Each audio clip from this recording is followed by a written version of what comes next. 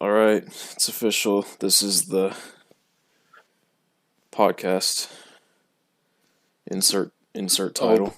I don't got one. Boy, I don't got one either. The L&L podcast. Yeah, there you go. Hey, there you go. Hey. So today, as you can see, we're covering one of our favorite videos on the internet, a very proper critique of a video game that we don't even really care about. We don't know what Devil May Cry is. I've never played a Devil May Cry game in my life. You look at me, I look like the most non-Devil May Cry player on the planet. God damn it. Yep, it's apparently it's a hack. I don't even know what Devil May Cry is. Apparently it's a hack and slash. Whatever that means. Like you hack computers and then you hack. Like slash. You're supposed people? to hack and slash at the same time. What the fuck? What's that?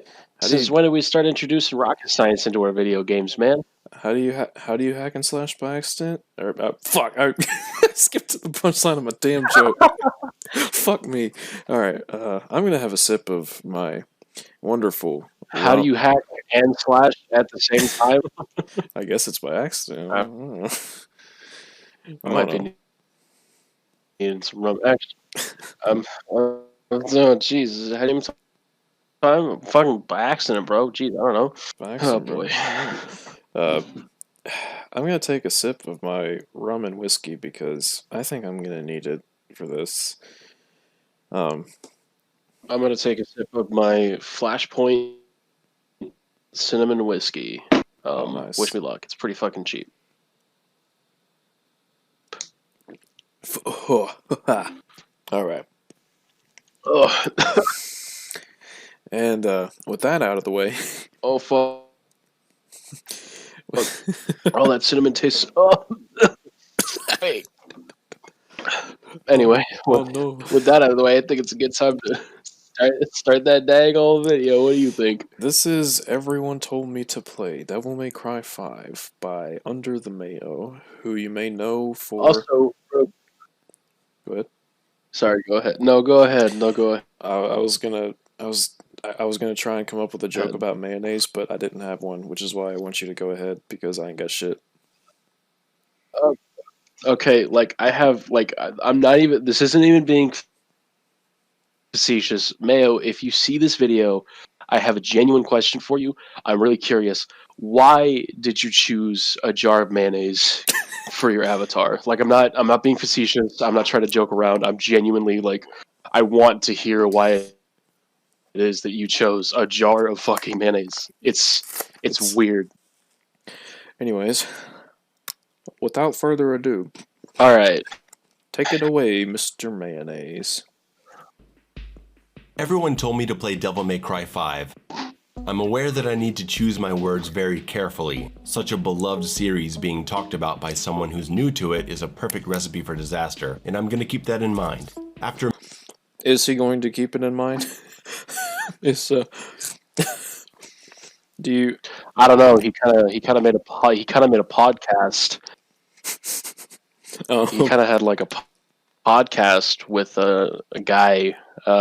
If you've heard him, I don't know if you heard him. He's kind of this small Devil May Cry YouTuber. He's called Smoke. Where he sort of like insults the entire Devil May Cry fan base in like the span of a fucking minute or like 2 minutes.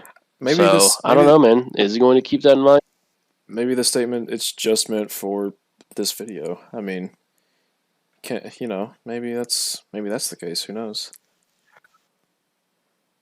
I don't know, man. I don't know. Seems a little. Just wanted to. Sus. All right, let's. I had to. I just wanted to be a little facetious about his. Of course.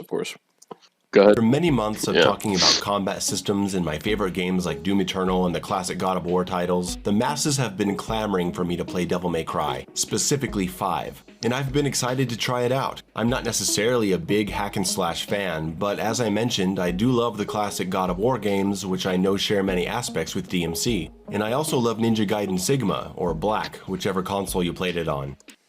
Okay, I'm just gonna give this dude props for beating. Well, assuming he beat Sigma Black because that game is fucking ridiculously hard. Uh, that was my nice. That was my nice for this response.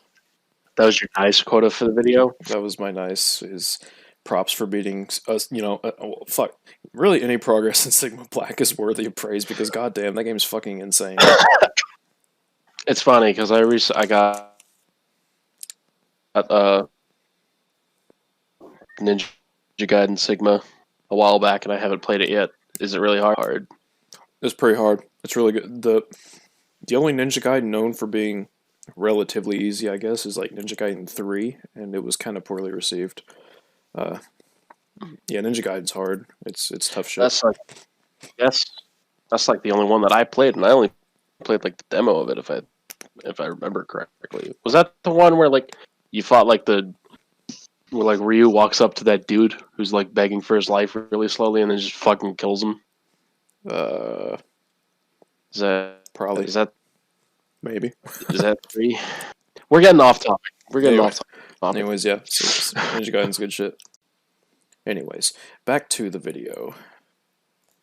I played the crap out of that game, so while I don't live and breathe action hack and slash games, I definitely appreciate an intense action experience with a deep combo system. Okay. I got DMC 4 and 5. I decided to check out 4 first. I thought it was cool, it didn't really hold my attention. I played it for a few hours, and then I moved on to 5. You know what, let's do this in parts. We'll start with levels and art design. Real quick. Go ahead. Real quick, I have to ask, like, alright, I'm genuinely curious, somebody who's played the entire Devil May Cry franchise, why do people feel the inclination to start with the 4th or 5th game in an almost 20-year franchise? Like, that's just always baffled me, and so I've just always wanted to know. That's a question that's always been burning in my mind. Why would you start with 4 and 5? Why not 1? You know, I mean, especially when the HD collection is available for relatively cheap prices at your local retailers. Yeah, seriously, Capcom has done everything in their power to make the HD, or just the original games in general, as commercially available as possible. I mean, fuck, they recently ported all 3 games to the Nintendo Switch, so they're literally on every modern platform imaginable. There's a big-ass firefly in my room. Oh, God. A little off topic. I think it might be a moth, actually. A little off topic, but it's giant. It's brown and it's kind of fucking terrifying. Lamp.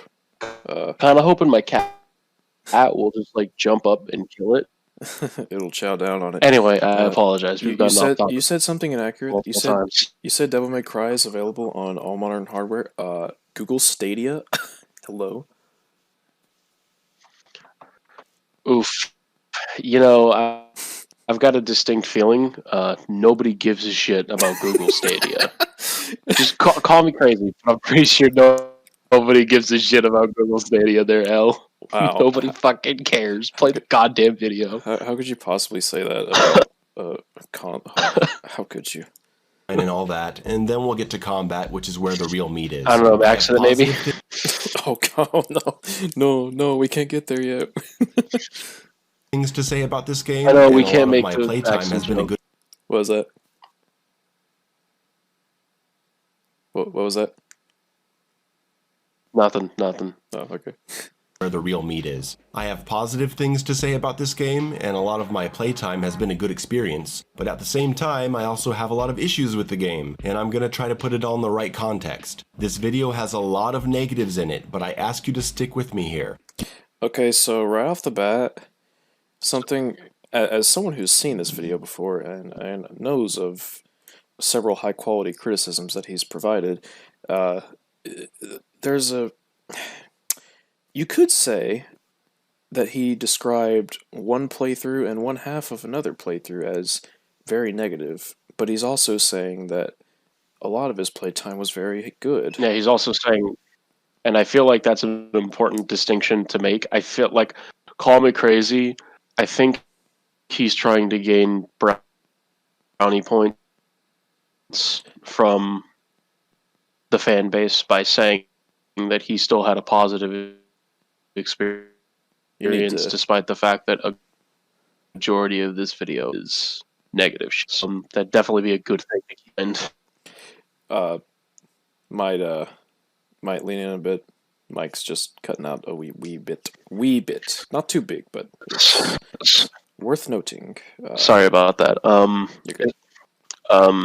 Do I need to restate that? No. You came through pretty clear. I just it was between in the pauses. This is our first time doing this, people. Leave me alone. I apologize. It's all good. DMC5 is a game that I ultimately found myself enjoying once I got to the higher difficulties. So while I'm going to be criticizing a lot of stuff, keep in mind that I do like the game. Okay. Part 1. The characters are pretty cool.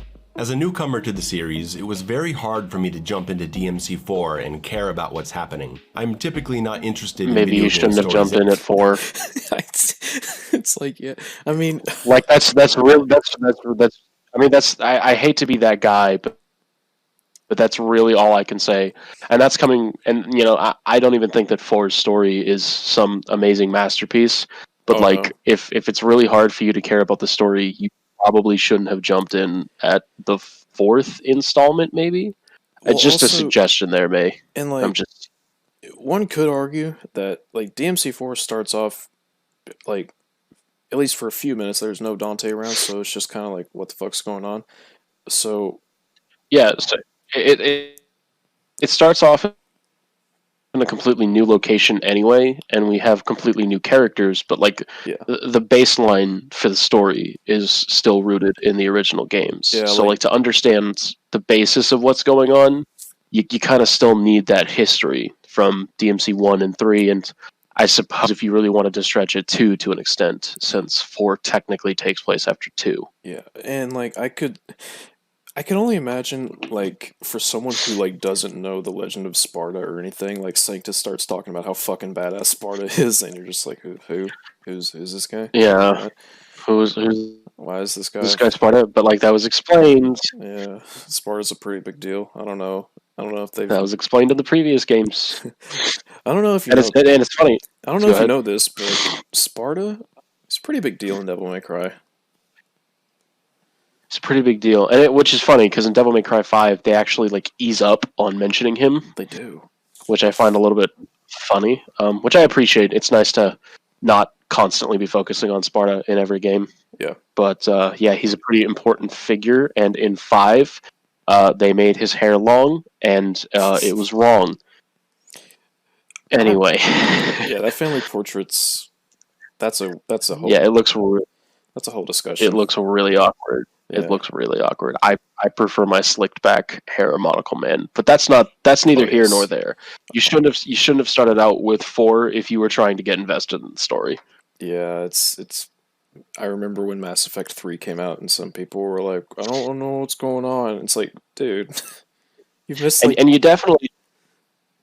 It's like you've missed 100 hours of a literal galaxy of adventures. It's like, yeah, you don't know what's going on, motherfucker.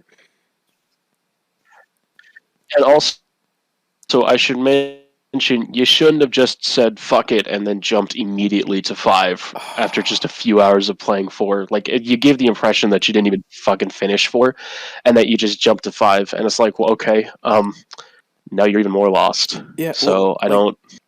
Judging by the gameplay that he shows it for, it seems like the furthest he got was mission 4 when you're in the castle, and it's like you've seen Dante once. And it's literally just a tutorial of him fucking around with you. That is all you've seen of Dante. Yeah. In 4. Devil May Cry 4, Dante's the fucking... He's so great. Yeah, and apparently Dante is his favorite character, so, you'd think he'd keep playing just to see more of Dante. Homie, if you want to see more of Dante, fucking look up Devil May Cry does Shakespeare. That fucking cutscene with Agnes is legendary. Don't even try and tell me anything otherwise. Don't even try and tell me it's not the greatest thing ever. If you try for a moment to tell me that Dante and Agnes reciting hilariously melodramatic nonsense is less than a 12 out of 10, I will fucking murder you. Especially when Dante is in on the fucking joke. That it sounds really ridiculous. He's pointing at he's making fun of Agnes. He's pointing at the camera, and the camera keeps pulling away. Fuck off, dude. Shut up. It's so great. That's the best cutscene. 10 out of 10. Anyways, It really is. he jumped into Devil May Cry 4 and he was like, eh. Neither Was it? here nor there. Yeah. And then he jumped to Devil May Cry 4 to potentially getting that history. Anyway, though of course I have my exceptions. I've also never been attracted to the aesthetic of the Devil May Cry world. The fashion, the attitude, the whole gothic gargoyle vampire demon lord thing just isn't for me. Wait a minute. Okay, so like I'm totally fine with not caring for the aesthetic. Like that's a completely subjective thing. That's on you. Like, sure, fine. Don't care. What is this Okay, I'm gonna read this comment. What the hell do you mean vampire? They aren't vampires, you fucking moron. Did you pay attention to the story for even 5 seconds? I mean, yeah, the characters dress like they're attending a vampire fashion show and they look like they could be villains in the next Blade film, but they aren't vampires. I don't know who this guy is, but he showed him in his other video too. I mean, he's not wrong. It's just kind of he should have just said the gothic aesthetic as opposed to like the vampire aesthetic, because vampire is a very broad term in terms of like fashion, I suppose. This comment that he's show, I don't know if this is photoshopped or not. Like maybe I'm just getting duped here, but like this. I don't know if this comment. Yeah, I don't know what we're supposed to be getting from this comment. Do you is it the number of likes? Well, do you see the number of likes? There's 440K. Oh. Yeah, it's 440,000. What the hell? What is this? What is this comment even like on? What is like? Was this put in? Was this like? Did you like put this in after the fact? What is the context? Like after your video was uploaded? Yeah, I would like some context to this, because if we're supposed to. And the name is Devil Triggered, so like I don't know if this is supposed to be like. Also, can you please put the video in full screen? Oh yeah. Well, I don't think I. Well, let me see how that looks on OBS, because I actually don't know. Okay. Shit. How do I even? Fuck. I'm not tech savvy. Alt tab. Oh yeah, alt tab. That would be a good one. Okay, no, that totally fucks with it. Sorry, homie, but never mind. All right, never mind. I'll deal with the smaller screen. Yeah, we cool. I mean, we cool. The primary thing, of course, is the man himself, the man of the hour. Take it away, Mr. Under the Mayo. So I didn't understand what was happening. Fucking but mayonnaise. I also Why didn't care mayonnaise? Why mayonnaise? You have such a. You just have such a curiosity to it. I genuinely am. Like, I'm not even being hyperbolic when I say that I'm so curious as to why this man chose mayonnaise. Out of all of the things that he could have chosen to be his avatar, you got Pyrocynical. He's got like a fucking TV head man. You've got L in a goddamn fucking Gecko Con outfit. Oh, that guy sounds cool. Where can I find him? Fucking like and I've got my Final Fantasy 14. Why does this man choose mayonnaise? Why does he choose a condiment? I'm confused. Was it a fucking accident? I'm confused. I'm gonna add to this. Of all the condiments you could choose, why mayonnaise? Like, mayonnaise sucks. Yeah, like fuck off. I'm gonna fucking say it. Mayonnaise sucks. I'm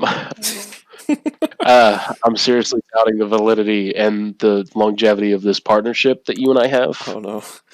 I mean, I put light mayonnaise on my egg sandwiches. I don't know. Oh, God. Okay, let's continue. We got almost 40 minutes of this shit to get through. We're 2 minutes in. We need to shut the fuck up for at least a second. But I didn't understand. But the way DMC5 introduces its characters is so much more natural. They feel more relatable and charismatic. Even though I didn't know what was going on, I felt invested and interested in learning more. By the end of the game, I had pretty much lost interest in everyone's drama. So, I didn't know what was going on, but I was invested. But by the end, I didn't care. Then in that case, you didn't see that kind of contradicts itself there. Obviously, you weren't too invested if by the end of the game you started not caring. And also, I should mention, he says that the characters are more relatable. I wouldn't call characters being more relatable an inherently good thing. Yeah, I would say to an extent it can help, but a relatable character does not necessarily make them a better character all of a sudden. I need to know what not that the characters themselves don't have relatable characteristics, but it's like, what is he referring to specifically about these characters that's Yeah, like what, relatable? like what is more relatable about them than in any other game? Because I would say that Devil May Cry 3 is probably one of the most relatable games in the franchise because it Oh yeah, deals with dysfunctional families and coming to accept your family for what they are, even if that means that you're going to go against them in the long run. So like what? Of DMC course, he is so wouldn't fucking know good. that since at this point he hadn't played 3. But like I'm just wondering like what aspect of 5 made these characters more relatable than 4. I would genuinely like to know more about this rather than it just being glossed over. And this is part of the problem of him basically just glossing over the story as a whole. Yeah, So yeah, that's I would like some elaboration because at this point, we can't tell whether or not it's a good or a bad kind of relatable either because you're just glossing over it essentially. yeah. For Not hell, all. for all we know, he could have some like really fucking bizarre take. Like, yeah, I really like Nero because he looks like the kind of guy who likes mayonnaise. And it's like, wait a minute, hold on. But also, I started liking Nero less because by the end of the game, he was too purple. Oh, However, I'm oh getting I'm no. getting ahead of I'm getting ahead of myself. Um, I'm Casey getting ahead of. Casey Uh, Edwards we'll Casey sure. Edwards said plenty about that. You did say plenty. All right, All right, let's let's continue. yeah. as a result of other factors concerning the gameplay that I'll soon get to. But I can't deny that these characters continued to make me smile as they interacted with each other, and that was Okay. good motivation to push forward. Yeah. I was disappointed not to play as Trish. Gameplay In my that made it not passing like the knowledge of characters. DMC, I've seen that she's been playable before, and she was awesome to watch in Marvel vs. Capcom 3. She just looks so cool, and I wish she had been a playable part of the campaign. You know, I could actually agree I with that. agree. Yep. I agree with that. I don't personally like the way she looks in the game. I personally think she looks a little deformed, but I do agree that I wish both Lady and Trish were playable again. At least in Bloody Palace. Because I definitely wish that their combat systems got more room to be fleshed out. I don't even care if they played through the same campaign as everybody else. I just want them to be playable again fuck, because that's just do what you did with Virgil and bring over their DMC4 counterparts and give them HD textures and a couple of super amazing insta-kill moves. Boom, there you go. That's all you got to do. pretty much. Yeah. So yeah, I mean, good. I would prefer some elaboration, but we've got some good shit so far. Yep. I also like off topic sort of, but like I love how Trish plays in DMC4 and DMC2. Like she's actually fun to play in DMC2. I can't believe I'm saying it, but Well, I think the main reason that she's fun to play in DMC2 is because of the fact that her costume gives her the mechanics of Devil May Cry 1. true. So you've got pause combos, and it shows that the enemies in DMC2 aren't necessarily poorly designed. They just don't work well with Dante, Yeah. which is funny because they give the DMC1 mechanics to Trish, but not the DMC1 Dante, where they also put in his voice clips during battle from the original game. Yeah. So, like, DMC2 is a bit tismy. what the fuck? It's a bit tismy. But we're not talking about DMC2, nor DMC1, nor Snake and Bacons. We're talking about mayonnaise, We're talking about which mayonnaise. might go good on bacon snakes. Indeed.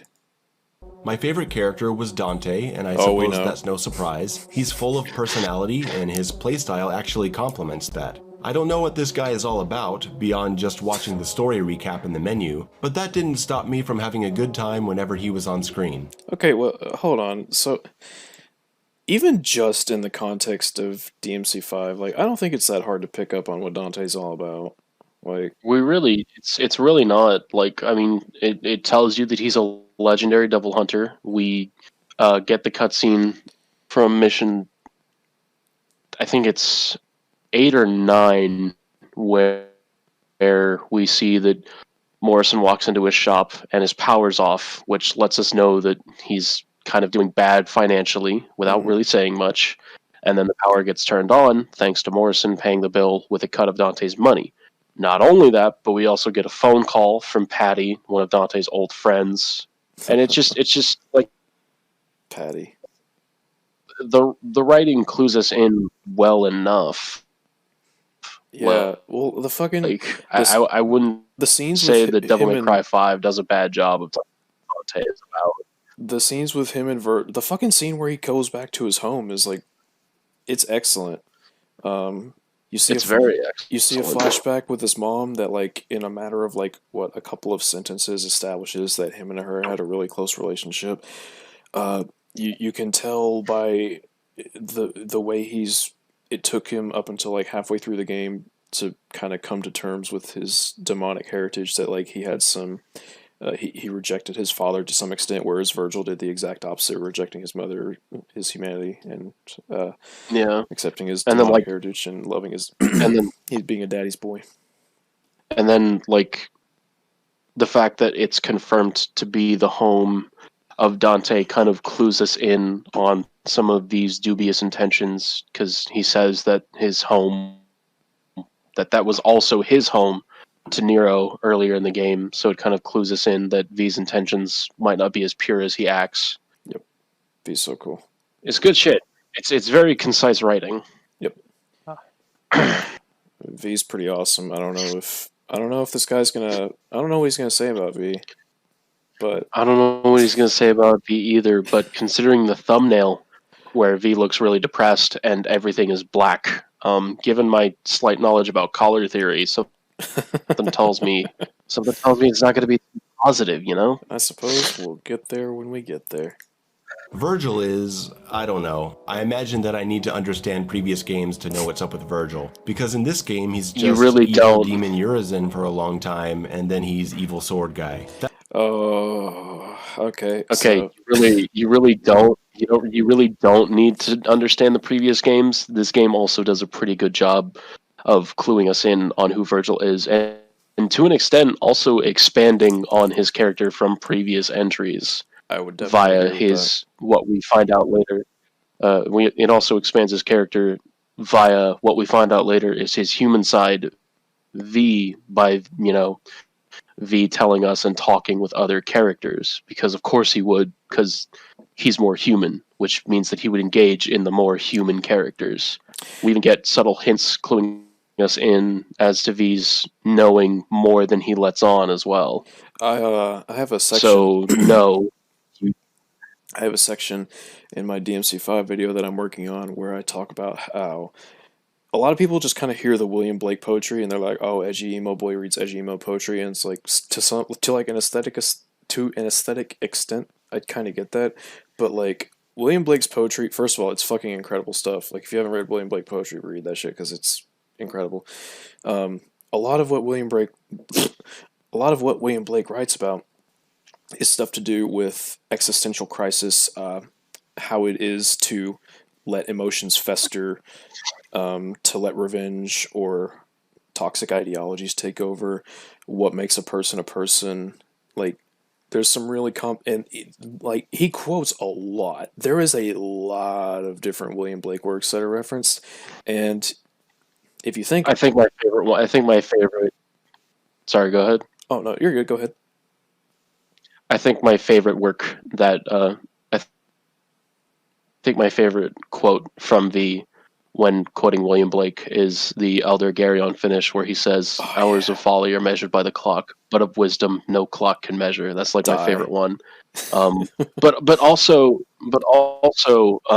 like we even get some expanded character for both Virgil and Dante in a few of the that we get throughout the game, such as one where where an old man is lamenting in a journal or something about a young boy that he knew that he gave the William Blake anthology to, and we find out later that that boy was Virgil, and that note also expands on their childhood because Virgil says to the man that if he didn't put his name on it, his brother would steal it, so he had to put his name on it. So no, if anything, I would say that this game does a pretty good job of expanding on the characters better than the previous games.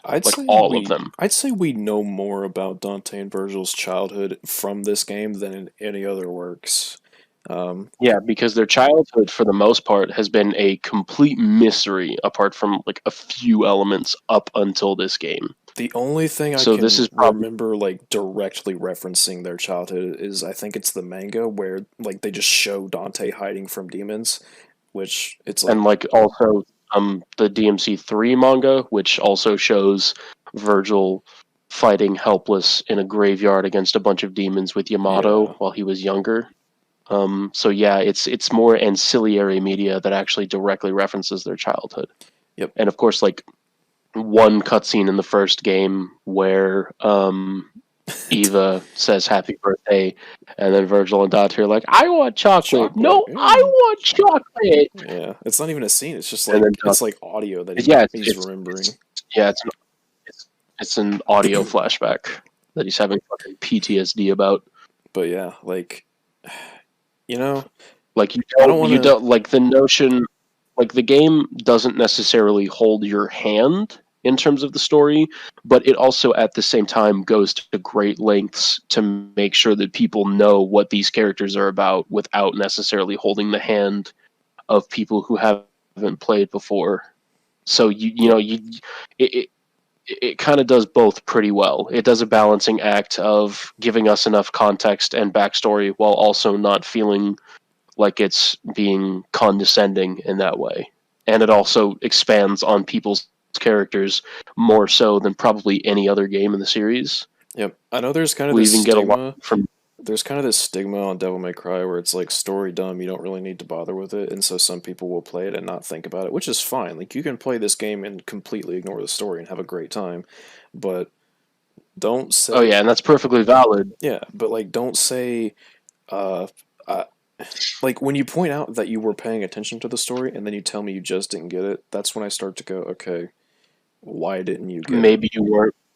Yeah, like, why didn't you get it? Because the game isn't that complicated. That's not to say that it's poorly written, but it's not that complicated. And I would say that it does have some of the better writing in the Devil May Cry franchise. Oh, yeah. It's by a wide margin. It's second best only to DMC3, and DMC3's fucking god tier. Yeah, we even get a callback to DMC4. Yep. Whenever Nero mentions Credo, which I wasn't expecting. I wasn't expecting that, and I never imagined in my life that they would be saying the name Credo in another Devil May Cry game. Yeah, and it honestly brought the whole fucking scene together. Yeah, it retroactively made DMC4 better. Yeah, and like it affirmed to us why it is that Nero is so driven to gain strength, because he couldn't protect the people that he loved before, and that's why it is that he's so desperate to prove himself in this game.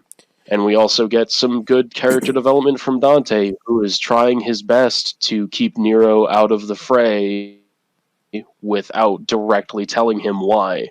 So Dante insults him, and Dante belittles him and acts a little bit condescending, but it's all for Nero's benefit. Yep, he's a wholesome uncle. He's a very wholesome uncle, or at least he tries to be, until eventually he can't keep the truth from his nephew anymore, so he just has to break down and tell him. Yep, that's a great scene. We'll talk about that some. But that's a great scene. That's how it feels to a newcomer, and when I finally fought against him, I didn't feel invested in the fight. Okay, so let's nip this in the bud right now. You can't speak for every newcomer, because I was a newcomer to this game, and what you say does not reflect what I experienced. And also, you have to sort of define newcomer in the context as well. Like, are you talking about newcomer in terms of new people who have never played Devil May Cry, or are you talking about a person who is a veteran but is a newcomer to the game? But either way, you tend to have this... getting a bit ahead of myself, but you tend to talk authoritatively and as if you speak for every single newcomer in the context of people who have never played a Devil May Cry game before, and I hate to tell you, you do not speak for all of them. I can You- think of a friend specifically who his first DMC game was DMC5 and his favorite character was Virgil. He thought Virgil was the coolest motherfucker in existence. And it is like imagine being an unironic katana wielder and actually having sex. Like that's the coolest shit ever. Imagine being like the most personified like anime trope of sword wielding dude who takes himself so seriously and wears the coat and shit, but you're actually fucking awesome. Well, it's because Virgil stands out from the crowd in that he's, you know, with most characters who are like Virgil, they're all like wholesome and very noble. Yeah. But Virgil's just really cold and he fucking knows he's hot shit. But he's So also why got should a- he care about you? He's also got a goofy side. Like he's a goober. Yeah. And that's what Yeah, makes him so and lovely. I imagine that, you know, if we saw any of Sparta, which I don't necessarily think we should, I don't want he'd to. probably be a bit of a goofball too. Oh, He'd yeah. probably be a bit of a goofball too. I mean, Dante and Virgil had to get it from fucking somewhere. I want there to be a cutscene where like Dante and Virgil go to their childhood home and they find like a paddle ball and it's like dad's paddle ball. like imagine. Yeah. You remember that time Dad like beat the shit out of us both in paddleball at the same time, That and Dante time. will just be like, "Yeah." Remember that time our dad did a fucking 100-hit stylish wombo combo paddle ball on our asses? Like fuck, man. Oh man. Oh fuck me. You're good. Anyways, yes, we shall proceed now. When I defeated him and the game ended, I was surprised there wasn't more. I imagined that someone Huh? coming into God of War Wait, what? What? It's the final boss. Why would there be more? It's the final boss, and the story has concluded. Yeah, like there's the cutscene fights, which is kind of neat, but like, I don't know, man. Like it's like if I don't know, it's like if you were to beat Ocarina of Time and beat Ganondorf, and be like, wait, that's it? It's like, well, yeah, Like the final boss that they've been building up from the beginning of the game. Like that's it. That's all. that's just a That's weird, the rest. that's just a weird thing to say. I don't So know. that's Anyway, yes, fair. Anyways, yeah, it's I'll rewind them a bit, of course, just to Give context. yeah. and the game ended, I was surprised there wasn't more. I imagined that someone coming into God of War 3 would feel the same way with Kratos' fight against Zeus. Yeah. If you don't know the history between these two characters, you won't care much about taking him down. Nico is cool, though a bit And also, irritating. I want to mention real quick. This is also something that he does a lot in this video. He draws so many comparisons to other games, and it gets a little bit annoying because it feels like half the time you're not actually judging this game on its own merits because you just keep comparing it to more and more things. And also, you pretty much just validated our point about starting with 4 and then jumping to 5 a few hours later with this Yeah. section about God of War 3. Like, no shit, you're not invested, dumbass. You started with 4 and then jumped to 5 a few hours after. Like, you can't criticize the game for that. That's not their fault. Yeah, And yet you just criticized the game for that and then proved why your point was Eh. outright like wrong. and if the counter to that would be like, oh well, I'm just saying that I personally didn't become invested because blah blah blah. It's like, well, why bring it up then? Like, if you're Like not, what? Yeah, like why bring it up? if Like it's this was objective. if it's such a non-point that it's something that you A didn't really care about in the first place, and B you're literally going to counter your own point, why the fuck do you bring it up? Like, I don't get that. Yeah, and that's something that he tends to do a lot in this video. He tends to bring counters to his own points, whether it be through footage or kinda through weird. new points, It's really as weird. we'll see in later portions. The footage. Oh yeah, we'll get there. We'll get there. Between these two characters, You better let won't me. care You much about better let taking me. him down. You better let me Nico cover is that mission 10 point. Oh fuck yeah. cool, though a bit irritating with that exaggerated accent. I suppose I tolerate it because she looks so fine. Okay, wow. All right. So, I'm gonna nip this in the bud. I grew up in the South. That is not an exaggerated accent. That is how country girls It's sound. really. Yeah, that's how quite a few not even country girls, just country people sound. It's not as exaggerated as you think. I live in the South, so yeah. If you want exaggerated, an exaggerated Nico would be like, "Yeah, he sure do like cracking over them there demon things." That would be exaggerated. Pretty much. Now, do I understand why some people don't like her as much? Because her accent is very strong? Oh yeah, Absolutely. Fuck absolutely. yeah. I understand why. I personally don't have a problem with it, but I understand why other players do. But it's not exaggerated. It's really not. Yeah, it's just kind of A little over the top. Yeah, but not yeah. exaggerated. Well, she also has a very, um, I don't want to say strong. I guess just straightforward personality. Like she really doesn't mince words, so She's blunt.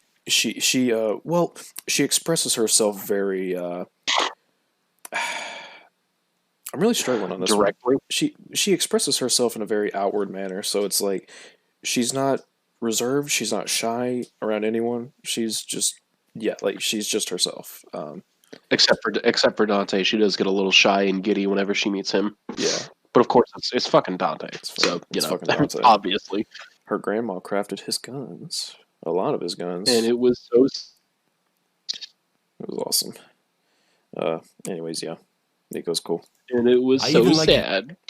It was so sad. Oh wait, hold on. I'll that exaggerated accent. Hold I on. suppose I tolerate it because she looks so fine. I even liked V. I think he looks cool, and though his attitude is pretty cliche, I think the voice actor makes him work.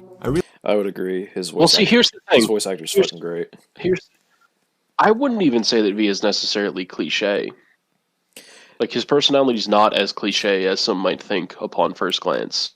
Yeah, He's actually he's actually a character that's capable of being very fun and lighthearted He's as well. eccentric. Because I mean, he's very eccentric. He's not a stereotypical goth kid like everybody thought he was going to be. They very intentionally made it seem like he was going to be in all the marketing to throw people off, but like he's not. And even then, he's got Griffin there as a sort of foil to how serious he can be. Kind of like how Nero has the foil of Nico whenever he gets really serious and mopey and all that stuff.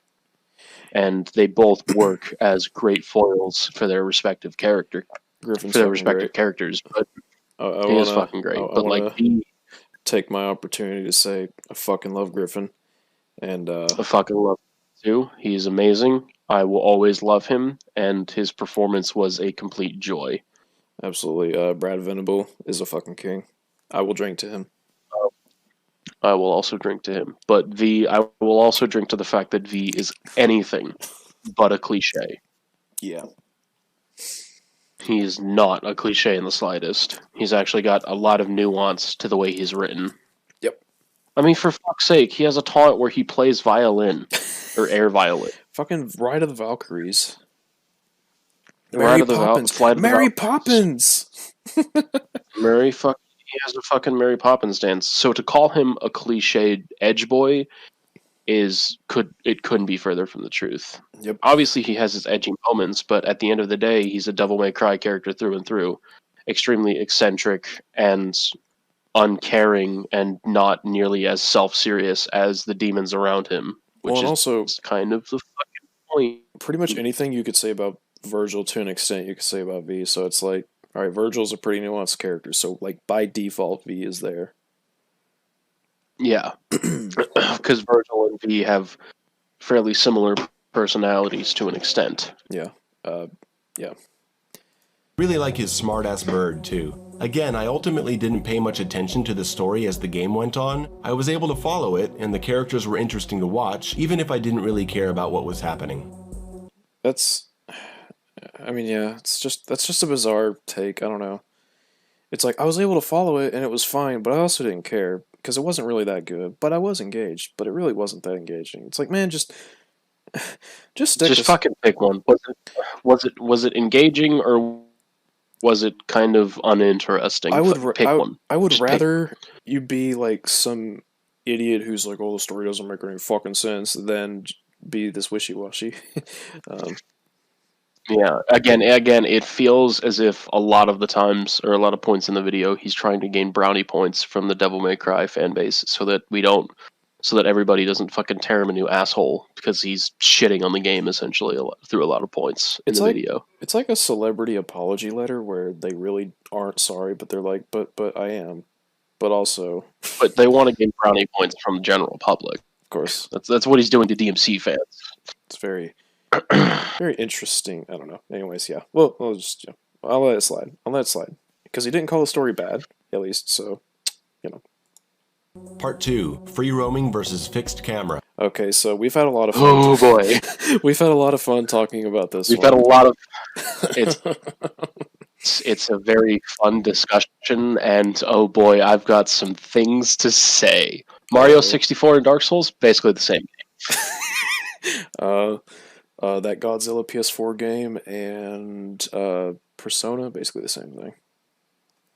Anyway, Basically the same thing. that we're okay. we're memeing without context. We'll let it play for We now. are moving without context. As a big fan of Ninja Gaiden and God of War, I have a strong preference for fixed camera angles. I like when developers actually have to frame their combat in interesting and useful ways. Take this scene from Ninja Gaiden. The camera is in the upper corner and rotates on an angle to track the player movement. This style of camera allows the player to focus entirely on the fight and keep track of which direction their character is facing with ease. As the years have gone on, Okay, so I'll just start. No. Let's.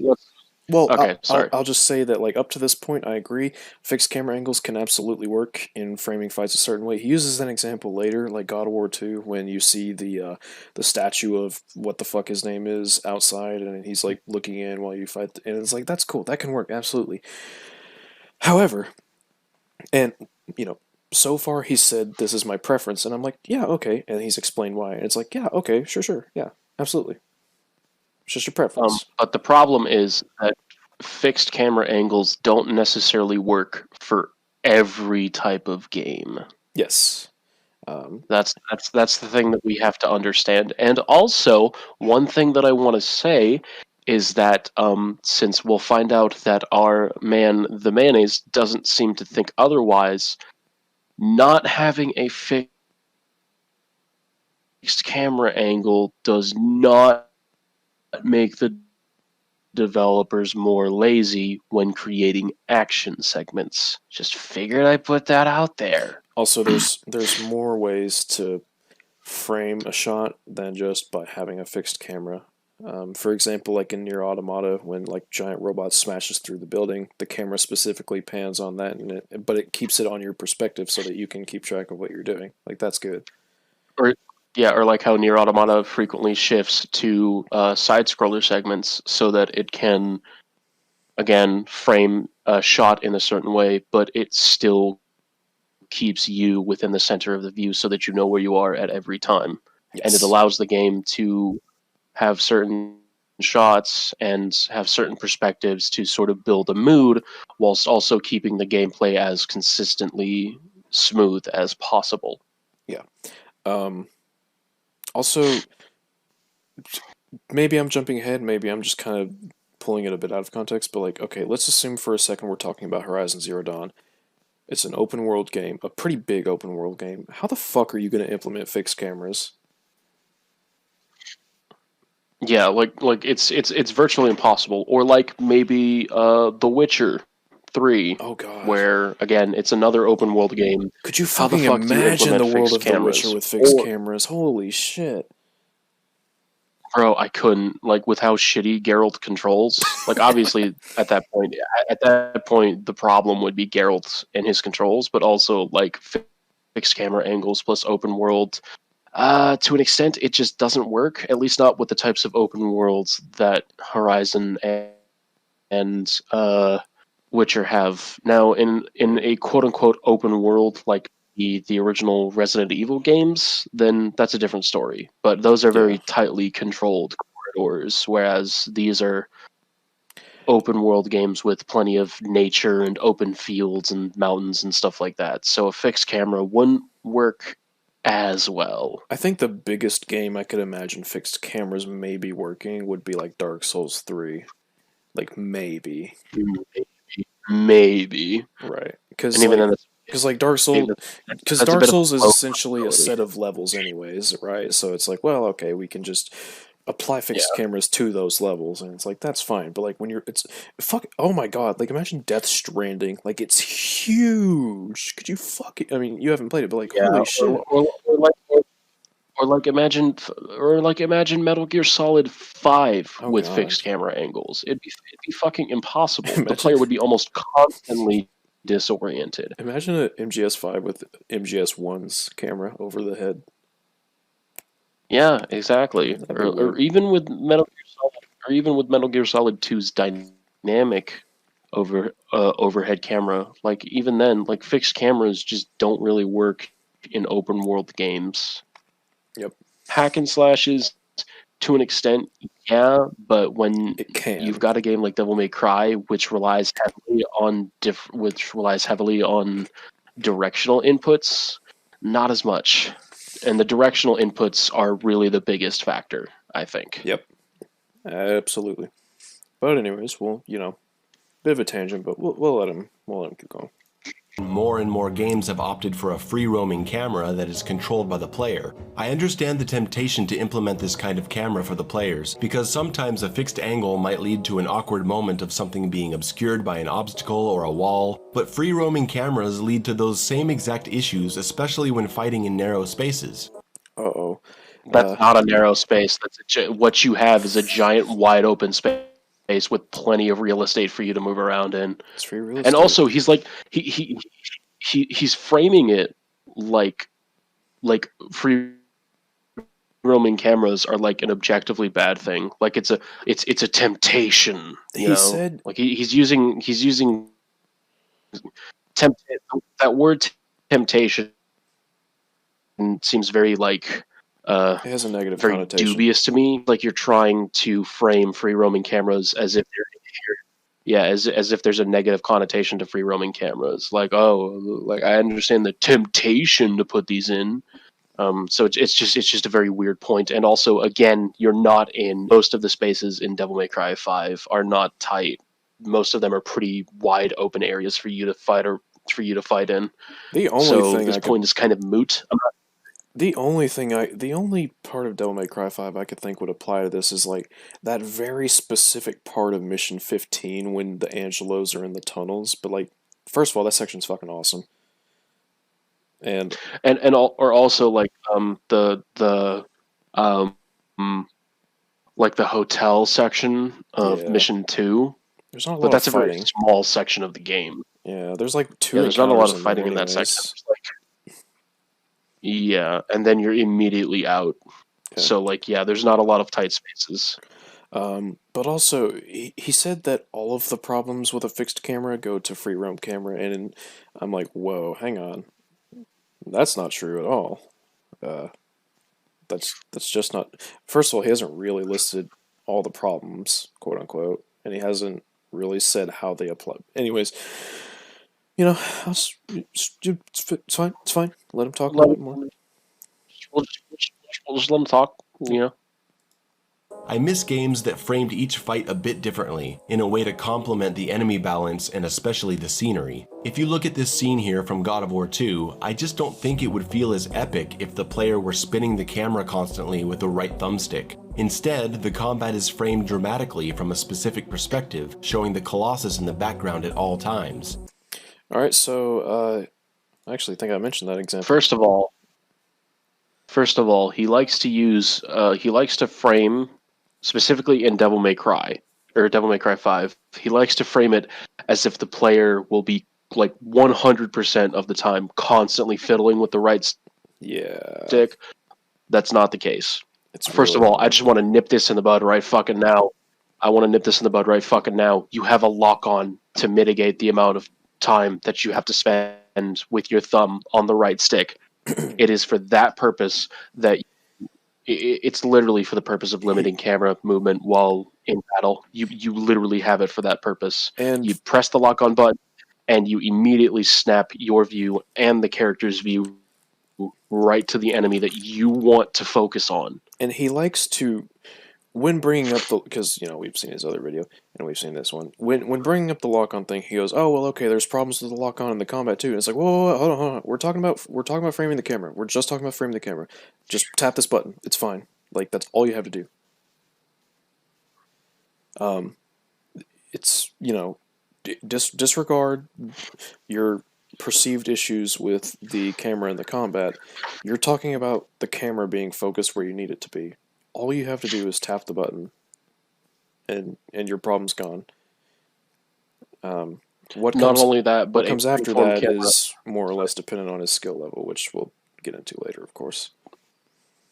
Not only that, but a freeform camera also allows the player to frame a battle how they want to. Yep. And no, that doesn't necessarily mean that the developers are being lazy by, quote unquote, making the players frame it. No, it's just giving the player the benefit of that freedom to frame the fight how they personally would feel is the most badass. Yep. You That's can the even benefit of you a can camera. you can even adjust how far the camera is from you to a fucking ridiculous extent. So Yeah, if you have the maximum camera distance where you'll be able to see every single enemy on screen possible, shit goes into orbit, man. yeah, like you can practically see And you can also the entire level with that shit. Like it's crazy. have it as close as Resident Evil fucking 2, Yep. for example. Resident Evil 2 remake, not the good one. Oh, he said the thing. Oh god, he said the thing. That's oh boy, But that could be an interesting discussion for the future. well, I don't. To clarify, I don't think the Resident Evil 2 remake is like horrible. I think it's pretty good. I just think that it loses a little bit of that spice that the original had. But that discussion is neither here nor there. Possibly in the future. I guess for Subscribe to Snake. Keep updated. subscribe to Snake Titties to keep updated. I'll throw in my take on RE2 remake just for real quickly. Yeah. I think overall it's a very good game, but it has a lot of problems. A lot of problems. The number one for me being the music. Really? Well, like obviously it's not like the most prevalent thing, but for me personally, I get that. really good music can make or break a horror game. And like Resident Evil 2 has really like moody, very atmospheric tracks, and in the 2 remake, they basically used like none of it. Like for example, you go into the save room and the save room theme only plays the first fucking time that you go into a save room. Oh, So like yeah. I don't know. Like with my biggest problem with the Resident Evil 2 remake is that for a lot of the original Resident Evil 2 content, it just seems like they were a bit ashamed to include it. They also did my girl Claire dirty. Just I'm just gasping for effect. Go well, my main problem is her design. I think she's got one of the worst faces in the entire game. She has a fish face. She does have a bit of a fish face, and also her ponytail, like her hair was red, and they just made it an extremely blonde brown, yeah, brunette. and it just doesn't work as well. And also her ponytail was very clean, very orderly. Like Claire gave a shit about her appearance, and in the remake, it was just all fucking over the place. True. But anyways, yeah, RE2. Anyway, Devil May Cry 5. This is not a review. This is not a review of Resident Evil 2, in case you forgot. Stay tuned for more on Resident Evil 2. It adds a cinematic flair to the game's presentation and helps give it a unique identity. It's not a cinema. When games are all done. What was that? Games are not movies. I just want to say that right now. Games are not movies. They're not. Most games, a lot of games aren't trying to be movies. So that it gives it a cinematic approach thing. Only applies if you give a shit about things being cinematic, and even then, that's not an objective flaw. Yeah. If you prefer it, that's fine. But also, I want to mention right now, games are not movies, nor should they necessarily try to be. yeah, it's I would like for my video game cinematography to have a more dramatic or epic flair to it rather than a purely cinematic one. Like, Well, I would mostly like my video game cinematography to take advantage of the fact that there's a 110% free camera yeah, that's capable of moving wherever it wants in the world without the restrictions that a normal human would have to deal with. sure. Like how a fucking Akira Kurosawa trekked up a mountain for like, what was it, like a week to get a single shot. Like, yeah, you don't have to do that Fucking when you've got a legend. 3D space and a free camera. Yeah, fucking legend. So I think that's what I would prefer that they take, is just take advantage of the freeform camera to do more creative shots and stuff like that, rather than relying on feeling like it's a real movie with real Uh, actors. yeah, yeah. But I have thoughts, but discussion for another time.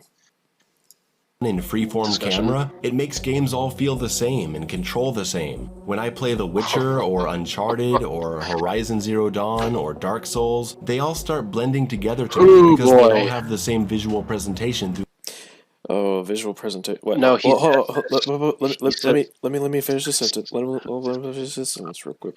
Sorry. Dark Souls, they all start blending together to me because they all have the same visual presentation through the camera. I'm sure developers Okay, No, this is a point that he goes over very quickly, and I would say that it is one of his most egregious points in the entire video. We just compared The Witcher 3, Uncharted, Horizon Zero Dawn, and Dark Souls, as well as DMC 5, all within the same breath, as if their camera makes them all quote unquote feel exactly the same. well, the reason I wanted him to finish the sentence was because he said it makes them feel as though they have similar samey presentations through their cameras. Immediately, no, that's actually not true. You can absolutely use the exact same camera shots to frame completely different environments and characters to having a different meaning. For example, the so on a how would I put this exactly? On a subtextual level, if you were to take a picture of like Virgil, like just like a painting portrait, right, and put it next to a shot of like Mona Lisa, just because the camera, quote unquote, or the painting is done from the same perspective doesn't mean that they're the same style by any Like, there's, stretch. like so basically what you mean is like there's more to presentation than just what's happening with the camera. There's There's more art style, there's there's more tone, there's lighting. there's more to cinematography than where the camera is placed. It's what the camera's covering Yeah, also. Um, yeah. just because you're looking at the back of the character doesn't mean that those characters are the same character, that they're doing the same thing, that they have the same goals, that it's the same environment. That's not like there's so much more that goes into cinematography than just where you've put the camera. Like all 5 games that you just talked about were completely different games. Uh, And their cameras being behind the back and freeform does not mean that they are being presented or that their presentation is samey as a result. Again, there's more to presentation and cinematography. As you said, there's more to cinematography than just the camera. It's what's inside the camera that counts too. yeah. Um, it, it, let's go on an even more broader sense. What's the dimensions of like the standard screen? What would it be? Isn't it like 16 by 9? All right, so yeah, 16 by 9. So by that logic, every thing that's recorded in a 16 by 9 aspect ratio, it's the same style. It's like no, it's not even close, buddy. Schindler's List and The Shining, same thing basically, you know. Uh, the let's apply this to other camera styles. The presentation of Borderlands and Doom, same. It's first person. It's the same thing. Same. That's basically what he's saying. But Like, things only get better.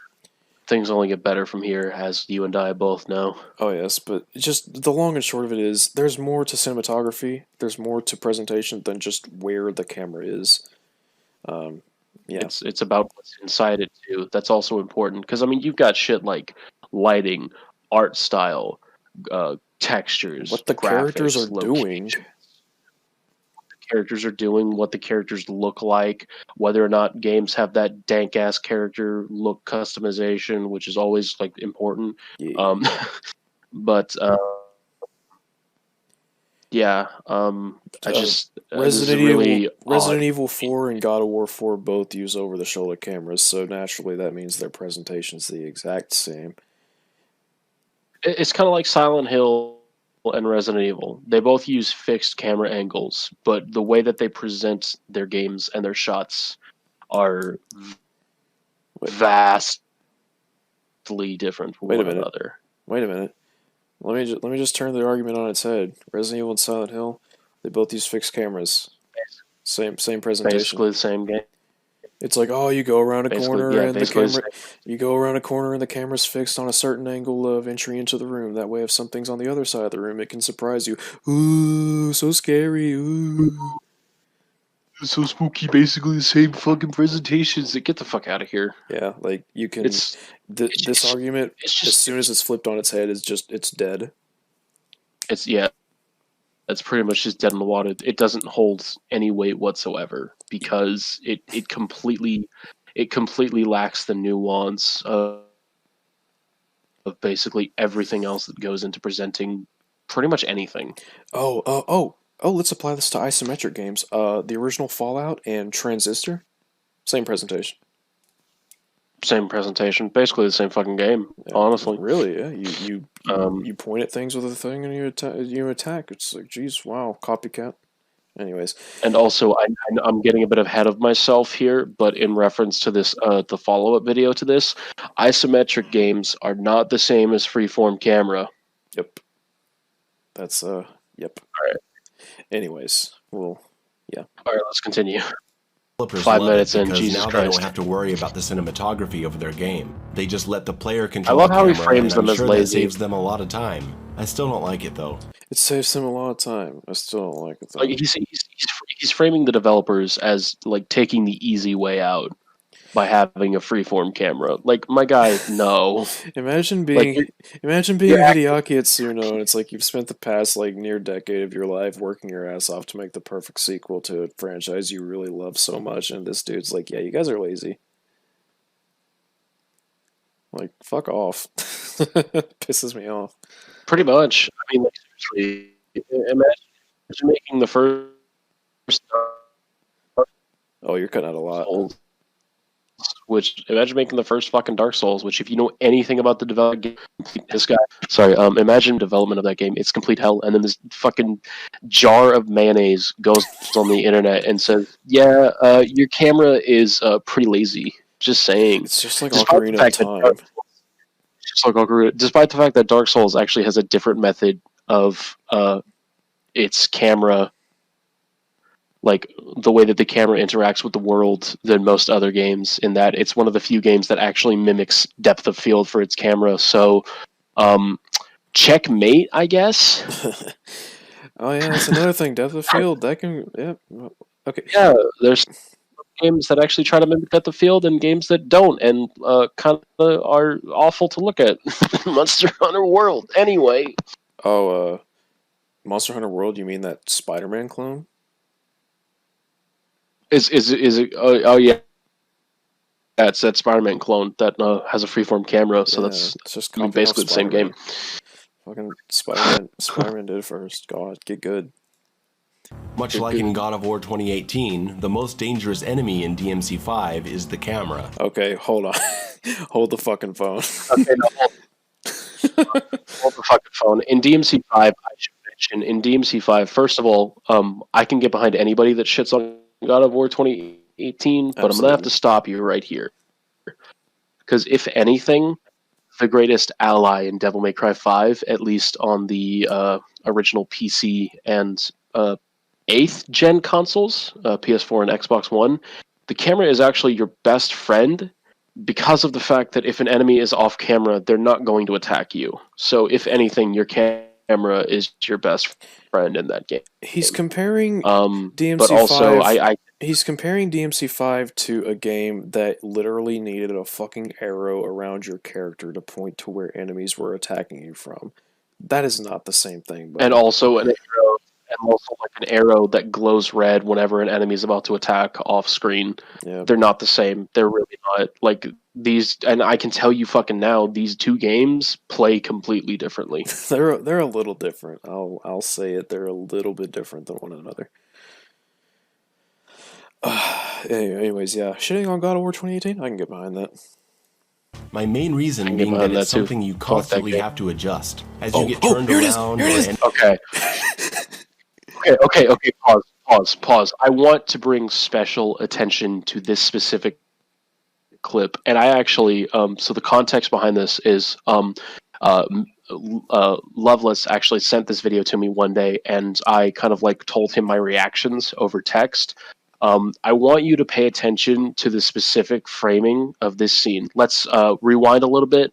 Let's let that entire 16-second clip play out, and then I'll explain why it is one of the most tismy points in this video. I'm probably going to say that a lot, but this is actually this is credibility. Yeah. Shattering. Yeah. Well, player control the camera, and I'm sure that saves them a lot of time.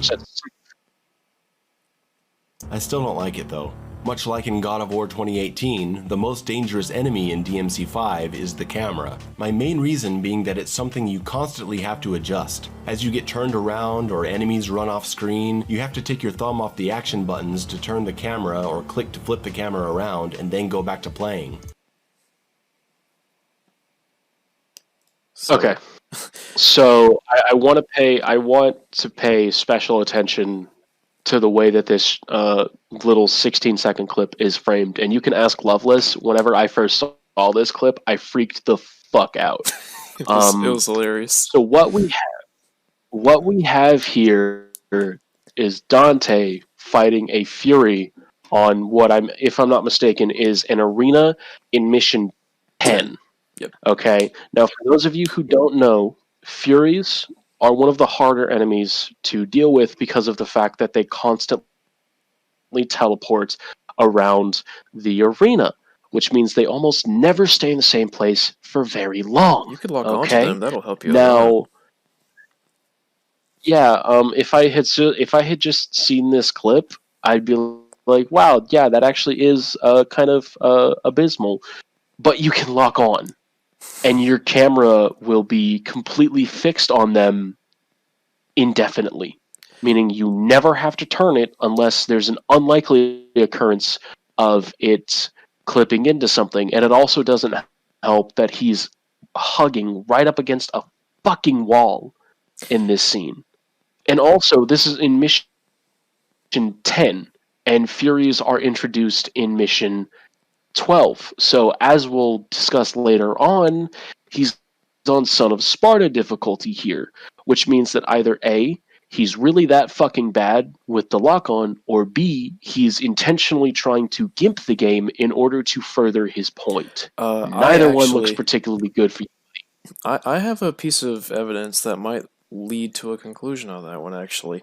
In his follow-up video, he responds in a way by saying he shows footage of early game footage where he's not using lock-on, and then he shows later game footage where he is using lock-on, and he's like, look, see, I knew to try and do it. So this is halfway through his second playthrough, meaning I would assume that he would have thought to use the lock-on by now. So he might very well be, and I don't want to assume motive here, but he might very well be intentionally making this look as bad as possible. I can tell you now, I have never had my camera freak out this fucking much while fighting a Fury, because 9 times out of 10, I'm locked on to them. That's the point of the lock-on system. It's to give you a consistent... view of the enemy that you're trying to fucking hit.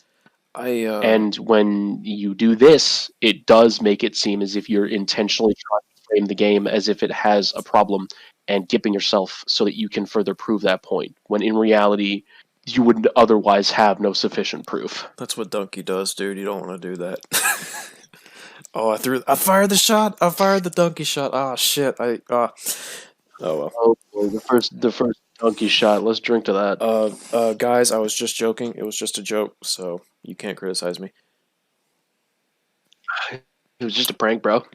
It's just a prank, bro. But all right, let's continue. I should also go ahead. I should also just throw out, this man's talking about this camera being like fucking insane. I've got like 500 hours in this game. I have never had a problem with the camera. Like, literally once. So for me, and I guess the counter to that would be, oh, you're an experienced player. Like, no. What I'm saying is, I played the shit out of this game, and this issue that you're coming up with, I've never even heard of it until I saw this video. I honestly hadn't either. I've never heard of anybody coming up with any flaw for the camera system. I was in this video. I'm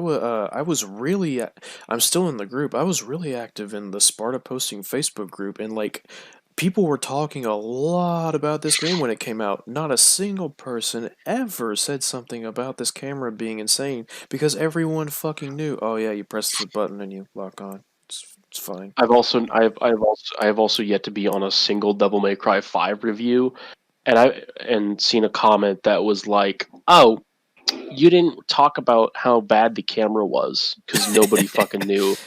I primarily use YouTube on my phone, so I can I can be a galaxy brain and look at comments while watching the video. So Yep. you know, for most videos, I'm basically just constantly scrolling through the fucking comments because I've got fucking early onset ADD or some bullshit. Yeah, it's... This is gonna, Anywho, this is gonna be fun. let him continue. I find it to be a constant interruption to my play, not just in DMC5, but in any melee-focused third-person game, whether it's the new God of War, Dark Souls, DMC, whatever. It works fine in third-person shooters because the camera is tied to aiming long-range weapons. So for that clip, go ahead. So for that clip in particular, we see that multiple times he locks on to one of the enemies and then locks off almost fucking immediately, which is yet another thing that just grinds my goddamn gears. And apparently he tries to justify this in his follow-up video by saying that, oh, okay, so yeah, like you said, any footage where I'm not constantly locked on is on Devil Hunter because it was quote-unquote too easy. And on Son of Sparta, I started locking on, and it's like, okay, well, I mean, at that point, the camera issue is still your issue. Like, it's not the game's fault. The game gave you an option right at the beginning to frame to where you don't have to constantly swing it around in combat, and you just spat in the game's fucking face. And you're still spitting in the game's face, actually, with this fucking section on the camera.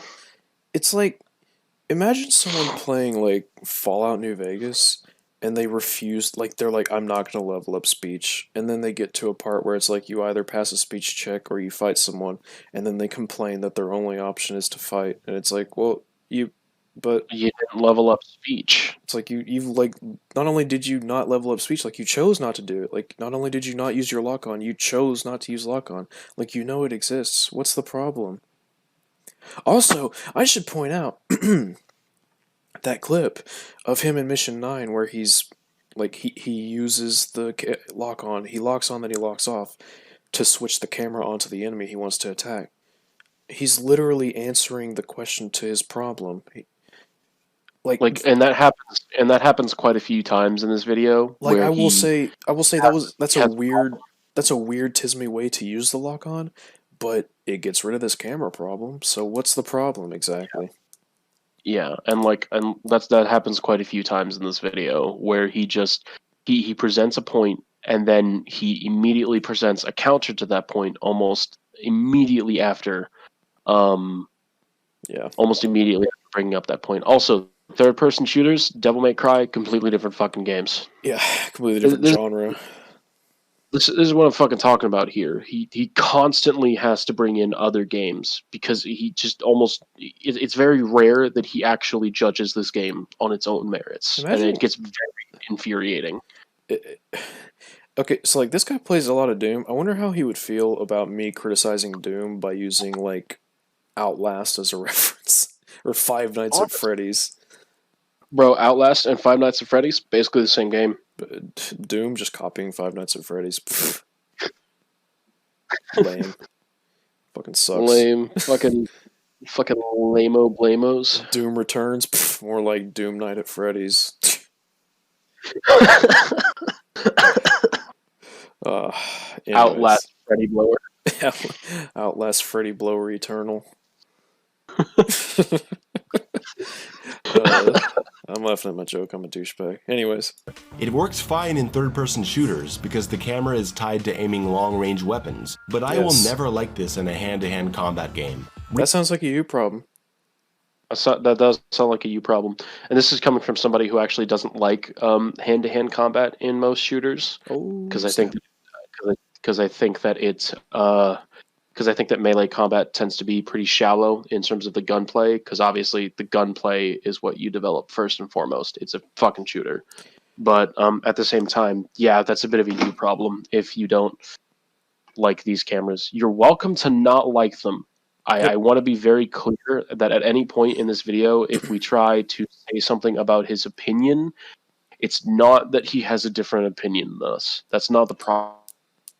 We're okay with him having a different opinion. The problem is that he always talks very authoritatively and as if he's speaking objectively a lot of the time. And that's the problem. And also that he likes to speak for he also tries to act as if he speaks for all players. So also, that is those are our three biggest problems. And Mayo, if you ever watch this, please fix that. I should also point out, let's assume that he is speaking as like he's trying to be objective, in which case we're gonna have problems with the points. Let's say he's just presenting his opinion. We can still scrutinize it. Like, you're putting your opinion out there in a 40-minute video on the internet for everyone to see. Like, yeah, like your opinion can't be scrutinized, especially when your opinion is based in objectivity first and foremost. Yeah, if your opinion doesn't line up with reality, I'm gonna have some questions. Like, that's not even a mean thing. It's like, okay, so if you're telling me that the sun is actually a donut, but that is just your opinion, I'm gonna have some questions. Yeah. Remapping the controller definitely helps with the camera control, because if you're attacking using the triggers, you can move the camera while attacking. So, yes, remapping controls is great. Okay, this is just a me thing. I think it's weird to use the triggers for attacking in Devil May Cry. I know some people do it, but I can't. Well, I use the triggers, definitely not regular melee attacking. I use the triggers for firing, and for Nero, I have one of the triggers as the Devil Breaker button. Basically anything, specifically with Nero, the main reason that I have the Devil Breaker on there is so that I can charge them while still doing everything else, and it's the same with Blue Rose, so that's the main reason why I have them there. And of course, I do with V.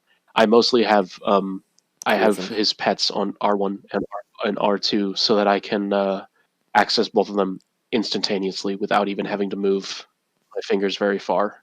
But with regular melee combat for both Nero and Dante, that's fucking weird, bro. Hey, why don't you use the lock on? I mean, you're using it here. If you use the lock on, you don't have to. I'm serious. Like, I'm not even trying to be an asshole here. If you use the lock on, your camera problems are just fucking gone. It's it's not a problem. It's almost like when you want to get from one point to another and you move the stick and it's like, wow, I'm getting from that point to the other, and it's like, yeah, that's how that works. That's how that works. It's like when you press the lock on, it's like, wow, my camera and my character are both constantly fixed on this one enemy. Like, yeah, that's how that works. Holy shit. Anyways, yeah, just a little thing. I don't know. I map controls a certain way, so like when I hear people mapping them a certain way, I'm like, oh, okay, well, hold on. So yeah. Yeah. I think it's worth. I think it's worth discussion. You know, I like hearing how people map their controls and stuff. I'm curious how Smoke has his, because like He's gone over his video. He's gone over a video on how he uh,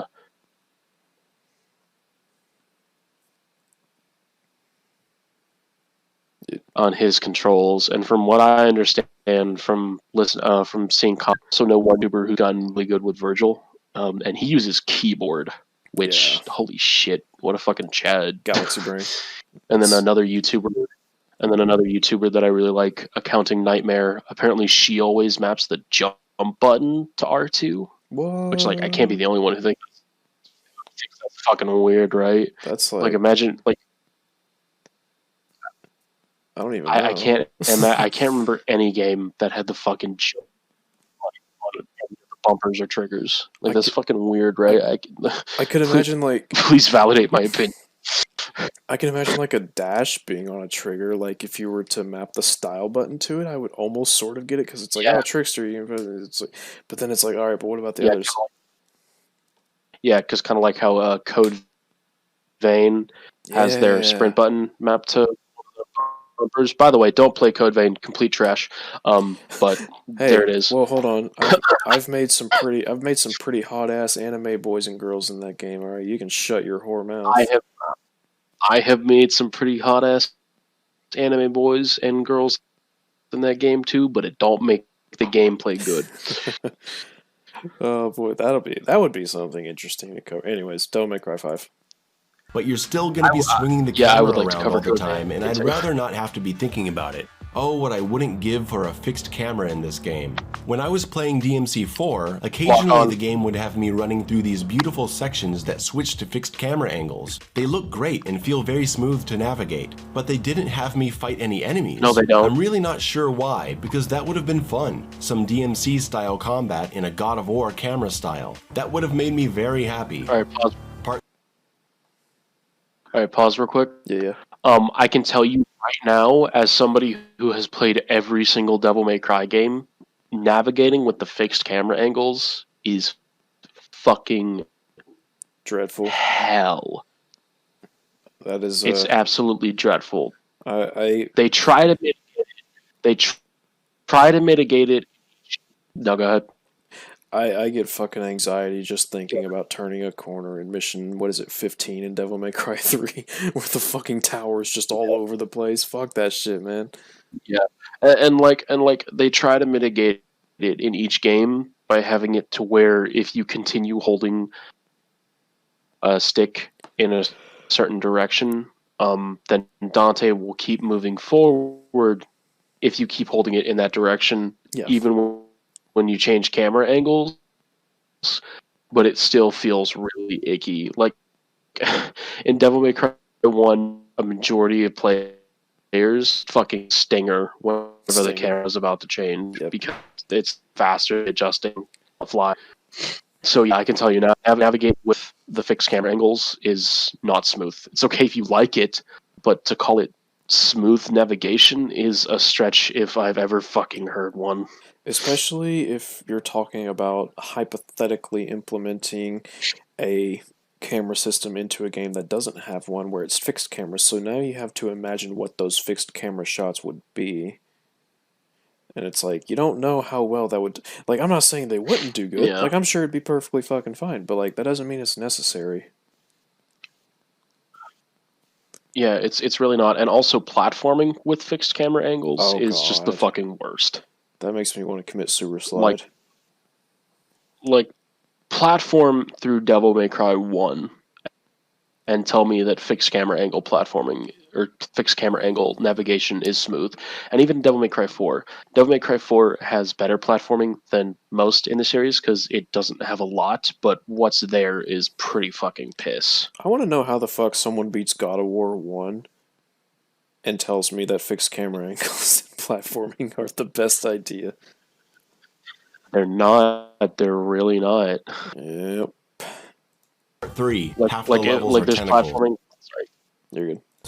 The first levels of Like, DMC5 really impress. The opening level feels so unique and creepy. Going into the city, there are battles in the streets around abandoned cars, there's a boss battle outside with big destructible environments, and you get some scripted animations that make you feel like you're inhabiting a real world that's collapsing.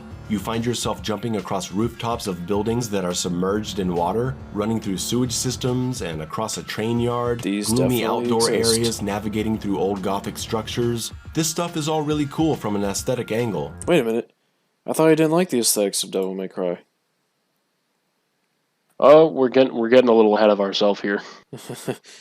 To be fair, he's like the aesthetics of previous Devil May Cry games. That's fair, I guess. In all fairness,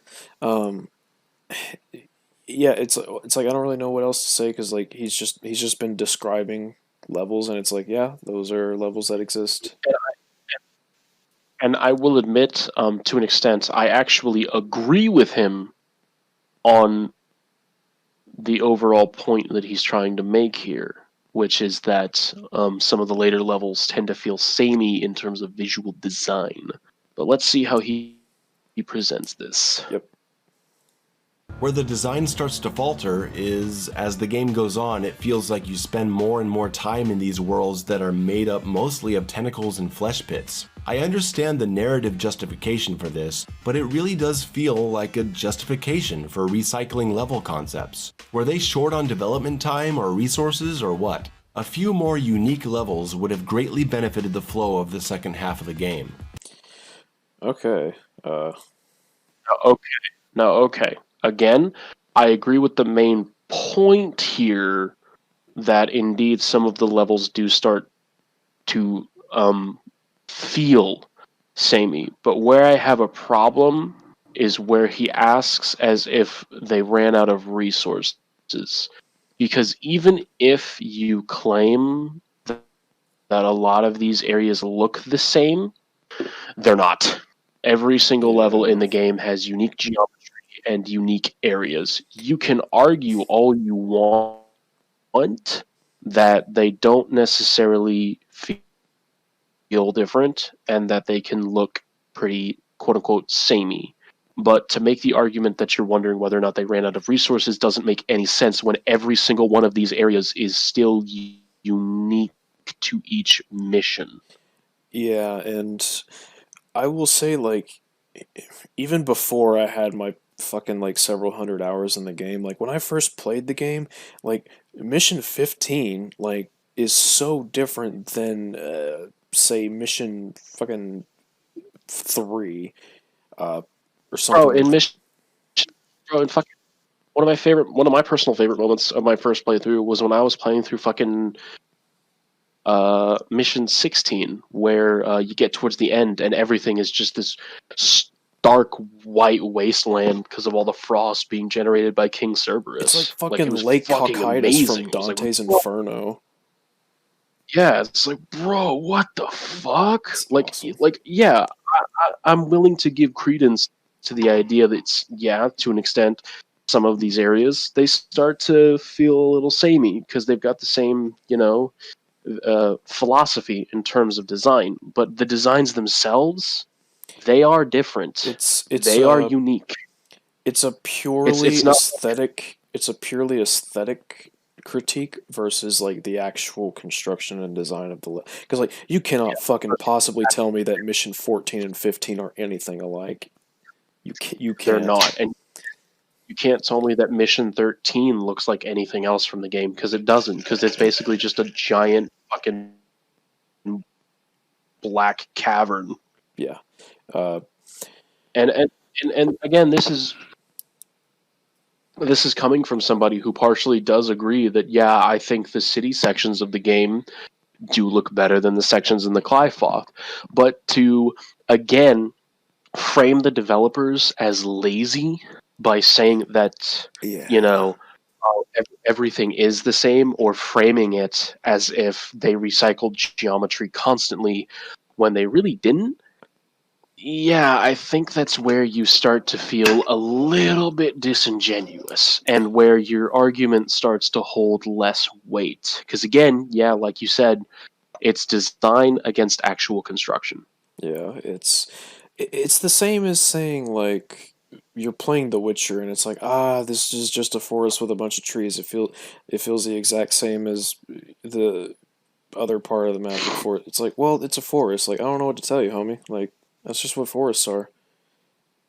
Yeah, or like Shadow of the Colossus, you go through a few different valleys. That's like saying that those valleys are the same because of the fact that they're valleys. And it's like, no, Fucking no, these two valleys are completely different. Assassin's Creed Origins, where it's in Egypt and it's in a desert, and it's like, oh, there's, actually, no, you know what? Fucking IGN, too much water, Pokemon Omega Ruby Alpha Sapphire. That's what this is. That's what it feels like. I've never played that game or seen any of it, so I don't have context for that one, buddy. Uh, so in Pokemon Omega Ruby and Alpha Sapphire, it takes place in a very tropical map. It's very a lot of islands, a lot of stuff like that. And in IGN's review, one of their critiques was that too much of the map was on water, and it's like, what? It's a tropical. It's tropical. That's like saying there's too much blue in SpongeBob Battle for Bikini Bottom. You Like could it's say fucking sponge. you It's could SpongeBob. you could say it's You like saying could there's say too much it's purple. SpongeBob. Oh my Too much fucking purple god! in Devil May Cry 5. I I'm can't. sure I don't know who would make that I kind of critique, but neither would I. I wonder if the music is too purple. Casey Edwards is so based. Any, Casey Edwards is a fucking gem. anyways, we'll The frequent revisiting of tentacle worlds made me feel a bit bored. There are still cool sections in these levels though, like these bone walkways. On top of the levels starting to get repetitive, they don't feel very interesting to explore. I know you can find orbs and occasional secret missions, but I didn't feel very inspired to really look around and try to find hard to reach places. that's a you problem. That is indeed a problem. And again, this is coming from somebody who is actually kind of bummed out that we have the best feeling platforming mechanics in the entire series and we don't really get to use it on much. But again, this whole I didn't argument, you keep saying I, like you're forming an opinion, but you still speak authoritatively and you still try to frame your opinions as if they're being objective. Yeah, And he's he it's gonna grate more and more as he'll say something to the effect of like, "Okay, I felt this way, and I get why someone who's played this a lot would not feel this way, but to a newcomer, and it's like, whoa, whoa, whoa, whoa, you went from you to newcomers. We gotta differentiate there, buddy." Also, I just want to say, my very first playthrough, I literally explored everything, and I got every secret mission and every blue orb and purple orb. So I didn't get every blue orb, purple orb, and secret mission, but I definitely, even to this day, I still am compelled to explore the levels, and I'm still yeah, discovering new stuff because I didn't. Because it's despite the fact that I explored as much as I could, I still didn't discover everything. So, yeah. like There's even additional again, combat again, that's encounters, and it's just like, oh, cool, yeah. another fight, let's go. So yeah, again, whether or not you are compelled, I'm sorry, that's a you thing. That's not necessarily a fault of the actual game. Yeah, Sorry, it, buddy. and it's like, yeah, like it. If mission two, technically the third mission in the game, but mission two, it shows you a secret mission and it tells you like, hey, you should look out for these, and it's like, oh, there's something worth And exploring then you for. get, and then you get blue orb fragments, which is a tangible reward for doing them. Yep. And apparently, he's all about tangible rewards to progress, as seen in his follow-up video to this one. But yeah, I find it a bit like I'm sorry whether or not you were compelled. I'm That's sorry that you weren't, but that's a you thing.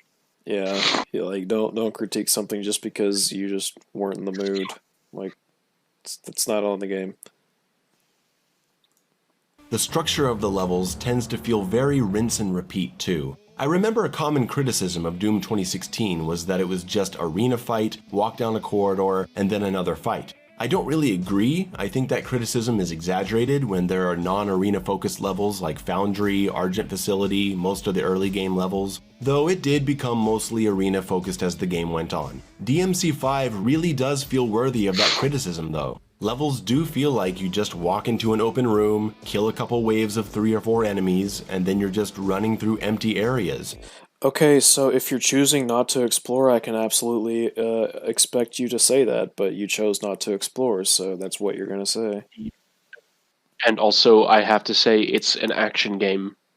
So you're complaining about an action game funneling you towards experiencing an action game and not wasting your time with too many distractions. Because Yeah. again, it's an action game, and I wouldn't really call that a negative.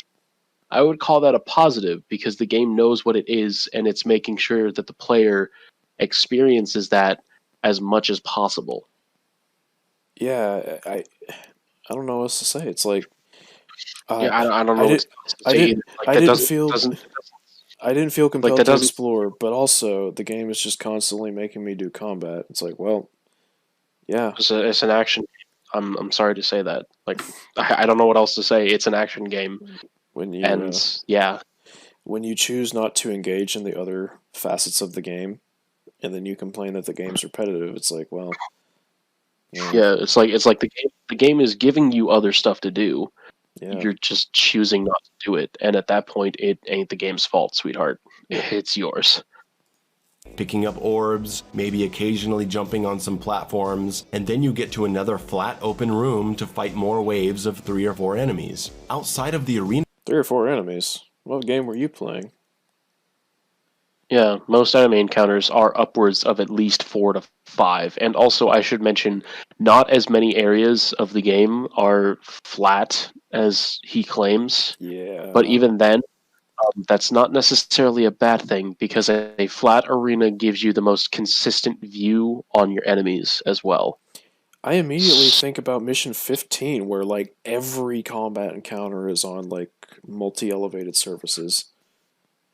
I immediately think of Mission 3, where at the start you have multiple fights on buildings that are multi-layered. Yep. Like, for example, in your second fight um, with the pyrobats while you're still on the rooftops, I didn't actually know that you could go inside the building that you're fighting on. Yep, it's awesome. Like, there's a floor that you can actually fight in. I didn't know that before, but now I do. So yeah, not as many arenas are just flat open plains as you say they are. And even then, that's not necessarily a bad thing because that gives you the most consistent view and framing for the action. I'm So trying to how is that a bad I'm trying to think of what comes after this fight, and I want to say that it's the part with the staircase with the well on higher difficulties. It's got a Hellbat and it's got a Fury. I don't remember exactly what's on the normal difficulties because it's been so long since I've played them. But yeah, like that's something right off the bat, right following this. Yeah. So Or assuming like that or that's like what it is. how or like how in the when you're in the hotel and you get the second Nidhogg hatchling, you're actually able to fall through the floor Yeah, you get blue in orb. rooms, and you get a blue orb fragment. Yep. So yeah, there's a lot more like varied planes than you're making it out to be. Yeah, and also 3 to 4 enemies. I'm sorry, we didn't play the That same there's game. we did not. That's another thing is like I saw so many commenters, and I agree. I saw so many. Well, actually, he's got the Devil Sword Dante, so this has to be at least past his first playthrough. At least that looks like the DSD. Well, he's got Might not be, SDT, but and this is mission 10. oh, So okay, yeah. So it's definitely at least on some of Sparta, most likely. But anyway, um, a lot of people in the comments, and I agree. A lot of people in the comments have been saying shit like, "Dude, did we even play the same game?" yeah, And I feel the exact. I don't think me and him played the same game. Did you get like a beta copy? you could one would not be too mistaken for assuming that for a significant chunk of the game, he might have been doing something else, like watching a movie or something. I don't Oh, know. jeez. Oh, he would never do that. Who would do that and write a review about a game? Could never imagine. Anyways, Devil May Cry Never. 5. fights, the levels feel bare. There's no puzzle solving or branching paths. They don't have incidental combat It's an action encounters. game. I mean, yeah. Like That's literally all I can say about that quote unquote criticism. It's an action game. Why would you My focus on puzzle solving my in biggest an praise action for this game? game is that it doesn't waste your time. It's just like no, like It really does. the closest you get to a puzzle is like, hey, you have to do this fight in order to proceed over here, and it's like, oh, okay, fine, yeah. Like I'm okay with that. I don't know. Maybe it's a preference thing. I guess there's an argument like as to how it affects pacing, but like, oh my god, Like, I was I mean, so happy I mean, to never have to deal with a fucking puzzle. I was so happy. like I would make the argument specifically for the platforming. I would make Yeah. the argument that keeping the game at a constant 11 high or 11 hype train can be detrimental to an extent because, if you're at a constant 11, there's not necessarily any highlights because it's all just 11. So nothing's particularly good, nothing's particularly bad. So maybe having a few more stretches of calm where you're doing some platforming that's a little more complicated than what this game has could go to some extent towards making combat encounters that little bit sweeter because you got that little bit more time, that little bit more build up before you get to the next one. But at the same time, that's just What was that? how I personally would. That doesn't necessarily mean that what's there is flawed. Oh yeah. Objectively at least. You could say that there are also, and maybe, maybe this doesn't count because it's not necessarily gameplay. There are some sections where things are calmed down and the characters talk a little bit and like it's like without strength you can't protect anything. I know that, and it's like big think. There are sections that are slightly calmer, like when fucking Nero encounters the Death Scissor in the cutscene. Oh, that's awesome. And then he goes into the library and he's like, "You want me to come to you? No way. You bring that shit to me." So awesome. It's so fucking cool. Love the Death Scissors. That's one of my favorite enemies. Oh, me too. Even though they're technically not actually Death Scissors, they're Sin Scissors, but I'll take my wins where I can. To engage in between the big fights, and when they do, they throw low-tier enemies at you that pose no threat. Devil Hunter. Devil Hunter, yeah. Devil Hunter, but they pose way more of a threat. And it's your first playthrough. They're absolutely just there for you to be like, okay, let's experiment with some combat stuff. Yeah, it's your first playthrough, so to an extent, they don't always want you to be constantly stressed. Yeah. Also, this has to at least be on Son of Sparta because he's got Devil Trigger as Nero. Yep. Now, that bit about the enemies changes quite a bit on higher difficulties. Those low-tier enemy encounters may become mid to high tier, which is a welcome change, but it's not really enough to keep the levels from feeling like they're all the same. And when the levels feel the same, you get lost. Pressing in the left stick shows where you're supposed to go, which I'm happy about because there's really no sense of direction or objectives. Okay, but real quick, how do you get lost when you have an instant get out of loss card? Dude, I forgot that was a thing because I never used it because the levels are so linear. Like, how do you get lost in these? Mission 15 I can almost get because Mission 15 is fucking insane. But where else? Most levels have like a small branching path at most, but like most levels will straight up just have small 2-second cutscenes just straight up pointing in the direction that you have to go.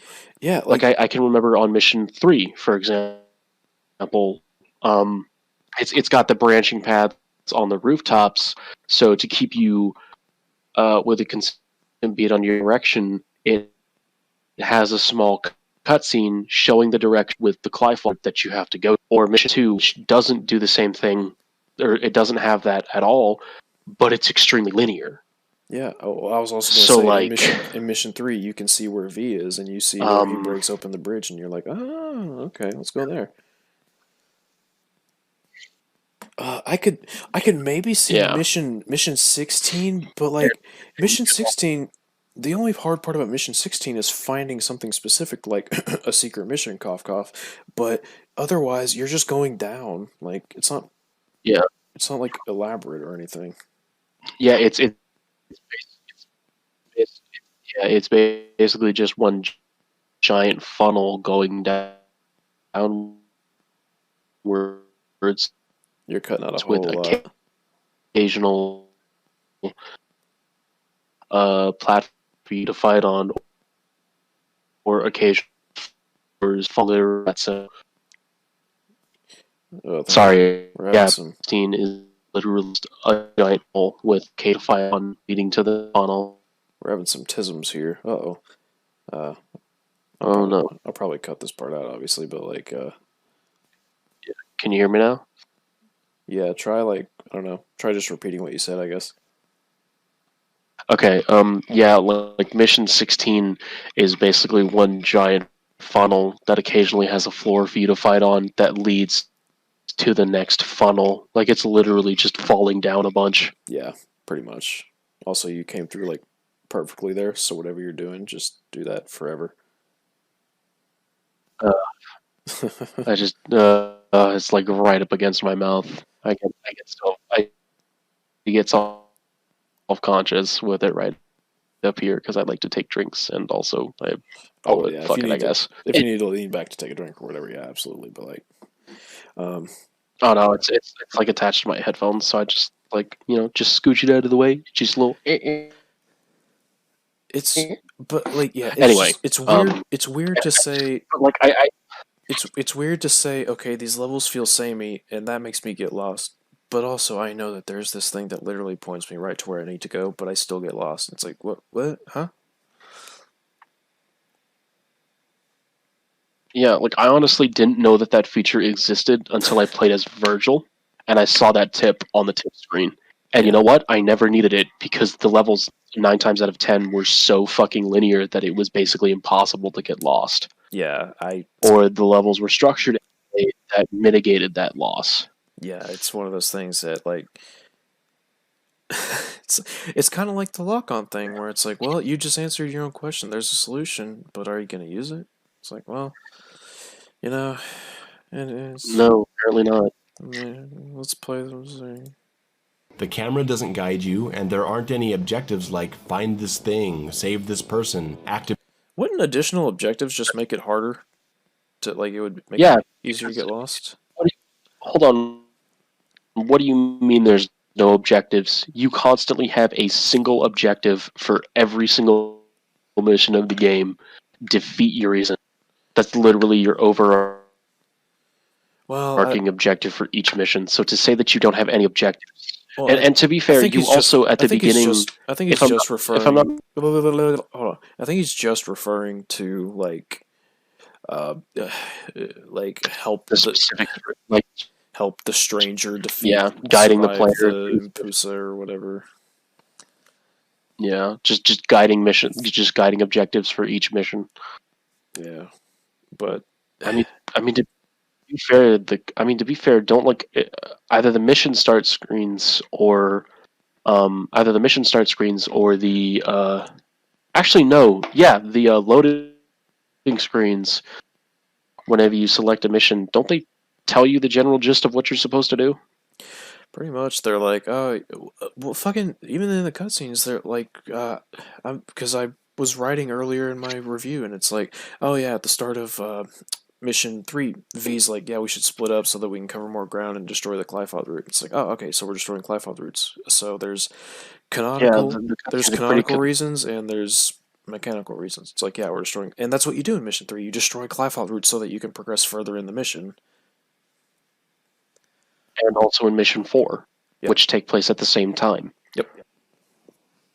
And it's even I specifically remember the beginning of mission 13 where Trish is talking about how he's at the top of the Clyfoth, but in order to get to the quote unquote top, you have to go down, and then each character starts descending downwards. Yep. Boy. I mean, yeah, there's no like additional objectives, but I'm gonna be frank with you. I don't want any additional objectives. I just want to fight shit. I just want to fight shit. It's a fucking action game. That's the point. Yeah, the point is to look good, and I want as many chances to look good as I can. I don't want to like Metal Gear Solid 2 escort a woman underwater. It's like, no thanks, buddy. funny that he never talks about like how style points are judged, because I do think that with the specifically when it comes to enemy encounters, but he never mentions it, probably because he doesn't know about it, which I don't blame him Probably. for not knowing, because it's pretty obscure. Yeah. Activate this ritual or whatever. You're just running forward most of the time, getting to the end. Remember in God of War? Wait, I thought you were getting lost. I'm confused. Oh boy, more comparison time. Oh god, yeah. Fucking God of War. Let's go. Where you have to push the cage up the incline while fighting? That was brutal and interesting. Carrying the guy on the bridge and defending him, swinging around pillars in the time puzzle, turning the... Wait, hold on. Okay, but these don't necessarily these aren't things that necessarily guide the play forward. They're just more shit to worry about at any given moment. Also, he says like in God of War, like you swing around the pillars and stuff. You do that in Devil May Cry 5. You just I don't remember what they're called. I call them chandelures because they look like the Pokemon Chandelure. You like shoot the thing and you grapple onto it. It's like that's a thing. Oh, the Grim Grips. The Grim Grips. Yeah. Yeah, I'm pretty sure he mentions the Grim Grips at some point. Oh yeah. Of course, they're bad. They are bad. But, you know. Yeah. Well. Yeah. That'll come up. But yeah. It's just it's a weird. Carrying the guy on the bridge and defending him, swinging around pillars in the time puzzle, turning the walls of Pandora's temple to align the doorways. I wish there were some actual missions to do as you're wandering these nice looking levels. The colors in this game are beautiful. Missions. DMC5 uses the Resident Evil engine and it looks stunning. Thank God they didn't... This dude just called it the Resident Evil engine. I am sickened. How dare you? It's the RE engine. It's called the RE engine. Fucking pleb. Fucking piece of shit. Kill yourself. I'm kidding. But yeah, it's he's gonna talk about RE2 for a minute here. Let's see what he has to say. DMC5 uses the Resident Evil engine and it looks stunning. Thank God they didn't desaturate the image like they did in the RE2 remake. Dude, I agree. I agree. I would say that they're different he games. actually said something. Well, they're different games stylistically too.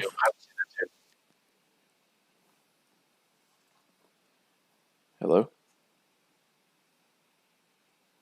Yeah, I'm still here. Okay, yeah, it's just they're different games stylistic. Like, of course, Resident Evil is going to be a bit more desaturated. Like, it's a horror game. Like, that's just kind of not a lot of horror games look like this. I'm gonna throw it out there. Yeah, they don't tend to be very colorful and bright and bombastic. High contrast with multiple different color palettes and stuff like that. And having constant explosions coming out of characters' hands and shit. I don't think horror games tend to look like that. Just saying. They really don't. You know, just some food for thought. Indeed. But if you're gonna play this game, you'd better not expect much color variety. Uh-oh. I hope you like purple. Oh no. Part 4. Hope you like purple. Oh no. Okay, No. I'm not. I'm gonna go ahead. I gotta be honest here. I'm not ready for this. I'm gonna go ahead and just say, so there's this thing you'll find in a lot of video games. It's called a color palette. And it's where a game is like, okay, so this is going to be our main color, and everything else is going to have some sort of contrast or gel with it in some way. Like games have done this since like the 80s. I don't know what else to tell you, homie. Yeah, I don't know what else to tell you either. I'm trying to think of a game with a specific color palette, like how Persona. Metal Gear Solid. Persona tends to associate color palettes with each game. Does that necessarily mean that the color palette is fucking overused in that game? Maybe in 5, but other than that, no. Or like how in Metal Gear Solid 3. I don't know if this is just me, but everything kind of feels like it has a bit of a green tint to it. Yeah. There's a lot of green in that game. Also, it takes place in a lot of like that era of Metal Gear, like Metal Gear Solid 3, Peace Walker, and 4 are very green and yellow. Yeah, those were just those color palettes. Although I will admit, Metal Gear Solid 4 is just fucking brown. Yeah, it's pretty brown. Or like how Halo tends to have very bright greens and purples and stuff like that. Halo Reach, purple, or well, not purple, but blue. You know. It's. But yeah, Oh wait, I can't use purple. He doesn't like purple. Oh, Yeah, it's called having a color palette where you set where you're like, oh, we're gonna use this specific palette. It's like you said, we're gonna use this specific palette. We're gonna have contrasts and stuff like that. Even the color cover of Devil May Cry 5, if I'm not mistaken, at least one of them is pretty purple. Like, I'm sorry that the game has a specific color palette that it sticks to, but that's not a flaw. The standard edition has a blue cover art, and the deluxe edition has a purple one. Yeah. Yeah, like I don't. Like it's okay if you don't like it, but that's not a flaw that you need to spend like any time on in your fucking review. I hope he doesn't think the soundtrack's too purple. Oh my god. Okay, for anyone who's missing the context on this one, Casey Edwards actually commented on this video saying Casey Edwards is the composer for Devil Trigger and Bury the Light, in case you're fucking stupid. He actually commented on this video saying, I hope you don't think the music is too purple. Fucking based. Based indeed. Based but yeah. Oh boy. Anyways, yeah, all right, let's talk about purple. Everything in this game is purple. Purple and black. And in the rare case that is not purple and black, it's red and black. Level after level, room after room. Purple everywhere. V's animal attacks are purple. Dante's motorcycle is purple. Nero's jacket is purple. Hold on. That is blue. That is blue.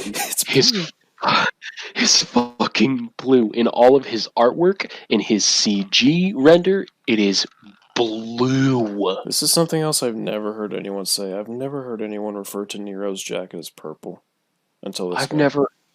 It's literally what everyone was saying. Like, did we play different games? Did you play one from an alternate universe where Nero has a purple fucking jacket? It's like if someone said Scorpion from Mortal Kombat's orange. It's like, no, it's not. No, he's fucking yellow. Like, I'm sorry, purple is just the game's main color. It's even the fucking Devil Trigger bar. I'm sorry that the game chose the main color. This game that takes place primarily in a forest. So much green. What the fuck? This game that takes place this desert area is too yellow. Fucking. It's got too many cringe. It's got too many earthy tones. Fucking cringe. Anyways, fucking cringe. This is going right in my cringe compilation, baby. Oh god. Trigger bars and boss health bars are purple. All the bosses are purple. Purple. All the bosses are purple. Let's go over that, shall we? So we've got Urizen. Urizen's blue and gray. So right off the bat, no. Virgil's blue and black. No. Black. Cavalier's purple. Artemis is purple. Yes. Malphus is kind of like white and brown, and then there's Goliath, who is also like brown and red, and then there's Gilgamesh, Nidhogg, who is silver. Nidhogg is red and green. Yeah, I hate to tell you, but there's not actually. Elder Knight Garion's blue and gray. I hate to tell you, there's like 2 bosses that are purple. King Cerberus has one phase where he's purple. And that's because it's fucking lightning. Yeah, which this game is like, yeah, lightning's purple. So yeah, like I mean, yeah, there's a couple of bosses that have some purple in their palette. I don't know. Yeah, they do. This feels like a fever dream. But the majority of them are not fucking purple. It really does. I didn't even think about how much purple there was in the game until he said something, and that's not a good thing, because like the purple is fine. It's part of the game's color palette. Yep. That's the main color. Bloodborne, the game with all the blood, too much red. The red establishes the main. It's like the main color. Too much red. Fucking Persona. The blue also deals with themes of death and mourning. Too much blue. By the way, play Persona 3. Play Persona 3 is fucking amazing. Purple, purple, It's fucking purple. great. All their attacks are purple projectiles. Low-level enemies are purple and black. Mid-level enemies are purple and black. High-level enemies are purple and black. Okay, this is just disingenuous because like he's saying these enemies are these tiers of enemies are purple and black, and it's like no, like a couple of them are. Like, come on, don't. Nobody's are mostly red. Death Scissors are black. Hell, Antinora have purple on their like vein things. Enraged phase, but that's it. Yeah, it's just like, yeah, and the Hell Judecas Lusashas also have the vein things, but they're multi. Lusashas are purple, and Riots, or not Riots, Chaoses have purple mouths. Yeah, but like, there's not actually that many purple. There's not actually that many purple enemies. I mean, yeah, the Proto Angelos, they've got some purple on them. Like, I mean, it's literally just the game. It's the game's main fucking color. Yeah. Like, that's literally it. Like, I'm sorry, this isn't a criticism. You can say all you like, I don't like how much purple there is. Done. We could have been done with this, but you keep trying to extrapolate like there's so much gaudy purple in the game and that it's so bad, but you're not saying anything. You're just telling us that a color exists within this game's world. I think he's racist.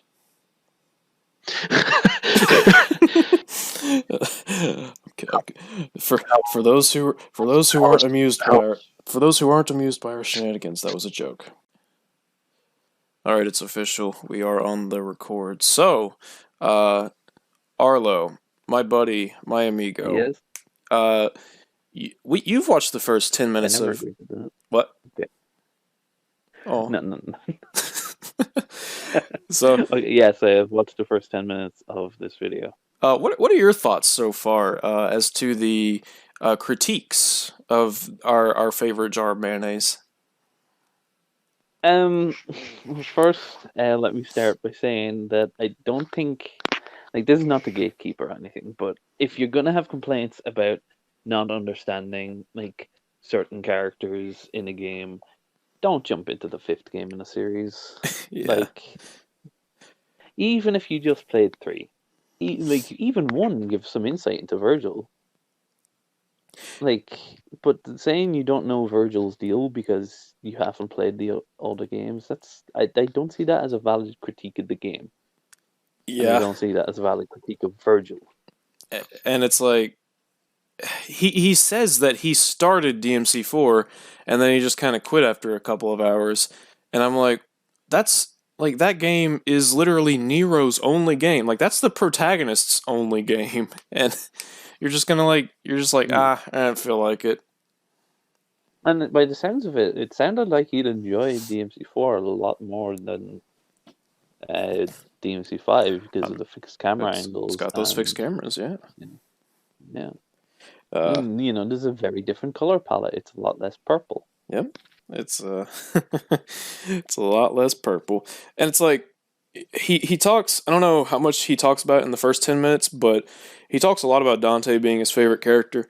And I'm like, dude, DMC4 Dante is, oh my god, he's so great. And you skipped it.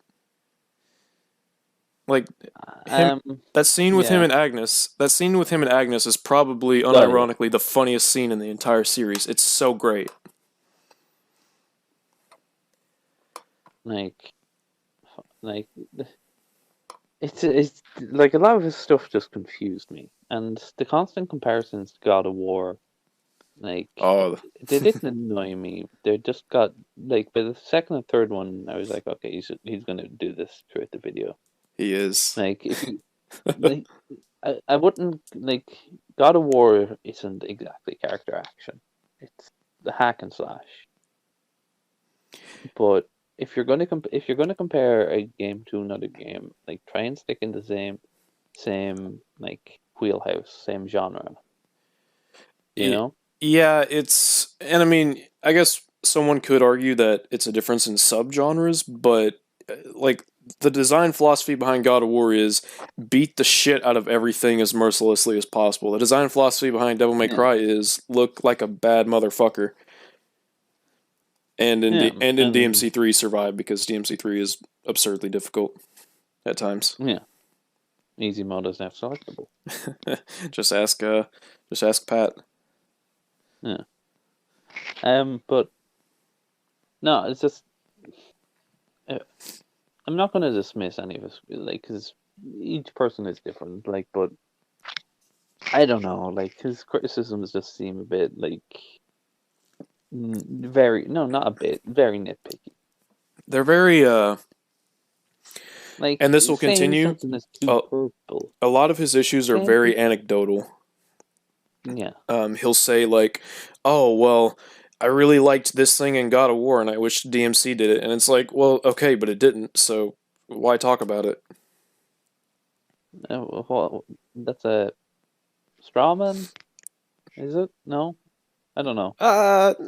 Not really. No, it's strawman's when you're like when you simplify Oh yeah, someone's yeah. argument, but it's like Well, the, like most of my complaints come from him jumping into this game and like not having played the others. So it's like his complaints come from not knowing the characters in regards to the story. help. And it's like, and Go ahead. like Trish, I will say one valid criticism he has. I wish Trish was playable. Yep. Because Trish and Lady should have been playable. Like everyone wanted that. Everyone wanted that. Yep. And then 4, and I think I never played 2. 'Cause why the fuck? But well, I played 2 a bit, but I never finished it because I got so bored. Did you get to the infected But chopper? fuck, don't know. That game is nothing in my mind. It takes up no memory space. it's Devil May Cry 2 is one of the video games to ever exist. Yes, it is a video game. No, is it? No. It's just no, it's not. Shut up. But no, like yes, everybody wanted Trish and Lady play it. I don't think he even mentioned. Does he mention Lady? I can't remember. No. He says that He mentioned. he says that he likes Nico he- because even though he can't stand her accent, she's hot. And I'm just like, oh, Yeah, it's like okay, all right. never mind that. And I like okay, like I never read the DMC manga. Like I didn't. I had to go looking who Nell was. Yeah. It's just, and that's So, just a but little once I nod. knew who Nell was, I was like, oh, cool. This is a nice little connection to the Yeah. manga, to her granddaughter, and it's also a connection to DMC4, her being Agnes's daughter.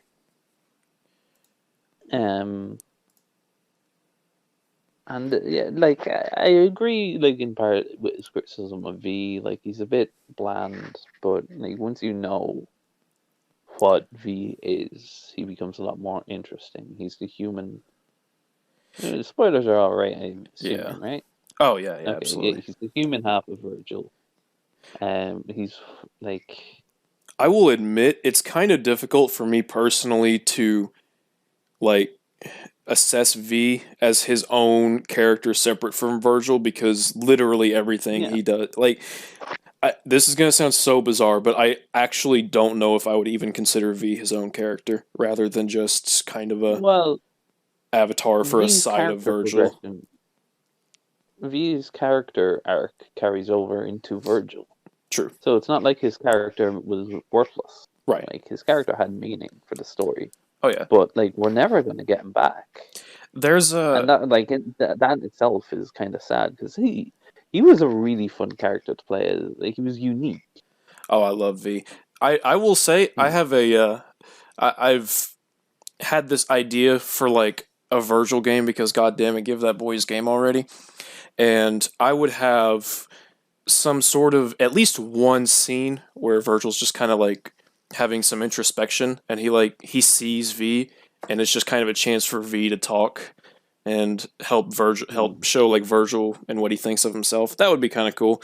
But otherwise, I don't see V ever coming back because, I mean, how could he without Urizen coming back and, putting the world in danger again? Do But you think it would be like a fucking V on one shoulder, Urizen on the other, talking to him like Kronk?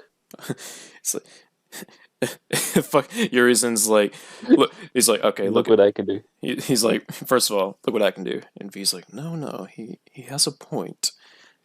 And Urizen's like, second of all, look at that coat. It's fucking nerd. It's like, hey, whoa, wait a minute. How dare you?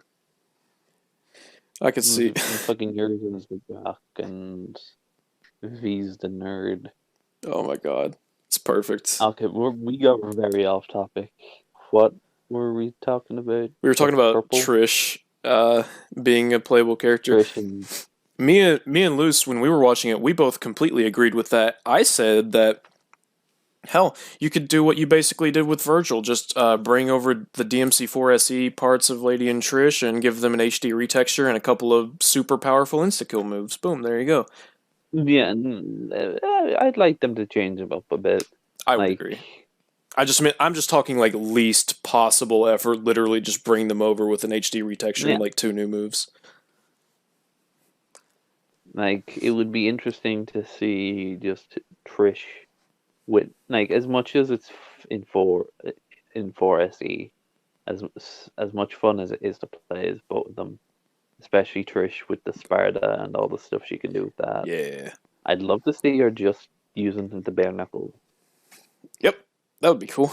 One thing I would like... expand on that moveset. One thing I would like is for them to bring back a Nilo Angelo Devil Trigger for like an alternate costume of Virgil. That'd be so cool. I've wanted it for so long. DMC3 was so great. Or 3SE, I guess. Have you played the Switch version? Do you have a Switch? No, I don't have a Switch. Oh, okay. I do, but... Yeah, it's like, there's a few games I want to get one for, but it's not... And it's not like I play a lot of FF14, so... Right. I do. I own 2 games on my Switch right now. I have Smash Bros. And Yu-Gi-Oh! Legacy of the Duelist Link Evolution, which is a really long name. But I want to get Bayonetta 1 and 2 again, and eventually Bayonetta 3, because I love Bayonetta. I want to get Astral Chain, because I heard it was good. And then, No More Heroes. No More Heroes is great. Or at least the first one was. No more bad game. No more bad game. And then, that would pretty much be it. I've never been a fan of No More Heroes. Really? Maybe it's because I played the PS2 version, and that's apparently a really bad version. I've heard. Or the PS3 version or something. Yeah. Whatever PS3 and Wii version there was, I think I played that. You may or may not know this, didn't the PS3 version have PlayStation Move compatibility because the Wii had the motion controls? PlayStation Move is in the same folder as DMC2, my dude. The forgotten folder with all that dust. I okay. don't know about it. So, all right, here's a question I will pose. The answer might seem obvious at first, but I really want you to think about it, at least based off what you remember. Which is worse, the Virgil's downfall of the original release of the reboot or DMC2?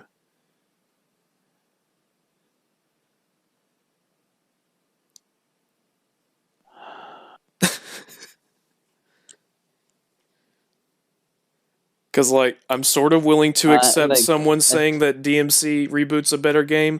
I would argue they're both equally... I would argue they're both very shitty in different ways.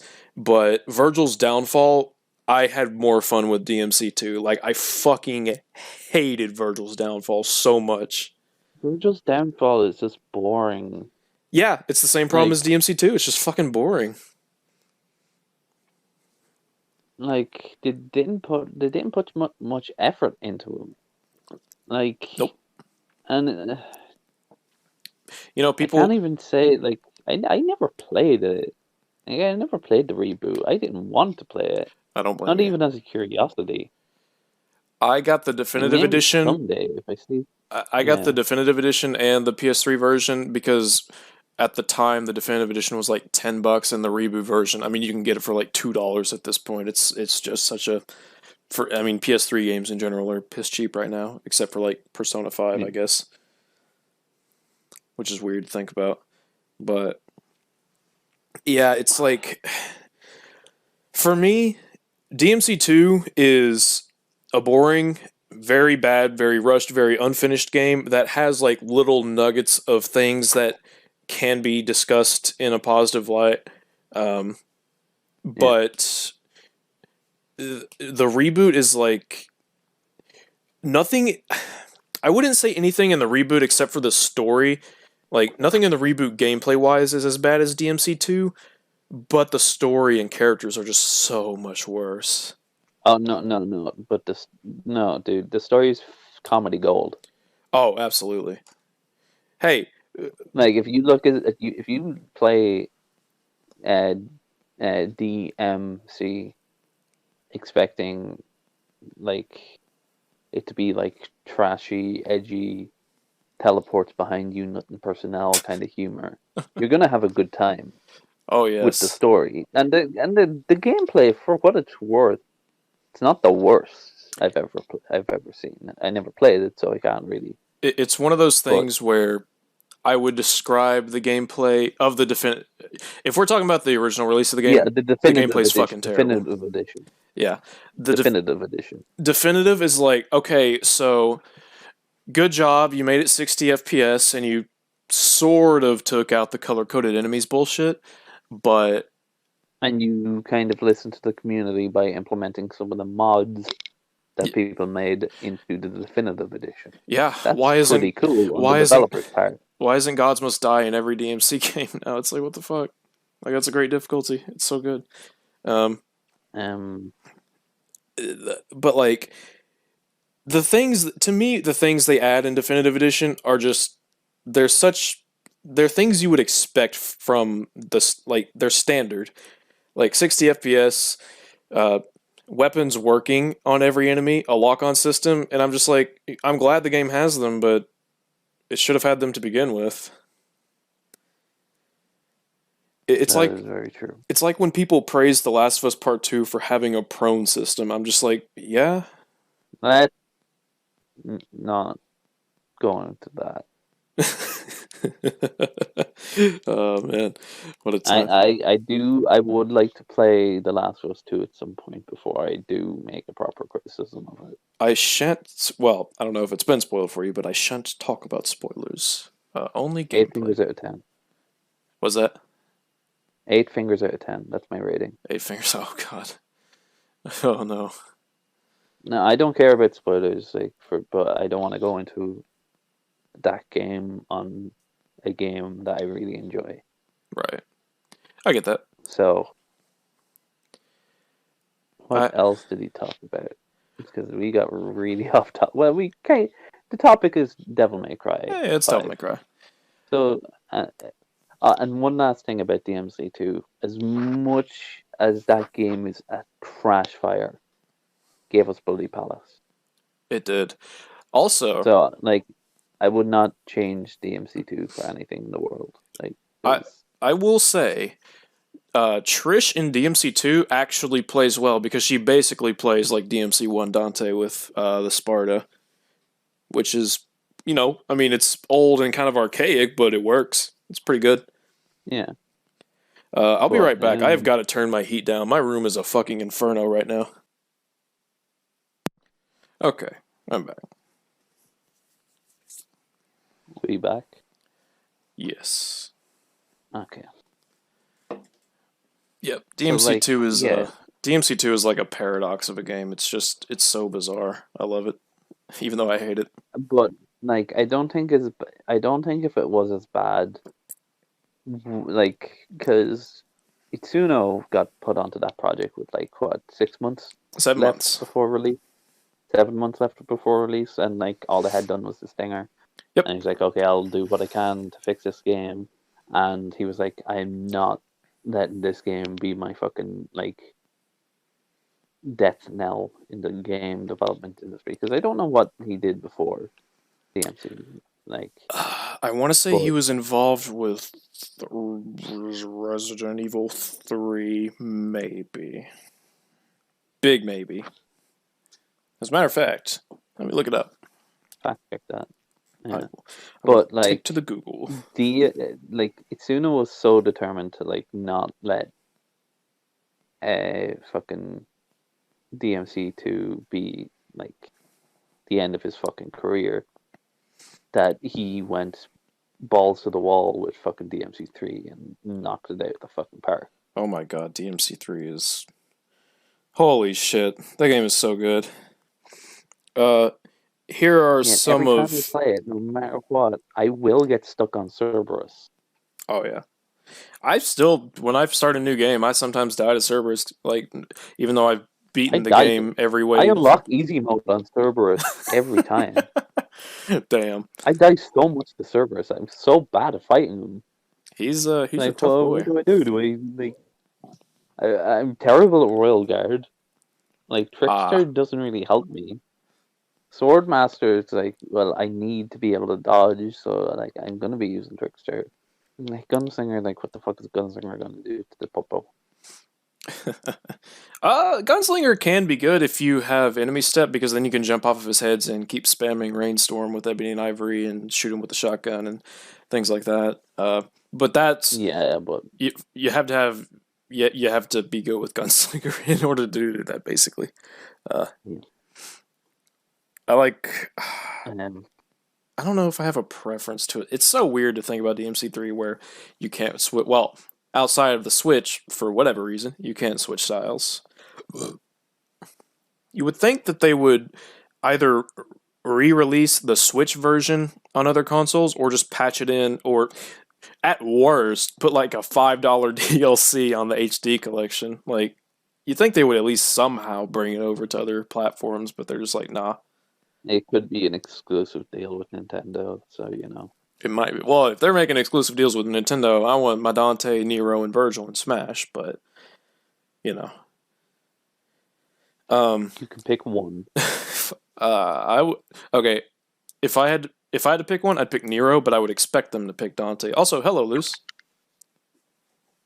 Hello. Is the interwebs good?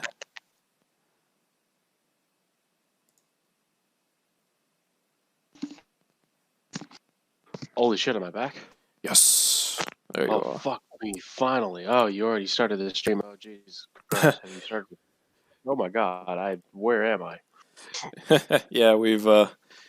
We've just been talking. Where we left. Oh yeah, I left it right where we left off. How are you, Arlo? I am good. That's good. Hi, good. I hope you've switch back to the Discord channel because I didn't realize it was being streamed. I was just going to pull it up on YouTube and like time it. Oh yeah, no, I've got it. I mean, if you want to do that, you can, but you don't have to. But if you want to make things, easy for yourself, you can just watch the stream, and Loveless will record us like the voyeur that he is. Oh my god. So basically we stopped recording at one point a couple days ago because it was like 3 a.m. So based on what we've seen, Luce, how are you feeling about this video so far? Honestly, man, do you want a serious answer or do you want like a jokey answer? Because I can provide both. Yes. Honestly, so far, Mayo hasn't really done a good job of presenting any actual meaningful arguments so far. And not only that, but he's also presented them in the most baffling fucking way imaginable. And unfortunately, it's going to get worse. But honestly, if you're asking me, not enough purple. I guess we will go ahead and just start from here. If you're an Do I need artist, to grab the whiskey? Probably. Oh God. No, don't leave. We've wasted enough time as it is. No, it's okay. designing all these creatures for a video game, do you want to be told that you can't experiment with any colors? That must suck. I think it makes the game feel boring as the action just blends together. Can we talk about the fact that he's showing a red and a green enemy as he's saying this? Well, yeah, we talked about Yeah. this last time we recorded. Like, you're telling us about experimenting with color. You're in a red and black background against a single green enemy and a red and black enemy. Like, Yeah. And then like there's enemies like Nidhogg, who is like fucking Orange. peach colored. Yeah. Yeah, orange. or like Gilgamesh. I know that's not a very popular boss amongst fans, probably, but he's like silver and red. I fought It's like Gilgamesh again last night, and that was what I was trying to do was I was trying to kill it like before it got to where it drops down to V, and I was so like one more hit literally, and it just leaned over and knocked me off, and I was like, you motherfucker, you son of a bitch. And it's not even like a regular silver; it's like a bluish silver as well. So Yeah. it's a really interesting color. You know what's even more interesting about that? The original Gilgamesh had some purple in it. They changed that. The original Gilgamesh did have some purple in it. It did indeed. No, like yeah, like it's just It's just not something. having your monsters have a theme as well isn't a bad thing. Yeah, Yeah. Arhlo, have you ever heard of this thing in game design? It's pretty obscure, but it's called a color palette. No. Like Metal Gear Solid games, Persona games, especially. Holy Mother of God! Yeah. It's like how in Devil May Cry 3, like a lot of your main enemies were like Reaper themed, Yeah, but they still all are like Sin themed, but they sort of had like an overarching Reaper theme as well for the most part, apart from Yeah. maybe like Wrath. But like, I mean, there's nothing wrong with having a lot of purple in your game, and it never gets to the point where it's extremely jarring or mucky to look at. yeah. Like this dude plays Doom. Like everything's red and orange in those games, Honestly, yeah. and I'm not even complaining. It's just like that's the color palette. Like, what's the problem? Like if you're gonna have this problem about one game, where doesn't he have about another game a very similar, quote unquote, problem? Like it's a non-issue. Like Yeah. Oh, Arhlo, you read Casey Edwards' comment on his video? yes, Fucking hilarious. That is the greatest comment I think I've ever read. Great shit. Anyways, I'll let him speak. I guess. Purple enemies with purple attacks against a purple background and a purple floor. Sometimes it's hard to keep track of what enemies you're trying to focus on. yeah. Look at I that. can't tell you how many. Look at that purple floor and those purple enemies and that purple Glyphoth root. and that purple. Hey guys. If you're ever like having trouble focusing on a single enemy, what do you think the answer to that would be? Honestly, Lock I think on. you should. Oh, okay. I was gonna make a joke, but yeah, lock on. And also, like, I went over this in our last recording session, but like, I mean, if you're having trouble seeing enemies in a given area, that's kind of like why it is that we have the ability to change brightnesses. Yeah. On the fly. Yeah. I'm not trying to be a dick or anything, but like that's the point of brightness settings. If you can't see, then maybe you're playing at a brightness setting that's a little too low for your eyes. Well, and it's like with thanks to the wonderful magic of HDR capabilities, you can adjust dark zones, bright zones, contrast, like that. You can really tamper with that stuff if it's giving you that much of an issue. And even then, the enemies are all very reflective. I can see the 4 enemies on screen right now, no problem. Yeah. And even then, there's some in the background that are a bit. Yeah. Like for me at least, like the 4 enemies are like way darker than everything else, so they stand out pretty well. Yep. But their spikes have a bit of reflection to them. Yeah, that too. And like a lot of enemies also, I'm pretty sure that's why a lot of enemies also have like phases to them where they glow, so that you can see them easier whenever you're in darker places. Yeah, if you're having trouble focusing on an enemy, lock onto them. If you're having trouble seeing, turn up the brightness. I mean, that's like all I can really think to say. But, How many times I died on the higher difficulty levels just because I could barely see what's going on. There's so many arenas where everything is the same color, and it really sucks when you die because some mostly black and purple enemy blended into the purple-black wall in the shadows and hit you when you didn't even see him there. I, Against a blue and black background. I was gonna say, if he's using this clip like as proof of his point, I mean, the enemy was the Gnora was literally like right in front of his camera. And also, like, he keeps mentioning how many purple areas and purple enemies there are, but he's not really showing a lot of purple areas or purple enemies. Yeah. Like, honestly, when you're talking about dying due to a purple and black background that causes purple and black enemies to blend in, I'm sorry, call me a bit pedantic, but citation needed. You might want to provide an actual example for such a hyper-specific point. You know what I would be if I was going to make this ridiculous argument. You know what I would do? I would go to Mission 14 and I would go to Cavalier Angelo, a boss that uses purple attacks, has some purple on its skin, and the area is relatively purple. And you're playing as V, who has pets that have some purple attacks. That would be the perfect go-to. It would be extremely cherry picking, but like you could sort of it would like that's what I would expect you to use if you're arguing this point. But then I would just Yeah. But then I would just say, well, Mission 14 also has a lot of blacks and whites to help contrast with the purple and help you see things properly, which it does.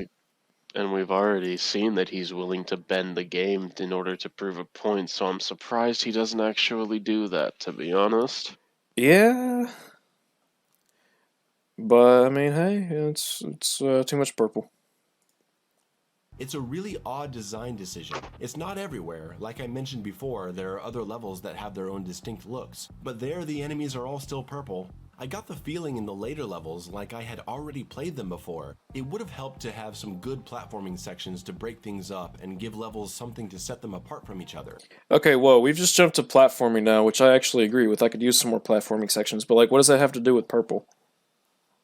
And also, he's talking about enemies being purple, but like the Antinora was gray and black And then, during that section. And also, we've got a black and gray Chaos, yeah, which the only purple on Chaoses are their mouths. So, like, Yeah. it's a little like, weird.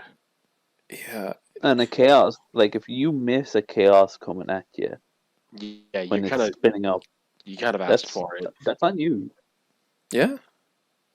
I mean, it feels like he's fighting with himself throughout a lot of this video. Like his clips don't agree. His clips don't reflect what he's saying, and his gameplay isn't helping with his comments on the gameplay.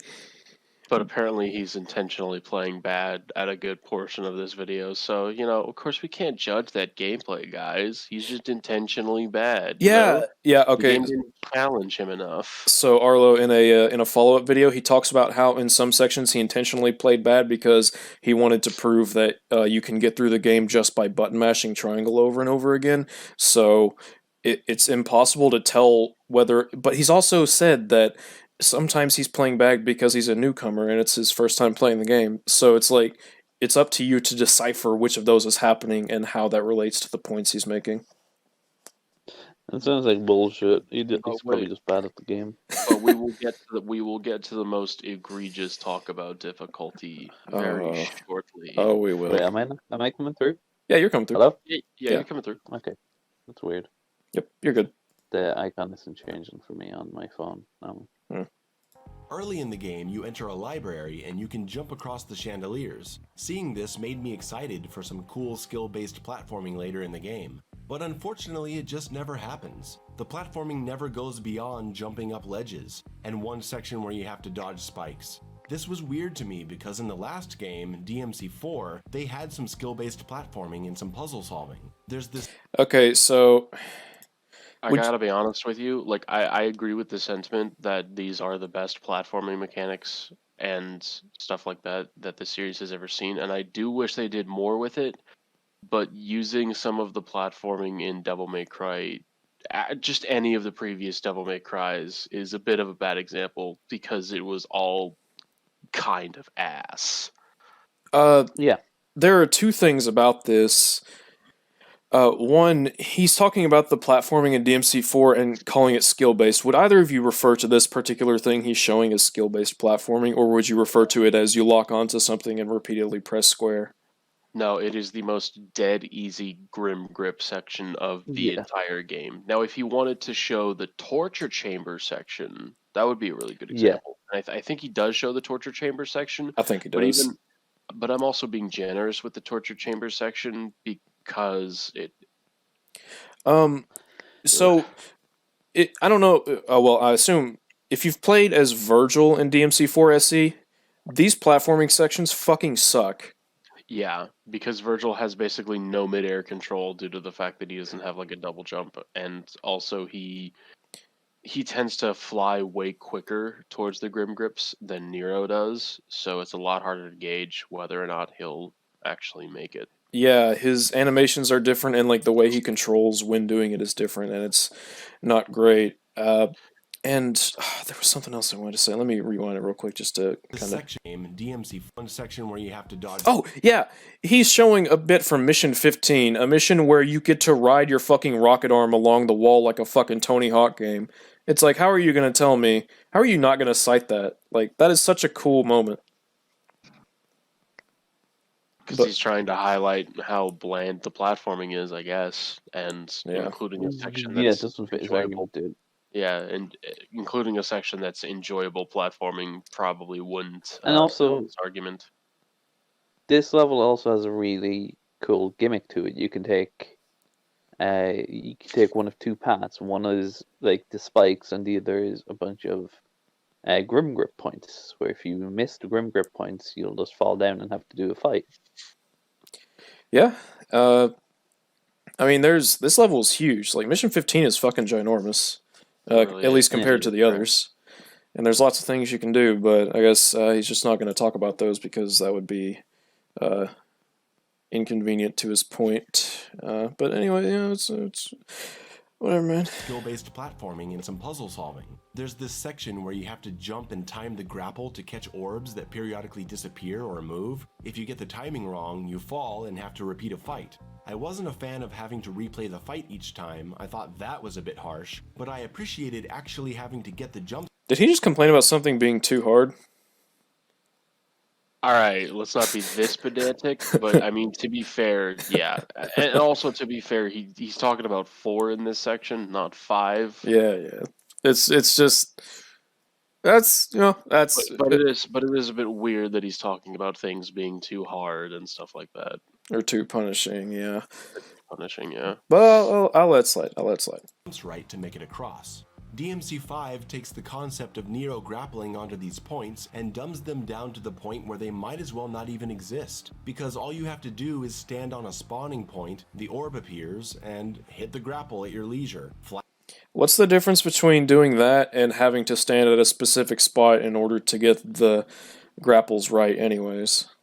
And also, like that first section that you showed where you were just grappling a bunch of times, it's not difficult either. Again, it's one of the most brain dead simple points of the entire game in terms of Nero's Grim Grip. You literally just have to mash the circle button or devil the devil bringer button over and over again, and you just get up. Not to mention, this here is mission 3. This is the first time you see this, so it's simpler anyways. So. I agree that the actual Grim Grips never actually challenge much in Devil May Cry 5, but nonetheless, acting like they were that challenging in Devil May Cry 4 is a bit of a stretch too. I will contest because in the boss fight Artemis, you can use the Grim Grips to close the distance between you and Artemis, but those things will also attack you, and on the higher difficulties, they can actually deal quite a bit of damage. So yeah, but that's just Sanctus again. Oh god, no! No, don't. No, don't. No. Yeah, Oh no. it is Sanctus from 4 The again. savior is coming. But you are correct about that. I will admit that. Yeah. Anyways, yeah, it was interesting a bit. Fly across and land automatically. There's no skill or timing required at all. It's just automatic. And I think that sucks. If you've seen my last video on God of War 2018, you know I really don't like this auto platforming trend in games. When you start putting this stuff together, levels that have repetitive structures, a free roaming camera that doesn't give levels a unique presentation, a lack of interesting platforming sections or puzzles, and everything being purple, the game starts to lose my interest. At this A little bit off topic, I guess, but Arlo, how do you feel about God of War 2018? It's been a while since you and I have talked about that. I really enjoy like that kind of story, like father son story. So I really enjoyed God of War 2018. I fucking hate this fucking point he keeps going back to about like free roaming cameras can't do anything with the presentation because that's fucking bullshit. Like Yeah. And Hey. we also talked- the entirety of God of War 2018 is like one camera shot, if you know what I mean. There's like Yep. no like if the camera cuts away from Kratos, it's just to like zoom like further down a bit to where he's gonna be. Like I'm thinking of like the end where they get dropped out of the giant's fist.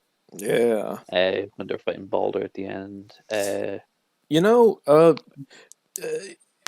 say what you will. Say what you will about God of War 2018 and how the camera affects combat, but the presentation, man, how could you possibly compare it to the presentation of Devil May Cry just because of the placement of the camera? Like, And there's also the fact that even despite the fact that Devil May Cry 5 has a free roaming camera during gameplay, it still bends itself to frame certain points of boss fights specifically. Yep. Like when bosses do certain moves against you, such as when Virgil stabs you, or when you do busters against bosses is the number one example. when V finishes off enemies. Or like hell, when you buster Virgil in his fight, their sword clashes literally sync up to silver bullets. That's so fucking good. So to say that the camera doesn't have any interesting way of presenting itself during gameplay is just fucking it's false. And I do go ahead. I do have one other point about God of War. When you're going, I can't remember the name of the fishing village you go to get the magic chisel. Yes. In God of War, when you're like riding the boat there, what's his name? The head. Oh, fuck. What is his name? I want to look it up now. Anyways, yeah, Headman. Well, he's telling you a story about how Thor fought a giant. Yep. And that giant fell and crushed the fishing village. And then Atreus was like, "Oh, what happened?" And he goes, "Oh, you'll see." And you get through like the next clearing, and you see the dead giant's body like just splayed out like it, and it looks like you could mistake it for a mountain if you didn't know what you were looking at. Yep. Oh, it's and almost like his name is Mimir. Mimir. Thank you. Yep. Yeah, like the presentation of God of War is very it's just I hate to use the word in this way, but like epic, because everything is meant to just be so fucking like magnificent and like almost divine, whereas Devil May Cry is like it's very stylish. When you go into a boss fight, the camera is always locked onto the boss, sometimes in different ways. Like Nidhogg, you get a full wide shot of Nidhogg and the serpents, whereas against like the Garion, it's just locked onto where the horse is, and that'll sometimes cause the camera to move about. I mean, it's just there's different presentations for each boss. Or like with Artemis, there's a slightly upward angle. Yep. His argument of it being a free moving camera, like as if that's a bad thing. Like, well, yeah, because camera is not bad. like he in the beginning he frames it like he says the word temptation and frames it as if a free moving camera is inherently a bad thing, and it's just it's fucking nonsense. I'm like, just stop talking about the camera. You clearly can't talk about it objectively. Yep. But I suppose that will come up a bit more later. At this point, the only thing keeping me here is the combat. So let's get into it. Part 5. What makes for good combat? When we say the combat in a game is good, what do we mean? What is combat? I'm sure there are other people who can break it down better than I can, but I want to say that combat is more than the attack options that your character has. Combat is also about defensive options. It's about mobility, enemy AI and variety, enemy behaviors. Combat is also affected by the locations where it takes place. I agree. Are there different platforms that give you navigational options while you're fighting? Are there hazards that have to be avoided? Are the enemies easy to kill, or do they have large health pools? Do they have specific weaknesses? Does your character have limited resources? You can't talk about a game's combat without considering these factors. DMC5 has 3 playable characters, Nero, V, and Dante. And of the 3, I find Dante to be the most enjoyable and improvisational, with 4 different weapons and 4 different styles based around gunplay, parrying, energy swords, and mobility. There's a lot of experimentational fun to be had with him. It's easy to just try stuff in the moment, which is what I like about him. I mean, yeah, I agree so far. An enemy and launching them into the air, doing an energy sword attack with a regular sword combo, switching to the motorcycle for a downward smash attack, and then quickly switching to the nunchucks to flip forward into a flurry of attacks feels so good. Nero feels a bit more specialized on... I like how he actually sort of showed what he was describing on screen. Yep. Like, he described the combo and actually showed it on screen. I appreciate that. It really helps with the flow of your video. Please do that more often. This is like the most coherent 1 minute I've ever seen in this video. And also, I have to ask what the word improvisational means in this context, because technically speaking, all of the characters have very... If you want to get down to it, they all have very improvisational movesets. I think the word he's looking for more is like adaptable, where it's like, oh, okay, this weapon isn't really doing what I want it to do against it, like, against chaos when they're rolling. Like, oh, I can't attack them with Devil Sword Dante. Let's try Ebony and Ivory or something like that. Okay, that makes sense. I get the impression that's what he's talking about. It's just a simple. It's a semantic. I think versatile would have been a better word to use in this scenario, because Dante is absolutely the most versatile one. Dante's a Swiss Army knife of a character. He really fucking is. Jesus Christ. He used everything in the kitchen sink, including the sink. He used the building and the plumbing. Learning tech, I'm sure that learning the properties of each Devil Breaker leads to crazy combo potential. I know the game... Please notice how he's only using Gerbera. Yeah. Has crazy shit on an advanced level, but I'm not going that deep into it. Yeah, what the fuck? Look at that. He says I'm not going that deep into it. It's like, well, I mean, so you admit that, okay, so I want to stress this. So you admit here that the combat is pretty deep. So deep that in your 40-minute video you can't really go into it that much more, or you don't want to go into it that much more. Yeah, no, because like for Nero, like unless he has, I'm gonna assume that all 8 of those are Gerberas. Yeah, I'm gonna assume they are too. He says either earlier in the video, or he says at some point in the video that Gerbera is what he liked to stick to because he liked the aerial move. He also likes Trickster the most out of Dante's styles. I'm not saying anything, but I mean... it's just... Well, I mean, it's just his preference. It's, Yeah, I get that. Fair enough. I also like Gerbera, I can't deny. But, I mean, I don't just fucking load myself up with 8 goddamn Gerberas every mission. Yeah, load yourself up with 8 Buster Arms, you fucking noob. Jesus. But, and Ragtime, yeah. But, okay, so... Here's the thing. If you're going to review a game, don't say, I'm not diving into the mechanics. Like, that's lazy. I have a fucking massive... I'm working on, like... This video is huge for Devil May Cry 5, and I literally talk about how every single weapon works and how it, like, jives with other things. And I had to play...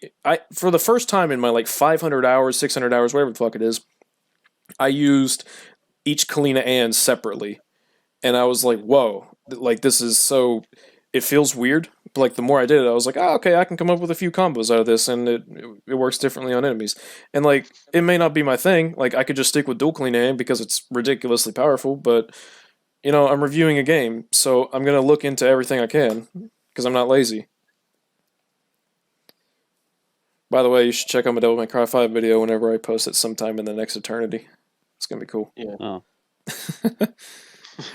Anyways, That stuff, Nero feels a bit bland only having the one sword, but I still enjoy using him from time to time. he feels a bit bland, even though I just chose not to check out his other mechanics. Wait. Like, Okay, well, I have a bit of a problem with you saying Nero is a bit bland while you're using only a single Devil Breaker in your entire magazine. Yeah. yeah, and also Nero would be a bit bland if all you do is mash triangle to intentionally play bad to show that you But also, I feel the need to mention that Nero is intentionally not nearly as deep as Dante because of the fact that he's meant to also be something that eases new players in while still having his own personal depth and mechanics to play around with. Yeah. That does not mean that he doesn't have his own depth compared to Dante. They're just two different characters with different approaches. Yeah, one. You know what's mechanically depth about fucking Nero? Exceed. Yeah. Oh, fuck yeah. That entire thing changes his entire dynamic in terms of gameplay. You know what? Go ahead. And you know what else makes Nero mechanically depth? Knuckles. Depth. Yeah. No, not Juggles. Knuckles. Knuckle. Yeah. Yeah, Knuckles. That shit's man. Fuck that knocking Knuckles. Knuckles is like universe brain shit. But I mean, there's also the fact that we have two different tiers of charge shot technically, because there's color up and then the actual charge shot. Yep. Yeah. Or how you can use his taunt as an extra jump, and you can also fucking X-act during his taunt. There's so the way I would describe Nero and Dante, I prefer Dante's overall arsenal, but I prefer Red Queen and Blue Rose to any weapon Dante has. Nero is just more streamlined. That doesn't mean that he doesn't have his own depth. He's just a lot more streamlined than Dante, who takes an everything in the kitchen sink approach. Yeah. Plus, they've been developing his kit for like 20 years now. Yeah, so obviously Dante would have the most depth out of anybody here, especially, you know, who has never been done before in the Devil May Cry universe. Yep. Yeah. And one last thing about Nero. Like, you get to the end of the game and you're like, cool, I have the Devil Bringer now, I can buster at will. Why would I ever need to use the Buster Arm again? Well, the Buster Arm does a lot more damage than the regular Buster. And it also has the break age that you can use, which even buffs its damage even more when you actually get the Buster off. So oh my god, that damage is ridiculously high. I love it. Yeah. So they even made it to where having the Devil Bringer doesn't make the Buster Arm useless by comparison. Yep.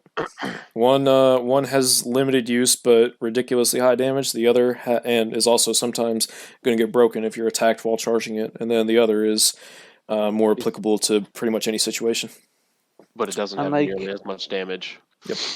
And we haven't even gone into like the other like arms he has. Like, oh my god, there's so many. Oh, Punchline? Jesus Christ, that arm! Man, this guy's sleeping on Punchline. He didn't talk about the mission 15 thing with it, and he's just not using it. I'm like, man, Punchline, homie. Punchline is literally one of the greatest arms ever. Punchline is based. You know, you wanna be permanently like exceeded for like about like a 7-string combo that's unique. Yep. Like fucking use the break gauge on your fucking tomboy. That's another thing. Before I really started like thinking about this video where I'm like I want to talk about every mechanic, I like never used Tomboy because I don't know. I've got issues with it, but I still used it because I'm like, hey, I want to be able to talk about this in my video and say that I actually explored all of his mechanics. And I should mention, I don't think we see him using it. Like, I could be wrong, but I'm pretty sure we never see him using anything but Gerbera for Nero. I want to say he uses Overture at a couple of points, which Okay. it's like Overture's. I mean, it's probably the most basic of them all. So, Yeah, that doesn't mean it's not useful. Still, it has its uses. And oh, it's a absolutely, good, yeah. But then again, it is meant to be. Even Nico calls it very plain Jane in her reports. So like, of course, Yeah. it's very. Of course, it's not the most depth or Yep. the most the deepest. Fuck. It's not the most But even then, versatile. But even then, it's still got some supplementary mechanics that push it just slightly over the top than just your starting Devil Breaker. Oh man, I've got this clip of a combo I did on Virgil using Overture and like Ragtime and all kind. I was juggling the poor motherfucker. It was crazy. It was good Yeah. stuff. Anyways, yeah, no, just because you don't dive into the mechanics doesn't mean that Nero's bland, homie. I'm sorry. That's just you're wrong. Enemy variety is good. There's a few enemies that I think are really interesting to fight against. Riots are terrifying in groups because of how nimble they are with all their attack variations. Hell Antinoras have an interesting attack where they run at you in a berserk mode that gives them super armor. The Chaos is a constant threat with its devastating full screen spinning attack, and I like fighting the Angelos by flying over their head and hitting them behind their protective shield and launching them into combos. You know, one might get the impression that he finds these enemies relatively threatening. Yeah, I mean, he's talking about them pretty positively, and he even mentioned a strategy for the Angelos, so I would assume that to an extent they're threatening enough enemies. Yeah, he referred to the Chaos as dangerous and stuff, and it's like, oh, okay, yeah, accurate stuff so far. I wonder if it's going to go anywhere. The intricate design of enemy behaviors, combined with all the cool and useful attack options from Nero and especially Dante, lead to some really fun and challenging fights. I've seen 20-minute challenging video guides on YouTube that talk about how to deal with just one enemy type. That's some real depth.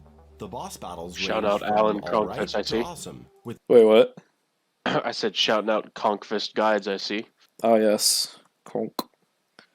type. Good That's man, some good real man. depth. Check out him. The boss battles range from alright to awesome, with the exception of the Mission 6 Nero boss fight, which even on Dante Must Die difficulty is the most pathetic boss fight I've encountered in years. Yeah, I agree. Some of these guys took me a couple hours to take down. I'm a fairly Whoa, it took him a couple of hours to take down some of these bosses? Ooh, you might even say that they're challenging to an extent. that sounds... That they're difficult. Yeah, it's... But, I mean, to be fair, he also doesn't specify what difficulty they took hours to take down on. Or which bosses they even are. But, Yeah. Although I guess it's implied that King... Well, I mean, King Cerberus has to be one of them because I would argue it's the hardest boss in the game, but yeah. Definitely. I mean, God, that fucking health bar, it just never goes down. Oh my god, tell me about it. player, and Well, I take I got longer this than guy. most people to adapt to how games want me to play them. But I don't blame Hello? my failure on the Was that- combat option. What'd you say? Give me 1 second. Okay. You there, Arlo? Yeah, I think. Hello? Yeah? Hello? You said hello. Can you come through all right? Yeah. Okay, cool. Sorry. You're good. Had a bit of a flim-flam there. It's all good. You're good. Yeah, just wait a second.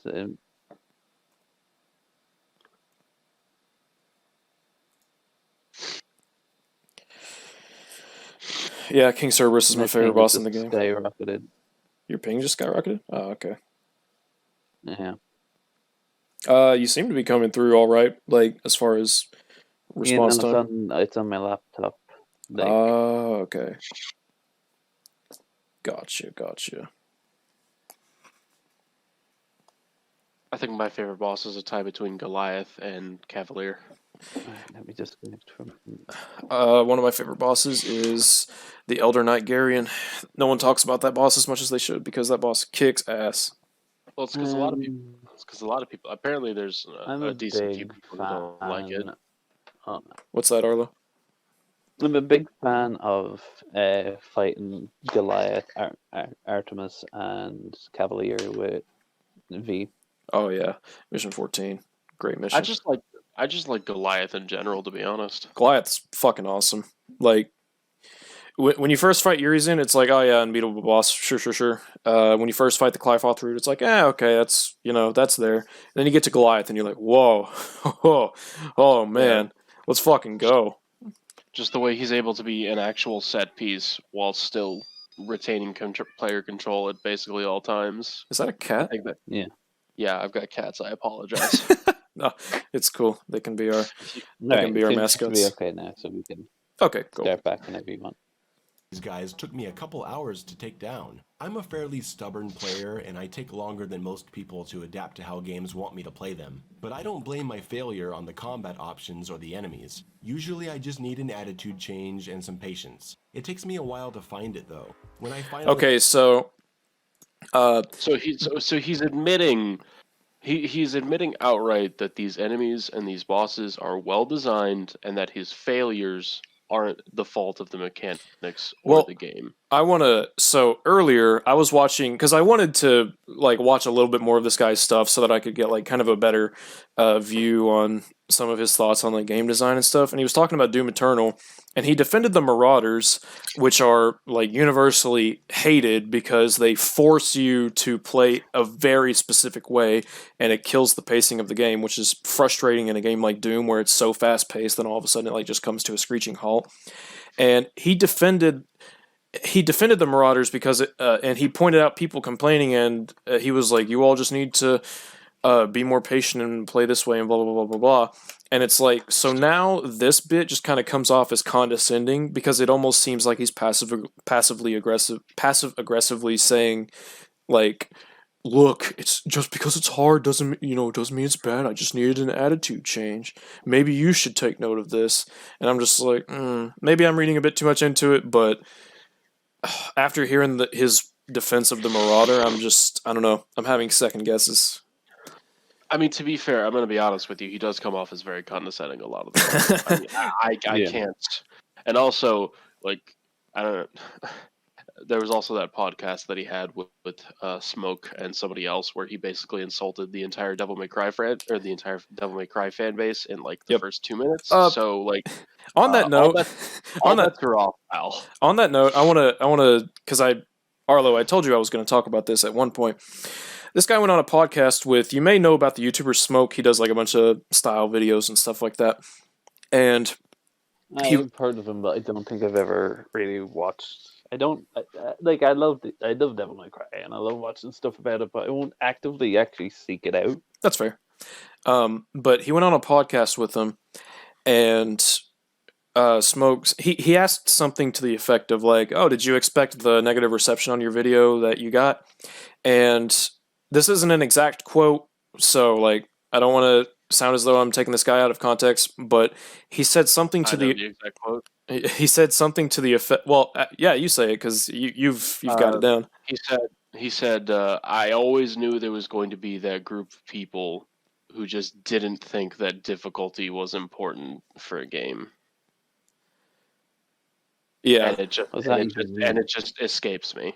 Like that's what he said, and so like what the fuck does that even mean? You're telling the Devil May Cry community that they don't want difficult games, or you get off your fucking rocker, buddy, because the rocker's clearly not even here. It's like, so yeah, Arlo, do you have any thoughts on this individual saying something like that? I think he's fucking stupid. I mean, that's definitely the biggest things in the Devil May. One of the best things, like I've never been able to do much past Son of Sparta. I got fucking hard blocked on the mission where Nero has to go back and fight Urizen. I couldn't even get to Urizen. And I was like, okay, this is my limit. This is what I can do. Like, if I can try, and I tried to beat it multiple times, but I couldn't. I think it was a room with rages. Is that the ones who teleport? The Furies.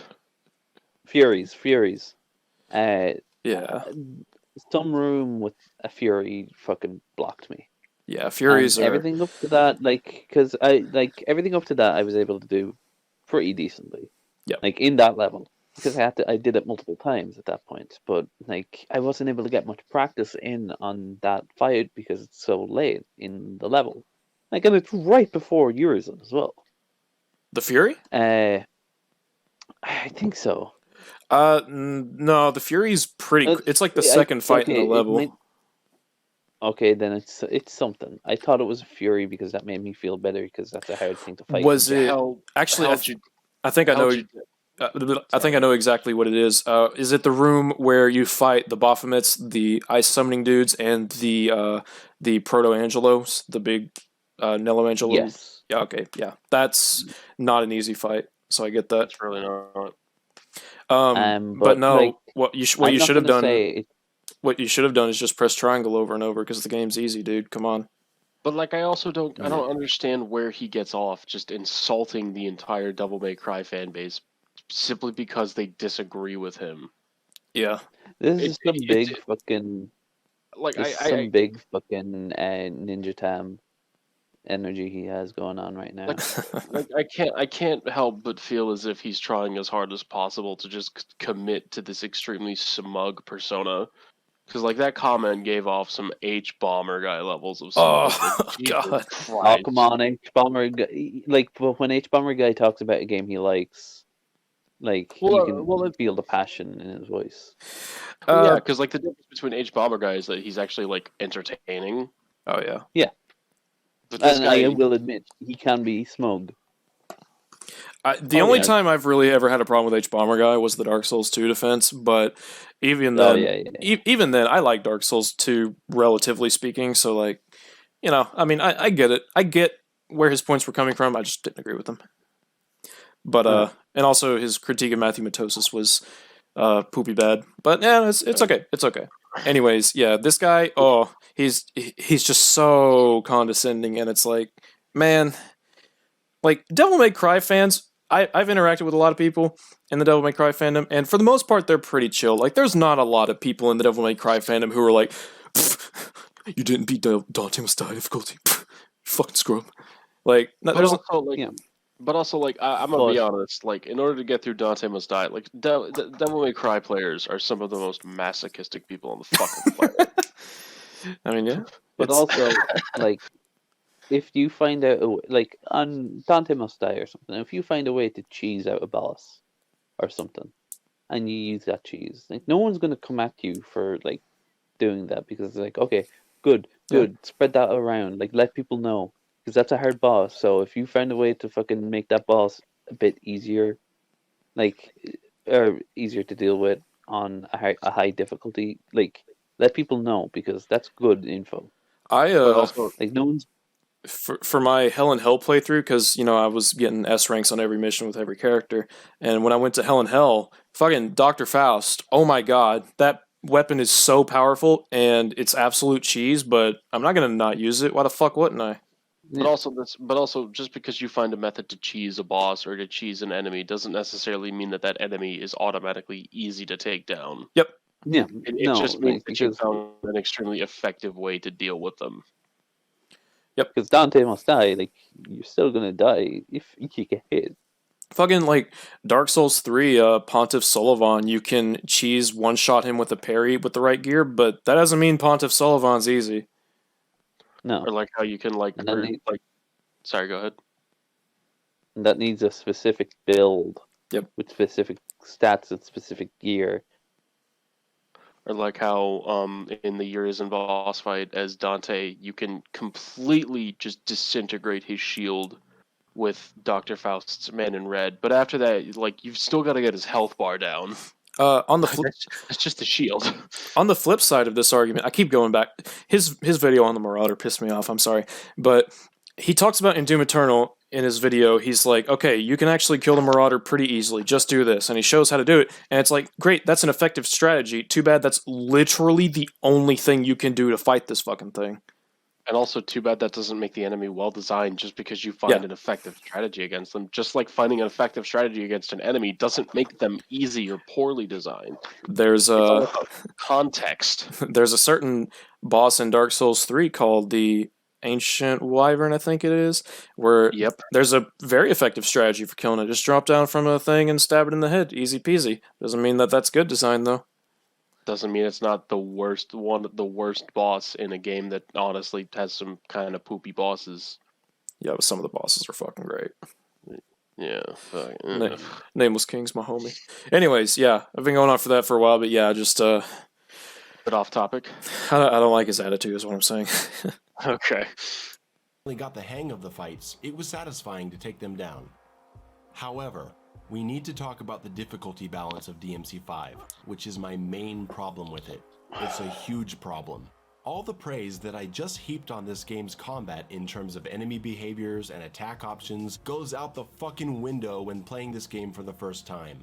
When playing DMC5 for the first time, you are given 2 difficulty options, Human and Devil Hunter. I like challenging games, so I went for Devil Hunter, and the first thing I did was try to mash triangle on my PlayStation controller and see if I could win that way.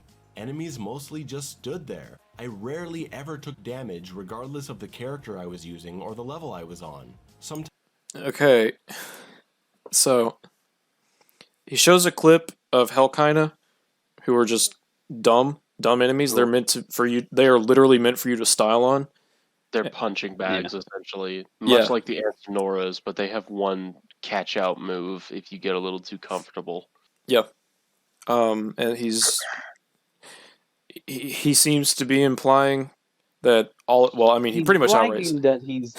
He's bragging that he's mashing triangle on an easy difficulty. On an easy enemy. Or not easy, but normal on an easy enemy. Yeah.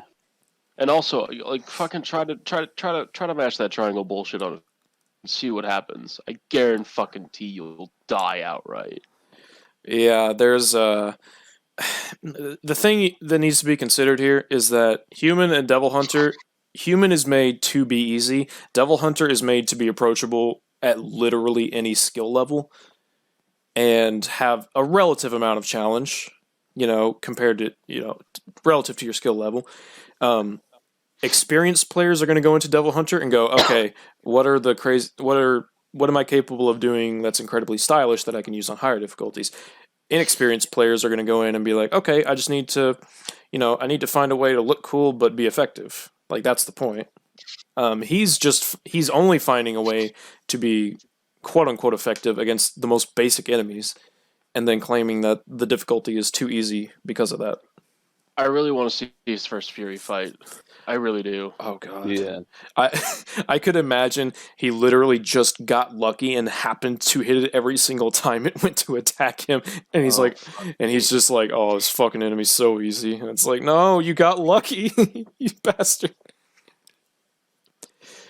Oh man.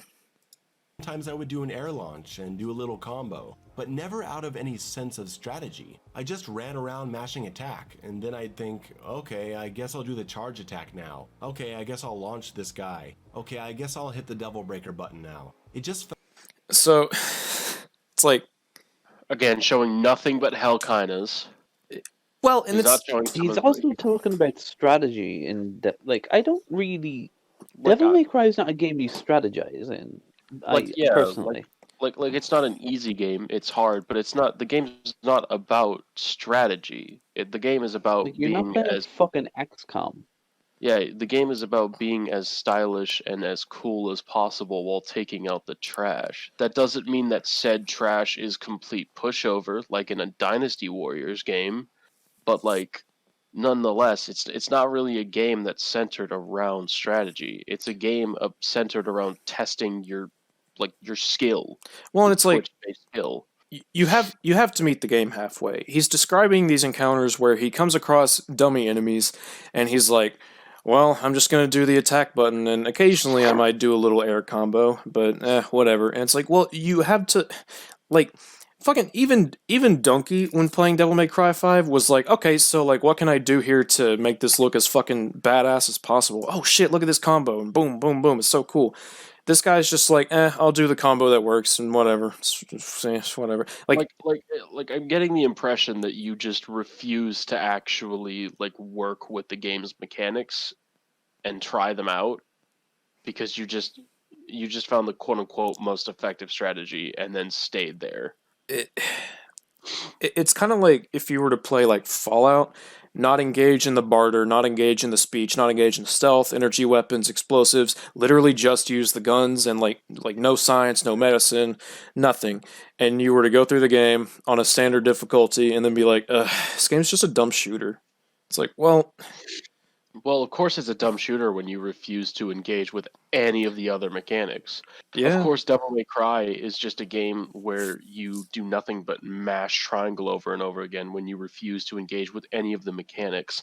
Something that you even got mad at people criticizing God of War for in your Oh, How God of War was ruined video. So I can't help but feel as if you're coming across a little hypocritical here when you criticize everybody for not giving God of War enough credits for its mechanics, and then you literally don't give Devil May Cry enough credit for its mechanics because you seemingly didn't care to actually try them out. yeah. Very well put. Thank you. Right. Felt like I was doing whatever and nothing had any real meaning. Add in the fact that the enemies will not attack you if they're out of view from the camera, and you have an incredibly easy game. Let's talk about that for a moment. So in Special Edition, enemies will attack you from off camera. So right off the bat, that's fucking out the window. But also, I would argue, Now, to be fair, this was not for the special edition. yes.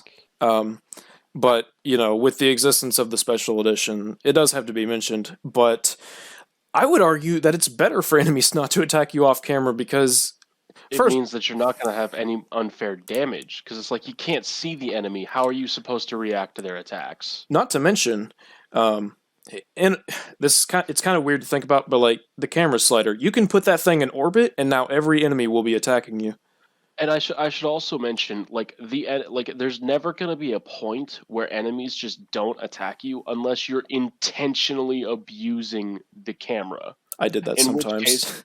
which case it's not the game's fault. It's your fault for resorting to it. Yeah. I sometimes did that just to see like if I could, and it was more or less effective, and I thought it was kind of funny. I never really made much out of it, to be perfectly frank. Because I mean, the way I play, I'm really aggressive when I play Devil May Cry, so I'm like always on the enemies, meaning my enemies are pretty much always in the camera. So it's like there's not really a point where enemies aren't attacking me. So this is just one of those things that I don't really like. I just don't get. Maybe There's no clear right or wrong answer as to whether or not this is a starkly good or bad thing. It has its benefits and also its drawbacks, but I would say Yep. in order to have as little player frustration as possible, the benefits here slightly outweigh the cons. You know what this reminds me of? This reminds me of with The Last of Us. There was a discussion about your partner, your companion AIs being able to be detected by enemies when you're in stealth, and it's like, you know, that's Naughty Dog even said they were just like, that's one of those things where no matter what call we made, there was going to be some net negative, and we just had to go with what we felt was the best thing to do. And it's like, Pretty you know, much. it's And just this is exactly it's the nature of the this is beast. exactly the same scenario. But at the end of the day, they thought of players when making that decision. At least in Devil May Cry's case, they thought of players when making that decision first and foremost. And I'm Yeah. willing to give them props for caring about the players and making sure they had as little frustration as possible. Yep. I feel like Sorry, go ahead. I feel like this guy needs to play Devil May Cry 3 on the PS2 and pick normal difficulty, and then tell me how easy it is. God. non-special edition. Yeah, non-special. Non-special edition. Just base Western Devil May Cry 3 on normal, and fuck me, dude. Yeah, play the game and just mashing triangle. You'll do fine. The game has 4 other unlockable difficulties, which is where things get interesting, but we'll get there. You are not allowed to select hard on your first playthrough, which has a really negative impact on a first-time player's experience if there's someone who likes being challenged. Can we talk about this? Absolutely. Okay. I would like to illuminate anybody who may not have context or doesn't know as to, and apparently Mayo doesn't seem to realize this in his video. There is a reason as to why it is that you are not allowed to access Son of Sparta immediately after booting up a new game. It's not simply because of the fact that the enemies are harder because of the fact that they, ticked some damage sliders and called it a fucking day. Devil May Cry has always had a tradition of remixing enemy placements on higher difficulties, starting with hard, or in this case, Son of Sparta mode. So for a first time player, that would really fuck with both the difficulty curve and also the player's expectations, since they would be introduced to enemies way earlier. Yep. And Yeah.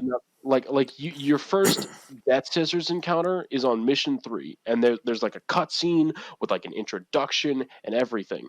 And on Son of Sparta, you fight Death Scissors for the first time on mission 2. So it would be a little weird to a first player to be like, wait, didn't I already fight this enemy? But there's also higher level enemies too. Like, for example, you encounter a Fury as Nero on mission 8 in Son of Sparta, a whole 4 missions before the Fury is actually introduced on Devil Hunter. And I should mention, there's a reason as to why it is that Dante is the first person to go up against a Fury, the only character who has a dedicated defensive option, because the Fury has a really esoteric and much different moveset compared to every enemy. So there's a lot of consideration taken to who encounters what enemy first, like how V encounters a behemoth first, an extremely tanky enemy that requires you break its armor before anything else. And V is capable of staying a distance whilst also attacking. So that's why it is that you can't access Son of Sparta. It's not a traditional hard mode, and it's something that Mayo just doesn't seem to realize in his video, even though he shows footage of Son of Sparta regularly. So, like, I don't know what's going on anymore, to be honest. I just want to fall asleep. On the flip side of this argument, with Special Edition, you can access Legendary Dark Knight difficulty right off the bat, and I would say that that's fine because the game is basically made with the idea of, okay, people have played Devil May Cry 5, now let's give them Devil May Cry 5 with a little bit more, and that's fine. Let me tell you something, brother. When you go into Mission 4 with V, and you have to fight 2 behemoths with basically nothing, let me fucking tell you, that shit's hard. That shit is really hard. And I had, like, a couple hundred hours in V at this point, so, like, having all that shit taken away, and then having to fight 2 behemoths, it's not the easiest time, let me tell you. And I'm fine with it as an experienced player, because, again, I'd played the original version of the game, and I just wanted to do Legendary Dark Knight, because LDK's the greatest shit of all time. But if I was, like, a new player, like, if I was playing DMC5 for the first time, and I was playing, and they had LDK, and it was available right off the bat, and I got to that point, I'd be like, oh my fucking god. So, like, I would have 2 options at that point. Push forward, which, oh god, first time playing might be a nightmare. 2, go back and farm a bit to get skills where I'd be able to fight this thing, or these things. Or 3, go to a lower difficulty and have to replay missions. And it's like, none of those options are really optimal for a newcomer. And since you want to speak on behalf of newcomers so fucking much, well, there you go.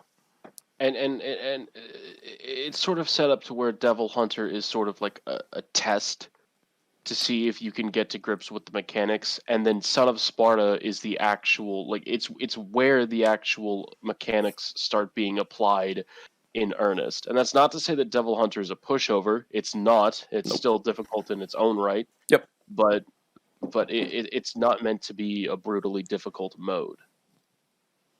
Yep. Agreed. My first time playing with a friend, it was also his first time playing because we were so hyped when the game launched. Both of us died at multiple points, especially to King Cerberus. Fucking King Cerberus. Oh my god. It's not easy. I didn't have any trouble with King Cerberus my first time. Well, fuck you. You're playing the game wrong. You're smashing triangle, aren't you? Oh boy.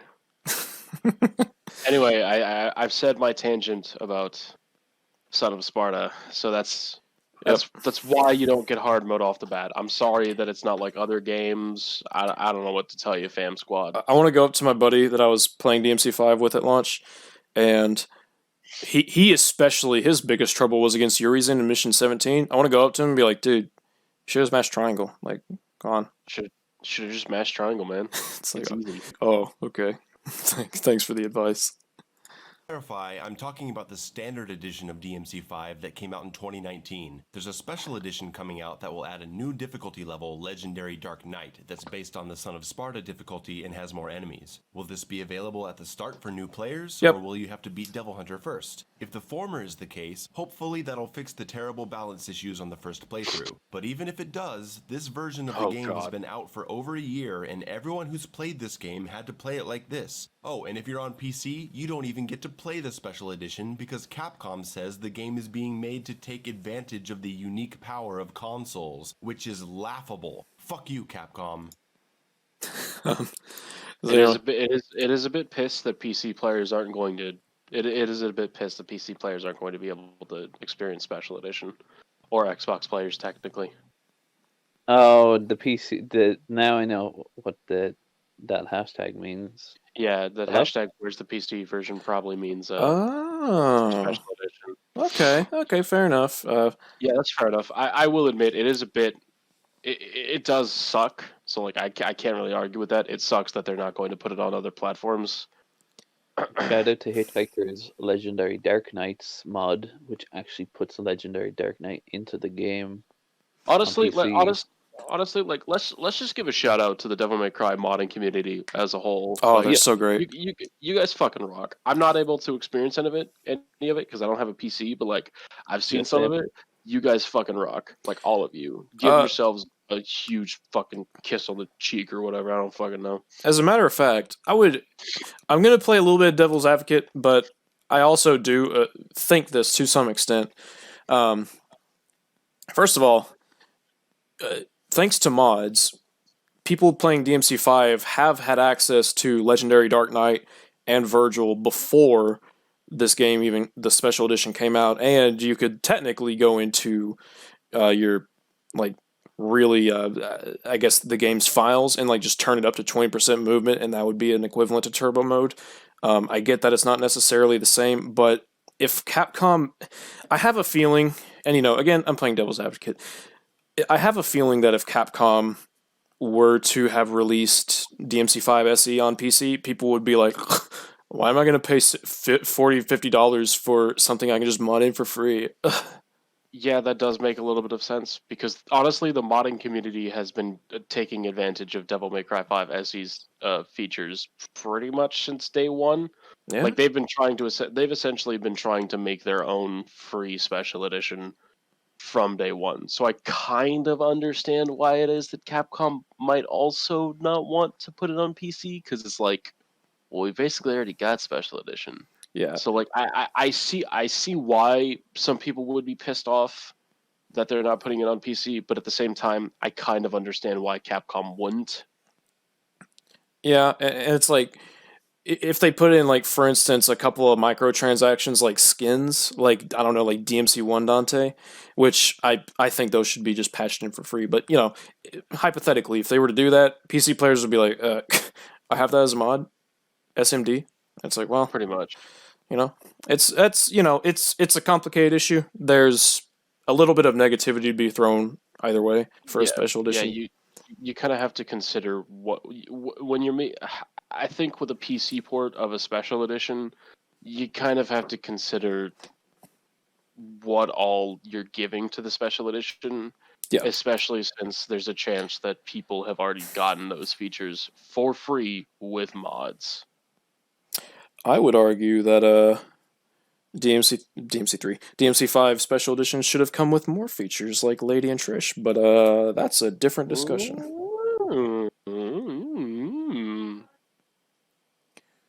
But hey, it's a whole other thing. If this forced easy difficulty were put into other games I played, I'd be furious. Even the boss fights are easy. Every boss fight was just me screwing around. And if Okay. Now, weren't you the one who said that the boss fights and the enemies were all challenging and engaging in their own ways? I don't know if you used those exact words, but I know for a fact you literally spent an entire section of this video talking about how greatly designed everything was. Not in detail, but you Yeah. definitely said that they were challenging. And, I guess one could argue that maybe he was referring to the higher difficulties, but But he didn't clarify that, so we have to assume that he means that at base, these enemies are satisfying and challenging to go up against. yeah. Well, and it's like higher difficulties don't necessarily change the enemies themselves. They just make them like more aggressive and have more damage and stuff. Yeah, Yeah. except for Dante Must Die, where enemies also get Devil Trigger, but that's Right. a single difficulty out of the entire batch. Son of Yeah. Sparta pretty much just gives them different, more damage and remixes the actual placements. Right. But the enemies themselves are design wise the exact same, so it's like So if they're easy on one difficulty, giving them more damage on the next difficulty isn't necessarily going to make them more challenging. right, and this kind of It's going to make reveals them more punishing. yeah, this kind of reveals what he considers difficulty to be, where it's literally just enemies dealing more damage.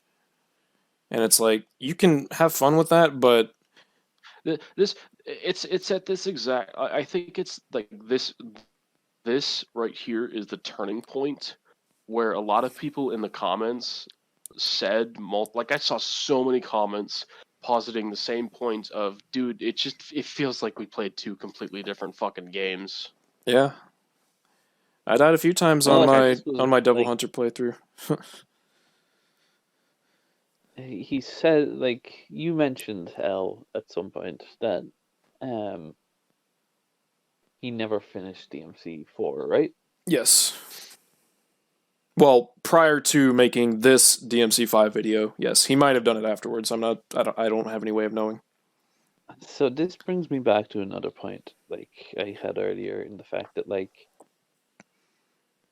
if you're expecting something from a game, like and that game doesn't turn out the way you like maybe go back and check out the earlier ones before Honestly, you hop into the latest one. one of the things I was gonna posit was, hey, if you start with Devil May Cry 1, I would argue it's the most like God of War any of these games are, and then as you go through the series, you'll acclimate to how the series diverts from Changes. those types of design philosophies, and you'll really see how the mechanics came to be what they are, and you'll understand them much better. DMC3 introduces Yeah. introduces style mechanics. DMC4 is like, okay, you can use all the style mechanics at once. DMC5 is like, okay, all of that, but there's more, and it's like you would know that, but you're diving into the deep end without any understanding of how to even swim. It's like in the story section where he was like, I don't really have any context for all of this, and it's like, well, no shit, you started with 5. Yeah. Hell, I You've would. missed 3 other games worth of character development. Yep. Yep. I would. Hell, I would actually take this argument from someone who played like 1,000 hours of DMC3, and they jump into DMC5 Devil Hunter, and they're like, "What the fuck? This game's so easy." And it's like, well, you have to consider this, and they'd probably be like, yeah, it makes sense. But no, he's a newcomer. We've played so much of the game. We can't. We're not being. We don't know the game's difficulty. You know, we're too Yeah. too good. Indeed. We're too good. We're not Too normie good. enough. We're not. If you died, which rarely ever happened, the game lets you revive with red orbs or gold orbs, so there weren't any consequences to my actions. And the So there are. Okay. First of all, I Fuck do somewhat you. Fuck this guy. I do somewhat agree that being able to revive indefinitely with red orbs isn't necessarily a good decision, but at the same time, to act as if there's no consequences for it. First of all, if I'm not mistaken, the cost increases with each difficulty. But even Yeah. if I'm So wrong it's not about indefinite. Yeah, yeah, you can but only do it but 3 times. but at the same I think. time, like the cost also increases more each time that you revive, and not only that, just because you revive doesn't mean that you are guaranteed success. Yes. It is the chance to succeed. That's it. I So would.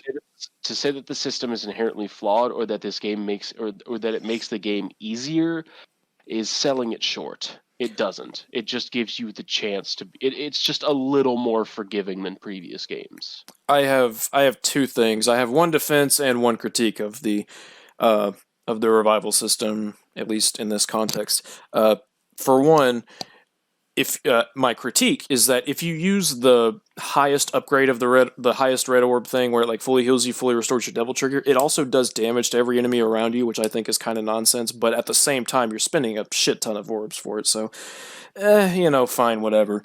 Yeah, But when you use a revive, if you revive with red orbs once, that's a 20% reduction of your score, which has a tangible effect on the speed of your progress. If you use a gold orb, you take a 50% hit because gold orbs have another penalty of their own for using one. If you use 3 gold orbs, your score is reduced to 20%. So, like, there are punishments for this. The player is actively punished for using crutches and not being as skilled as they need to be. And there's a reason they took out items. Yep. Like, you can't use holy water. There's no holy water. There's no stars. There's no nothing in this game. You're basically on your own. And I should also mention that your score at the end of a mission is important because that affects how many red orbs you've got. Meow. Oh, sorry, Kitty, stop it! No, you're good. Papa's recording with him friends. Oh man, but yeah, like leave that in. I need everyone in the world to hear my sweet child. Of course. Yeah, like he's pretty much just seeing, oh, there's a revive system, game easier, which, hold on, wait a minute. Doom Eternal, this game he loves, you can just get infinite lives and you'll be fine. You'll never be punished for it. I hate using the Souls games as the benchmark for hard, but I don't even know if it has a revive system technically. Yeah. Yeah. Like, you're never going to be not able to continue in that game. Yeah, I mean, developers want people to beat their games. Like, I don't know what else to say. Like, some players, if like there was just no way of reviving and they just weren't that skilled, like they wouldn't beat it, and that would suck for them. They'd have an incomplete story and a muddled experience.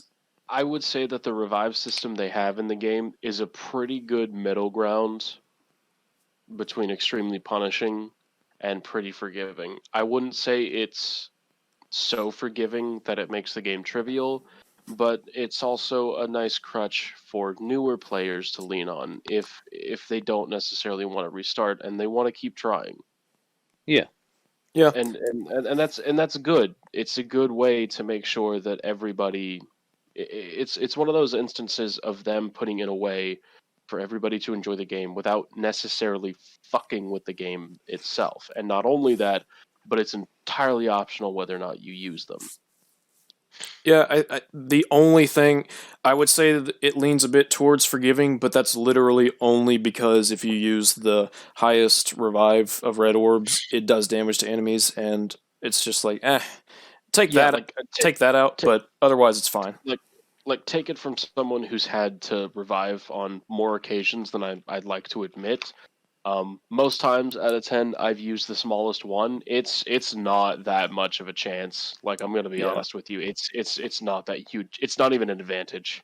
It's just enough health for you to be considered alive, so that you can keep fighting. Yeah. It gives you 3 bars of health. I think that's like half of the starting health. Yeah, and I cannot stress this enough. It is the chance to succeed. Reviving does not guarantee your success. Even if you use a gold orb and revive with all your fucking devil breakers and your devil trigger, it's just a chance at it. Yeah, my buddy who played with me when the game first came out, he had to revive like twice against Urizen, and he was, well, there you have it. He had to revive twice. That first one, he was able to get some hits in, but Urizen was pounding his pooper, His pooper. That's what he does. Those big old fists of his. He sure fucking does. Unless you're Virgil, and then you can just storm swords and real impact his ass. Or just fucking Man in Red as Dante. Yeah, true. But Oh anywho, boy. But The anywho. game gives you so many orbs all the time that it's very easy to unlock most of your abilities. For all this talk about needing to doesn't make keep the your game style easier. meter high, I unlocked a ton of moves by the end of the game just by screwing around. I think this is the first time I've ever heard anyone complain about unlocking a lot of moves in Devil May Cry. Yeah, I can't stress this enough. I said I'm it so before. baffled. I said it before. Having all of the moves doesn't make you better at the game. Yeah? It gives you more options, Yeah, it gives you and more. That's. Sorry, go ahead. certain moves are very useful against certain enemies. You know what's really good against the what's the ones that go berserk? Oh, Antinors? Antinors. Antinors. You know what's really good against them? Royal Guard? Hardline and Nero's other new move. Oh, Hardway? Hardway and Payline. yes. Payline, yeah. Yeah. Those are really good against them because one is a ground bounce, which you can just combo into an air launcher. Yep. And the other is super armor that you can just use to get a quick hit in and then like move past them quickly because you won't get knocked out of it.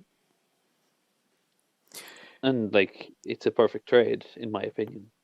You know what, you know what I would recommend to offset all of these complaints of his?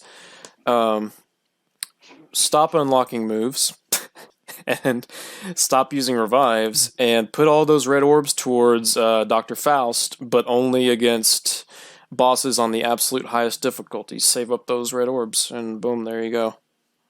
Or just save up the orbs for the EX stones. Yeah? Yeah, or, just stop fucking complaining because you have all the moves, even though the moves don't make you better at the fucking game. Hell, you know what? You can also lock those moves after you've unlocked them. So just, if you think a move is overpowered, lock it. You can't use it. Yep. Yeah, I mean... You got options, you're just not using them. Yeah. I mean, this is the Devil May Cry game with arguably the most options out of all of them. He's taking, like, the most surface level observation and, like, extrapolating so much from it, irregardless of everything else the game offers. Hold on, did you just say irra-fucking-gardless? It's I don't think- regardless. I don't think we can be friends anymore. Oh, shit, did I say irregardless? You said irregardless. Oh, poopy. I didn't mean... You know what I meant. I meant to say regardless. I Now can we never move to the forgive grammar you. Nazi corner of the podcast. Oh, damn it. Oh. It's okay, El. We can still be friends. Anyways, mayonnaise. So I felt no motivation to care about combo durations or ranks. The game also gave me 100,000 red orbs right from the start, which I was able to pour into the most necessary combat and mobility options, which ruins the whole idea of the game teaching you how to play stylish in the beginning to get... No, it For doesn't. Nero, you were able to pour them into the most necessary stuff for Nero. Yeah, you have to get to V and Dante first. Yeah, hell, you know what? Just pour that 100,000 red orbs into gold orbs and then don't use them. But also, I can't stress this. I know I keep saying it, but I really can't stress this enough. He seems to be equating having all of the moves as being better at the game all of a sudden, but that's not the case. The entire point is to experiment with them. Like, what? I can assure And he you. says he doesn't care about ranks and shit. Like, Yeah, it's like... then play a different game. You know, I've been playing through Prototype recently, and let me tell you, just because I unlock combos for different weapons does not make that game easier. Let me fucking tell you. Having more moves never makes a game easier. It's what you do with those moves and how you incorporate them into your gameplay that makes you better. I can have the strongest moves for Balrog unlocked, and I still could just completely bite the fucking dust because I can't use them properly, or because I decide to actually use Pyromania for once. The point is, don't use Pyromania, kids. You know what? Just because you have real impact doesn't mean you can real impact every enemy. Exactly. Just But I because. wanna. Oh, I'm sorry, Arlo. You have to actually, time your attacks in order to. wait, No, I'm gonna do it. wait, what are you talking about? Why wouldn't you just press triangle over and over? Yeah. What's a real impact? Shit! Get those important first upgrades. That's a huge fail right there. Oh. It's here that I need to start talking about God of War. The classics, Oh not the latest. boy. Oh yeah, this is... Oh, epic fail, my guy. Epic fail. Sooner, what are you thinking? That's such an epic. Get fucking pranked, guys. We all got pranked with this game. This game sucks. God of War is about to I'm coming nay-nay on around. Devil I'm May coming Cry. around to Mayo's side. Yo, I'm gonna be I'm honest. coming around to Mayo's side. Mayo's a genius. He's so galaxy brained. Yo, I'm gonna be honest. Devil May Cry's combat is way deeper than even the original God of War's. I'm gonna be straight with you. It's way better than the original God of War. What the fuck was? What was Arlo? what was that? Are you just exactly? No, I'm getting upset. I'm genuinely getting fucking upset. Oh no, we're not even halfway done. Just you fucking wait. We're not even 10 minutes through the video. I mean, well, another 10 minutes. I mean, Oh, by the way, Yeah. Arlo, you like V, don't you? No, no. yeah, I no, love V. V was No. like, No, no. You poor bastard. Oh, I can't wait. V's a really fun character to play. Oh, God. Oh, it's coming. Play the fucking video. And now wait. Let me say one more thing. If I would like V a lot more if I knew he was going to come back. The only thing stopping him from being my favorite character in 5 is the fact I know he's not coming back. But that also adds to his charm a lot. Like, Yeah. he's only in this game. It makes him feel like more of an event in this game because it's only this Yeah. game. He's You know, you could compare him to Lucia from Devil May Cry 2. I'm gonna fucking Sure. slap you. I swear to God. I love no. Lucia. She came back in the prequel novel. Oh shit, she did. That's right. See you Actually, next time, son of Sparta.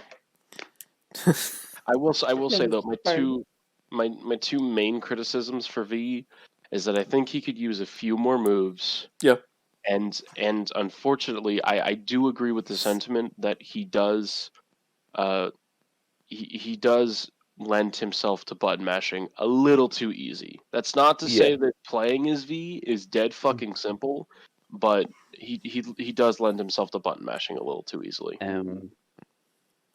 I was having trouble playing something recently. It was after I just finished watching a stream archive of Bayonetta 2, and I was wondering, like, it's not the same voice actor, but I was wondering, why does Alrane sound so familiar? It's because, like, I was thinking of fucking Lucia, like when Alrane says Madama Butterfly. I was thinking of fucking Lucia. For V, the way I describe him is I would compare Dante and Nero to like I would say their combat style is like someone who's dancing, but V is like someone who's orchestrating. Yeah, I mean, and also he doesn't have a cliche personality. You fucking dolt. Yeah. Sorry, that was a bit mean. He's like, if V was emotionless, he would be cliche. But he very clearly he has a smile a lot of the time. He enjoys what he's doing. He's very. I mean, fucking he's hell. very cocky. He's very eccentric. He's very jokey in his own way. Yeah. I mean, like he has Dante and Nero. He has multiple taunts. Like he has a taunt where he conducts Flight of the Valkyries. He has another taunt where he plays an air violin. Mary Poppins. And then his X provocation is Mary Poppins. I think it's actually a reference to Clockwork Orange, but I could be wrong. Oh, it might be. Poppins. Mary Poppins seems like it would be. I've never seen V's. Was that? I don't think I've seen V's EX. It's fucking amazing. It's adorable. Yeah, you should look up we might look it up at the end of all of this. Just watch those special taunts because they're adorable. They are adorable, especially Virgil's. I love him so much. But Anyway, Right. let's go back to this weird Back fucking to getting me condiment. mad. well, Why mayonnaise? what- I can't get over it. Why did you choose mayonnaise as your avatar? I Well, just ketchup is too spicy. Shut up. as anyways, what was that about God of War in this DMC5 video? Game. I'm not going to say that God of War is a more complex game than Devil May Cry. Definitely It's not. DMC goes far deeper into enemy-specific tactics and crazy amounts of combat options and technical skills to master. But I will say that when you start God of War for your first time, if you pick the highest difficulty option, the game will kick your ass if you screw around. The very first So will Hydra head Devil May encounter Cry. in the second room will kill you if you don't block. On the second level, if you're just mashing attack, the guards will tag team you and hit stun you, and you'll be dead in about 10 to 15 seconds. I like how he shows. No, real quick, I have to ask, why is it that for the majority of this clip, you're attacking the complete opposite fucking direction I of was your just enemies? about to point that out. I was like, yeah, if you mash attack in the wrong direction, you're definitely gonna have a hard time. Like, I don't know what else to tell you. I should also mention that in his How God of War Was Ruined video, he likes to call the quick time events mini games. Like, they're not mini games, buddy. They're just button prompts. That's not a mini game. That's just pressing buttons out of fucking controller. Oh, I do. Oh my God. Are you okay, Arlo?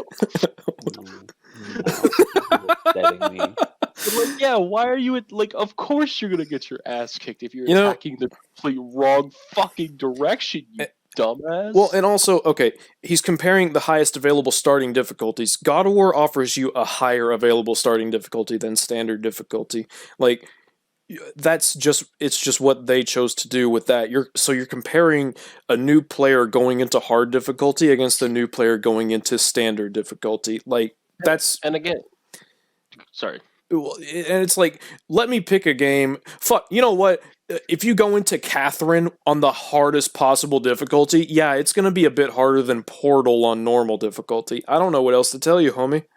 Yeah, not starting off difficulty right off the bat is not an objective flaw. It's just a choice that the developers make, especially when the hard difficulty is different from every other traditional hard difficulty out there. I have a good parallel for this with FF14. Okay. Oh, The boy. first time you run into the first trial you fight in FF14 is Ifrit, and it's called Ifrit. Is it easy or normal? It's I'm pretty sure it's easy. Yeah, you fight it with 4 people at about level 20 or so, 15 Yeah. maybe, 20. with 1 tank, 1 healer, and 2 DPS. Next time you get to fight him is at level 50, and it's called the Bowl of Embers Hard. And you fight it with 8 people, 2 tanks, 2 healers, 4 DPS, and it's significantly different. It's a very different fight. And then even after that, there's an optional fight that's not part of the story called the Bowl of Embers Extreme, which is very different, like all the extreme fights are. And I should also mention that every single trial after level 50 is called hard. Like, each one is hard. They start off easy, and then they're all hard. Hey, yes. Real quick, my mic is like constantly going off, it seems like. Am I getting background noise in or something? No, we can only hear you. Okay, that's good. Both OBS and Discord keep showing me as like it's blinking, and I'm like, what the fuck is that? So it's No, you're good. as long as it's nothing, that's good by me. Anyways, you're comparing normal difficulty in one game to hard difficulty in another. I'm sorry, homie, but that's some bullshit. And this is what I think I mentioned back in our first recording session. He just constantly has to compare it to other games rather than simply judging it on its own merits. Like, comparing it every now and then, it's not bad. But when almost all of your points are like punctuated by No, this is God of War. God of War did it this way. When almost all of your points are punctuated by a comparison, it starts to devalue like the entire argument. Like, you're not you're not arguing the merits of Devil May Cry. You're comparing it to another game entirely. Like, they're in the same genre, but these are two different games. Make no mistake. Yeah, it's I would even argue they're not the same genre. Games have come a long way since Pac-Man. yeah, it's kind of like if you were to describe I don't know, like Dark Souls and Uncharted as action adventure games. It's like, yeah, I guess, but come on, It'd be like if someone did something very stupid, like comparing Dark Souls to Nier Automata to Dark Souls. it'd be kind of like if you compared I don't know, let's just say Horizon Zero Dawn or Uncharted or Monster Hunter World. or Witcher to Dark Souls. It's saying they were all just the same game. I don't know. Saying that they were Yeah, all the the Dark same Souls of game Dark because Souls we have a reviews. free camera. Unironically, it's either this video or the next one. He compares Crash Bandicoot to having the same camera style as Dark Souls and those other games, and I'm just like, oh god, it's just like Dark Souls.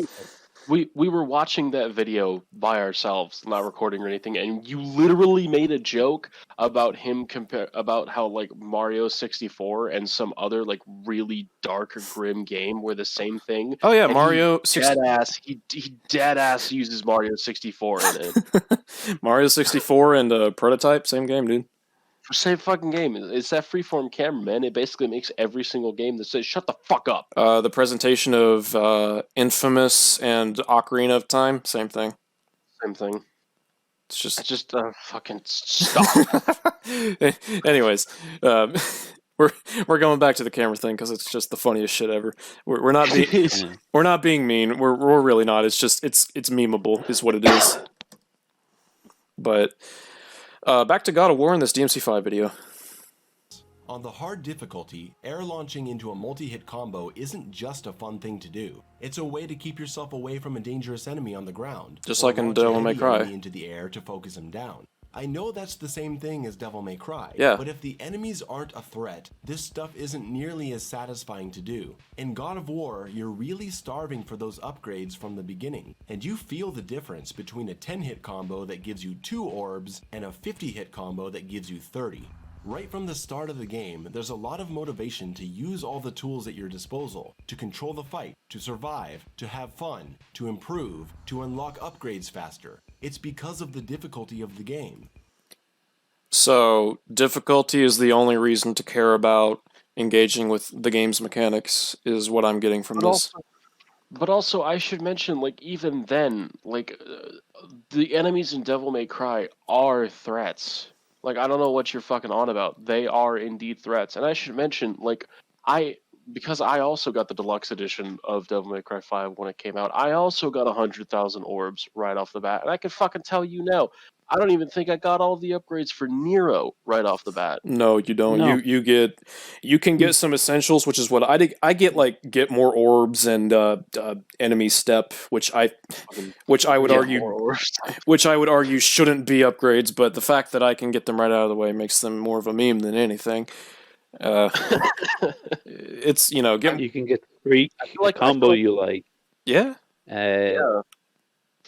Air hike, and like because every upgrade you get, like increases the value of the next. Yeah, that Like- too. So like you're gonna have a hard time getting those extra. Like by the end of the game, on my first playthrough, I was actually starving for upgrades because like my red orbs were scarce and everything costs so much by the end of it. Oh, dude. Oh, think about this. In DMC5S, well, if you have Virgil anyways, if you play through as Virgil first, or if you play through as the others first, all the stuff you get transfers over to Virgil or the base game characters. Imagine how fucking mad he would be to discover that. Mhm. And I think that the orbs should transfer between characters. Oh, it's yeah. Like, why would they have their own currencies? Absolutely. That's just needless frustration. Yeah. But I'm just thinking to myself, I could imagine him playing like through the base game, and he has a bunch of stuff, and then he goes on to Virgil, and he's like, "Oh my god, I can unlock things for Virgil! Oh, woe is me!" And I can't stress this enough. Having the upgrades doesn't make you better by default. Yep. It doesn't automatically make your character more effective. You know what? I would even argue having a double jump doesn't make the platforming necessarily easier, just inherently. Yeah. Because the platforming is designed around the idea of just having a single jump. Well, primarily just around having a single jump anyways. It's just if you can think of how to, and it's an easy thing, like obviously anyone can do it, but having the double jump and incorporating it is like, that's up to the player to do. And there's even some platforming sections that are actually a genuine challenge. Like there's a few, Rocket arm. well, I mean, even if you don't have rocket arm, fuck off. Like there's a skip that you can do for a few of the fights in Mission 8 if you manage to jump across a huge gap. Mission 3, you can jump over the Hell Antenora. Yeah, you can jump over the Hell Antenora. There is some skill-based platforming to an extent. I actually did that my first playthrough. I jumped over the pit, and then I was like, nah, I want to see what's down there. And then I was like, okay, I'm glad I did that. Yeah, exactly. Like there is skill-based platforming to an extent. It's just not your traditional skill-based platforming. Yeah. Hmm. It's yeah, it's just there's almost like it's almost like there's a lot more nuance to these situations than he's fucking giving them. Not every player is literally only going to tie their motivation to engage with mechanics to how hard the game is. That's just not what people do. Like you don't need a brutally ball-crushing difficulty to be motivated to experiment with the game's with the game's mechanics. You know, Virgil has never had it. Well, other than Dante, all of his fights have been easy, but he's still motivated to get better. Nice. Just saying. But yeah, it's a dumb. I'm sorry, but like, and if it's just him, if he was just like, well, you know, to me the thing is difficulty, and it's like, okay, that's fine, that's a you thing. But when he starts saying like, for a newcomer, it's just so easy and there's no motivation, that's when I start to go, okay, hold it's on. one of those things where like he presents it as if it's his opinion or that he's just speaking for himself, but then he likes to speak authoritatively and like he's actually speaking objectively, and it's like, no, you're not. You're just kind of talking out your ass half the time. Little bit. We're finally halfway through the video. Holy shit! This journey. I feel like I'm telling you, I'm Frodo in this. Bringing the fucking rigs to Mountain Doom. Just, God, I'm finally here. Samwise, please. Breaking out the fucking God line of War for has the this ending. reputation as a button masher because if you play it on normal for your first time, that's how it is. Oh, so what you're saying is the standard difficulty in God of War is really easy and you can just mash buttons to get through it? Yeah, I wonder if we can make parallels to a very similar game that he's reviewing. Like, did you read your script? Oh, man. The same benefit of the doubt that you want for God of War. You think he's using a script? I'm over here like, hey, you know, make sure you proofread. This guy, it's just like, did he even need to read, or did he just like talk out his ass for 40 minutes into a video? Like you want people to give God of War the benefit of the doubt and stop calling it a button masher, but you are literally refusing to give Devil May Cry that very same courtesy. Oh man, it makes you look like a fucking hypocrite, and it hurts your credibility significantly. Like just this one video severely damages your credibility with how much you contradict yourself and how much of a fucking hypocrite you are. But no, we don't want challenging games. But yeah, Devil May Cry players, man, they just don't want that challenge in games. That escapes me. They just want a button masher. You know, is this sounding familiar? Is this sounding familiar? Because this kind of sounds like the stigma that God of War had. Yeah. Oh man, I would argue that God of War is still more or less a button masher on the higher, unless you're like on the highest difficulties. Then it's like, okay, so now you need to roll. It's like, oh, okay. I'm being disingenuous, but you know, I've played I've played every God of War except for Ascension, and it's like for the most part, and I played on the hard difficulties. It's mostly just button mashing. Oh, and I didn't finish God of War 4 because it bored the shit out of me, and I just watched the Super Best Friends play it. I guess that's worth taking into consideration, but yeah. Anywho, I mean, I can't blame you for boring you. I can see that. yeah, I mean, and I'm not going to post a critique of it and just say, oh, it's boring, it didn't engage me as a newcomer. Yeah, like you gotta go into detail on that shit, man. You gotta tell us why, and you also gotta stop contradicting yourself every 10 fucking seconds. I don't know what you're talking about. His script is airtight, dude. This has to be like the 7th draft. Bro, God of War and Animal Crossing, basically the same Oh game. god, no. uh, I just want to mention, like, we got a whole 6 seconds before pausing again. I think that's like a new record for the shortest amount of time we've been able to take his fucking dumbass voice. Bayonetta and Little Big Planet, same thing. Basically the same fucking game, bro. What are you talking about? Yeah. Fuck Or, yeah. well, no, not Little Big Planet, Sackboy's Big Adventure. But, Sackboy's Big Adventure. Why didn't they just call it Little Big Planet 4? Shut up. Fuck you, that's why. Oh, great.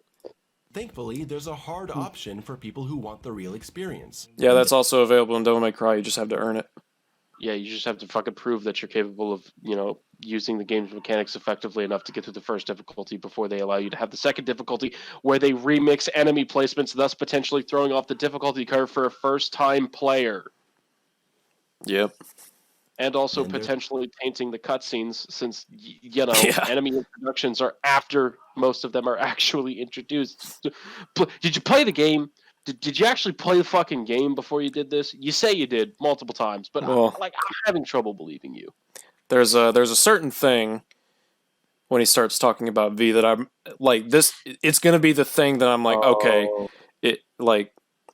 Oh yeah, by the way, Arlo, he talks about V in a certain section, but there's gonna be one specific thing that he says where I'm just like, okay, motherfucker, like, no. But we'll. Yeah, like I'm gonna be honest. There's gonna be a point in the video that I'm gonna just ask you to pause, and I'm probably gonna say something that's a little mean, but like I gotta get it off of my chest. I'm down. I really do. I'm down. Okay, cool. I dig I'll it. tell you when. There's an even harder difficulty after that. DMC5 not offering a hard difficulty option at the start turns the game into the exact God of War button masher that I didn't want it to be, made even worse by virtually infinite chances to revive yourself mid-fight if you happen. He just sounds bitter that people call God of War a button Does masher. he even like God of War?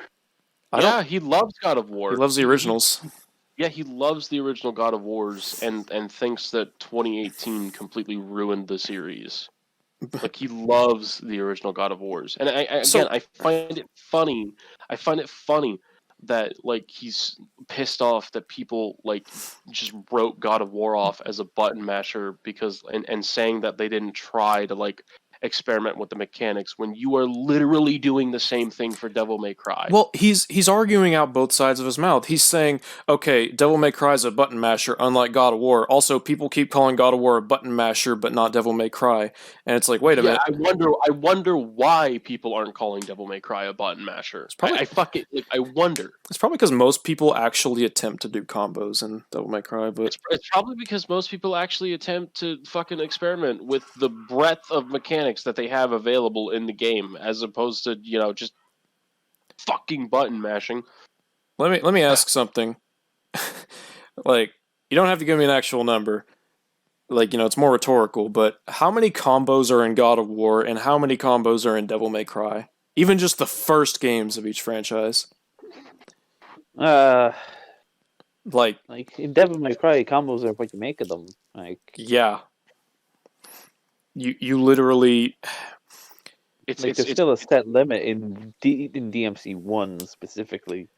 I remember when I first played Devil May Cry 3, I thought it was so fucking bizarre that there were only like 2 standard combos per weapon, like, triangle, triangle, triangle, triangle, triangle, pause, triangle. Like, I thought it was so bizarre. But then I realized, I can literally just make any combo I want. That's fucking amazing. I mean, that's literally the entire point of Devil May Cry. It's to express yourself and look as cool as possible while fighting these enemies. It's Have about you ever seen a Sun High Legend or Donguri video? Fucking fuck Dunkery especially. Jesus Christ, the man's a goddamn no, machine. but they're Like, not and they're not Sun High newcomers. Legend isn't just limited to DMC either. No, but they're not newcomers. They Yeah, don't count. They don't count. They're not newcomers. Yeah. that's what I'm not a rapper. And Ah, even even Smoke, have you seen some of Smoke's videos, buddy? Like, fuck. you were on a podcast with him, so I fucking hope so. Yeah, I seriously fucking hope so. I mean, I didn't watch the podcast, and I really don't have an interest to, but like, fuck, I've seen enough of that podcast. I have to. Like, it just makes me fucking angry. at the end of this, Arlo will show you. It's pretty bad. It's something. And to die. There's just no consequences for playing like a dumbass. I'll be straight there with are. you. I thought all you Devil May Cry fans were crazy. 5 hours into my first playthrough, I thought this game was a big dumb pile of crap with how easy and mindless it was. That opinion changed, don't worry, Big poopy. but I had a really bad first experience, and I'll never get my head around why they made it like this. I've talked to fans of this series. They say you're supposed to play through it once and unlock. Wait, hold on. I know I'm playing terribly in these clips. That's the point. I'm still successful playing this way. But okay, I'm gonna present something that you say as a counter to this.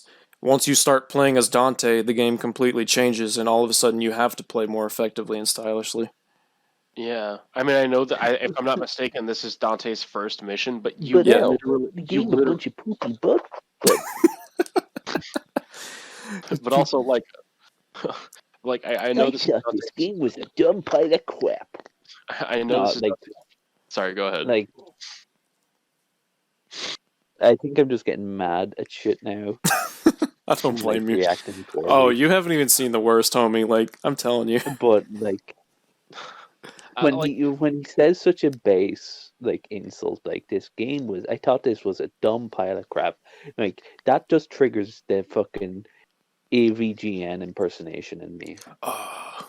It's like, Well, man. I what should did he also think? Did he not just say I can't? Did he not just say something along the lines of what were they thinking? He was saying that at first he couldn't understand. Well, no, he was saying at first he didn't get why people liked it, and he thinks that it's bad that they made it this way, quote unquote. And I should also mention that at the beginning of the video, he says that plenty of enemies are challenging and like fun to play with, and it's like He said he okay, died and got stuck on multiple parts. Like, I don't know what else to say. yeah, like you're saying this game was piss easy, but you also got stuck on multiple parts, and you never clarify what difficulty you got stuck on or what parts you got stuck on. So it's like you're literally like fucking arguing with yourself. This video makes no goddamn sense. If you're gonna argue about, if you're gonna present a case for difficulty and talk about the game being significantly better due to the difficulty of a higher setting, I need you to explain what exactly the differences are between those difficulties, other No, than that takes too long. No, No, that takes too long. fuck. Right, Elder takes too long. Sorry. But like you also don't seem to understand why it is that they gated off Son of Sparta, despite playing Son of fucking Sparta. Yeah. Like you would literally No, see shut that. up. No, Fuck. You got me. it takes too long to explain. Shut up. This is a got 40-minute video. Okay. You can't fit that into 40 minutes. And glances at Mahler. He's like, Long man bad. long man bad. Like this. I've talked to fans of this series. They say you're supposed to play through it once and unlock the hard difficulty. I understand that, but why is there not a harder difficulty available at the start? We've explained this. It's just. I don't think. Yeah, we don't need to keep fucking repeating ourselves. Yeah. We've explained why it's not. No, just keep playing the video. Like, this is a point we said multiple times. Yep. Yeah, like Son of Sparta, remix anime placements. I just difficult. wanted to highlight that he's basically repeating himself at this point, and it's just like you're all you're really telling me at this point is that you don't get it, and you don't know why, and you can't come up with a reason, so you think it's bad. If it's too hard for some people, they'd have 2 other difficulty options to choose from. I'm coming to this series as someone who's mostly unfamiliar with its combat system, and I'm not challenged in any way. I can't imagine how bad it must be for a series veteran to play through the game on normal first. In my opinion... But you also said that you got stuck on multiple parts, and yet you weren't challenged in any fucking way? So I'm going to throw this out there. What the fuck? I was a series veteran when I first played this game, and I had a good time. Yeah, I wouldn't call myself a veteran, but I was experienced in the game. You played the other games, you know. I distinctly went through one. I tried to again, and 3 and 4, and I was like, yeah, okay, I'm doing pretty decently. I think I was able to actually do most of 4 on Son of Sparta, which I was pleasantly surprised at. Good job. I mean, why didn't you just mash triangle? I've been playing this shit since I was 11.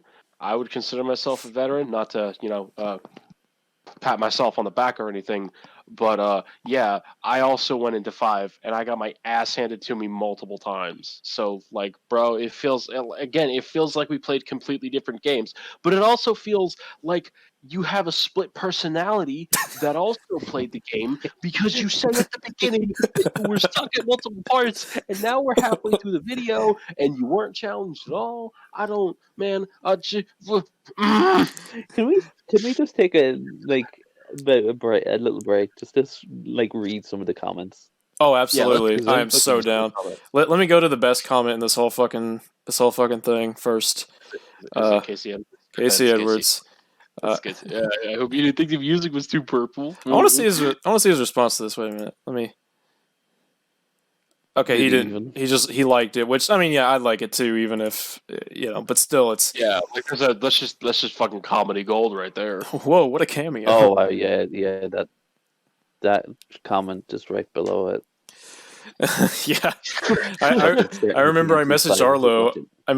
I was like, hey, check Casey Edwards' in the comment. And he was like, what? Mayo, I want puzzle platforming and other stuff between combat Devil May Cry fans. No, you don't. No, you don't. Let's see, what else do we got? Starting with DMC5 is like starting with Endgame as your first MCU movie. Yeah, that's pretty much it, because it's the culmination of like so many fucking storylines and plots. I wish there was some platforming. Oh boy, does this man not understand how bad DMC platforming is? Well, he didn't play the other games, so... Oh, wow, he doesn't even mention the music. Wow, fuck that. Yeah, he doesn't talk about the music at all. Oh boy. Many of your complaints are ironically the things fans asked to get rid of. For example, platforming in DMC has always been clunky and annoying in a majority of the player base, and annoying to a majority of the player base, so people begged the devs to just allow DMC5 to be full gameplay. It seems what makes DMC great to fans is what disconnects it more from newer players. And I think that's mostly because newer players don't have that context of just how bad the platforming was and all the other elements, and also the puzzles. Like the puzzles... Sorry, go ahead. I have a friend who, his first DMC game was DMC5, and I referenced him in the part where this guy talked about Virgil, because he's like, to a newcomer, this character doesn't make sense. And I'm like, no, like, to a newcomer, my buddy over here, like, Virgil was his favorite character. He fucking loved him. Also, with the gameplay, like my friend adored this. He fucking loved the game. He was like, he literally told me, he was like, I'm glad this game didn't waste my time with fucking monotonous puzzles. I'm like, yeah. Like the first game and the third game, they kind of had like alright puzzles, but like with 4, like the puzzles were like, remember the fucking dice game? Oh my god. Remember the fucking dice game, or the fucking shadow game in the forest where you had like the direction of the shadow. Yeah, like by 4 they were like, well, it's Devil May Cry, it had puzzles, but like when 5 came around, they were willing to take that risk, and it paid off. Well, in 4 specifically, the puzzles were they were integrated with the combat, like the puzzle, like the forest. You'd come across encounters, the teleporting, the disappearing platforms in the forest. the dice game, things like that could lead to combat scenarios that were unique, and it's like, okay, that might be the best we're going to get out of this, but it's still not particularly satisfying. Like, oh my god, Or like the fucking gyro blades. Do you remember the gyro blades? I do remember the gyro blades. Nobody likes the goddamn gyro. You know what I blade. want? I want this guy to play DMC3, and I want him to go to that part where you have to jump up the fucking cubes, and I want him to tell me that platforming is what DMC needs. I want him. No, I want him. I want him to go to that puzzle where you have to fucking slap two fucking wrecking balls together. Oh god, no. Likes Dante, doesn't understand Virgil. Flooded with play DMC3 is the best story in the series, best game too. Play DMC3. You dig your own grave, and I also highly recommend playing DMC3. Also, easy mode is now selectable. Yeah, pretty much. Yeah, that's a thing. DMC3, it just starts you off on one difficulty. So. Oh boy, it seems we have a Watch Mojo watcher in our midst. Well, how the turntables? You know, actually, hold on, wait a minute. So I'm curious about something. Let's say we put Mayo in front of PS2 original release Western Devil May Cry 3. There's only one difficulty, but it's really hard. Does he complain that there's no other options, or Yes, does he praise it for being challenging? I guarantee. I honestly don't know. I couldn't fucking tell. He'll say he played the original PS2 release, but he'll really have played the Western, the special edition, and be like, no. "Wow, it's so easy." No. He'll praise the game for being brave and taking the risk of being challenging, and then be like, "But also, why isn't there another difficulty for unexperienced players? What the fuck?" He'll say something to the effect of like, yeah, the first half of DMC3 was really easy. Also, Cerberus fucking destroyed my pooper. Like, what the hell? I just don't. I'm rewatching this video again. Like when we have to like actually respond to it is like so much more eye opening, because I actually didn't catch that at first, like that huge contradiction of him saying, yeah, the game's really challenging, and I got stuck on multiple parts, but also it wasn't challenging at all, and it was so easy. Like bro, yeah, what the fuck? Make up your fucking mind. Basically, yeah. Like it feels like he's fighting with himself. It says the game needs more platforming. Me, who played the other DMC games, no, you don't. DMC players and Ninja Gaiden players will never understand each other. Your review proved it again. I mean, I don't know, man. I'm a DMC fan, and I played a little bit of Ninja Gaiden. I like Ninja Gaiden. I wanted to play some more. Gaiden. Yeah, like fucking, like what? Why is it like? What's this huge? Before Dark Souls, Ninja Gaiden was like the benchmark for what a difficult game was. Yeah, like I don't. I would say it went from, like, in terms of hardest games, well, you know, relatively speaking, it went from like Ninja Gaiden to DMC3 to Dark Souls, well, Demon Souls, I guess. And now, well, apparently Crash Bandicoot is the new Dark Souls, so I guess there's that. Oh, Jesus, fucking! You remember that time that everybody like compared everything to Dark Souls? Yeah, that was super fucking annoying. You don't have to swing the camera around in combat. That's what the lock-on is for. The fact that you feel like you need to always swing the camera around is a problem you yourself have created, since you literally already have a solution from the start. Yeah? Thank you. Based. Yeah. Well, I'll tell you what. I say I'm getting hungry, and I do think we need a little bit of a break, so I'm going to stop here, and I'll just kind of leave it. I'll stay in the Discord call just because, you know, fuck it, why not? And then it'll also give me a chance to go back and watch and make sure I'm sure the audio is fine. I tested it like 3 times, but you know, it's nice to fiddle around with stuff. But I'm getting hungry. I'm mostly getting hungry. Like I just need to eat something. Yeah, that's understandable. It's getting pretty late, and I do want to do something I want to watch tonight. That's true. You are across the pond. You think this will be it for you on this wonderful video? For this part, I'll definitely join you again. Now that we have the fucking second account set up, we can just get back into it quick. True. For my laptop. Well, after I eat, we're gonna jump right back into it. So, are you going to jump into it with us, or are you gonna call it an evening? We'd also be happy to have you. We'd also be happy to If you have you. guys are hopping back into it tonight, I'll pass. Okay, but yeah. if you guys are gonna wait for another day to continue it, I'll definitely jump in. We will be doing other stuff. Actually, you know what? Come to think of it, now is a good time to tell you about a certain video that No. We're gonna be covering Persona 3 as a complete disaster on this channel. Yes. There's a man who has posted a video called Persona 3 is an overrated disaster. And how would you respond just to the title? Did you play the game? Oh, and you might be thinking Persona 3 is far from my favorite. Like, I like Persona 4 and 5 a lot more, but the themes and the story of Persona 3 hit me. Let me tell you. You might be thinking, oh, he's going to criticize the more archaic JRPG mechanics, right? Yes, he also criticizes the story. He thinks the story and characters are shit. I don't even think the game Did plays he? that. Did he play the game? You know what?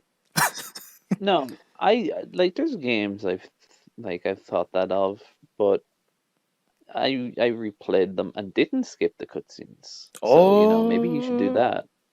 Oh snap! Yeah, But, he.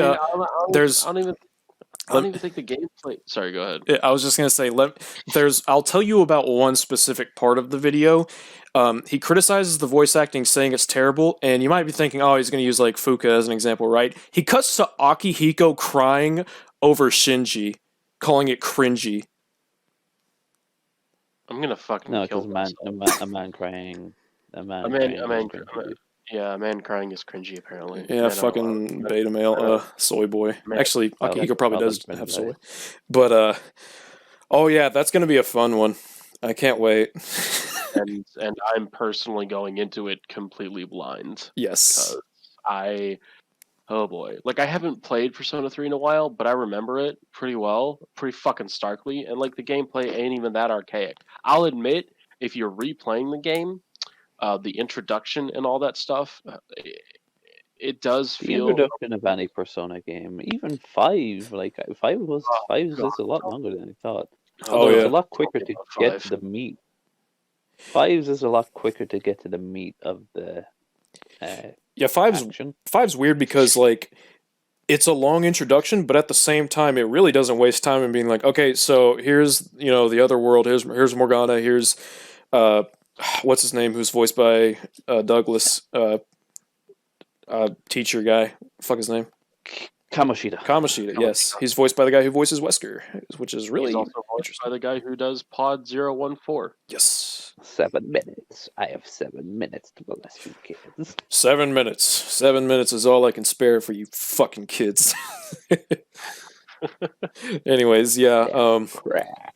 I'll go ahead and I'm going to actually stop the recording. Time to go to work, guys. Let's walk, baby.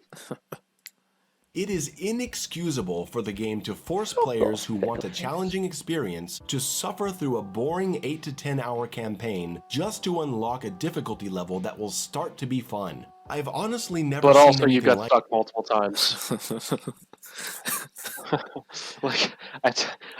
Inexcusable. Those reasons, all those reasons we came up with for them choosing to go about their design in this particular method, inexcusable. Those excuses are they're imaginary. Even though it's not an objective flaw for a game to choose not to have its hard mode available at the start, it's just a design choice. Yep. Inexcusable. Disgusting. Like it. Look at how Doom handled this. In Doom 2016, there was an easy, normal, and hard. If you beat hard, then you get the extra hard level. But then, in Doom Eternal, they knew a lot of people were coming in who were already very experienced in the previous title, so they made the extra hard level available immediately. They know their audience. How does Devil May Cry not know theirs? It does know theirs. This dude's claiming Devil May Cry doesn't know their audience. Oh my god. Here's the thing. Devil May Cry knows that its audiences, or that its audience is going to engage in multiple playthroughs. Oh, so basically, the first Devil Hunter playthrough, yeah, fucking whatever. cool. Time for Son of Sparta. Like, they know.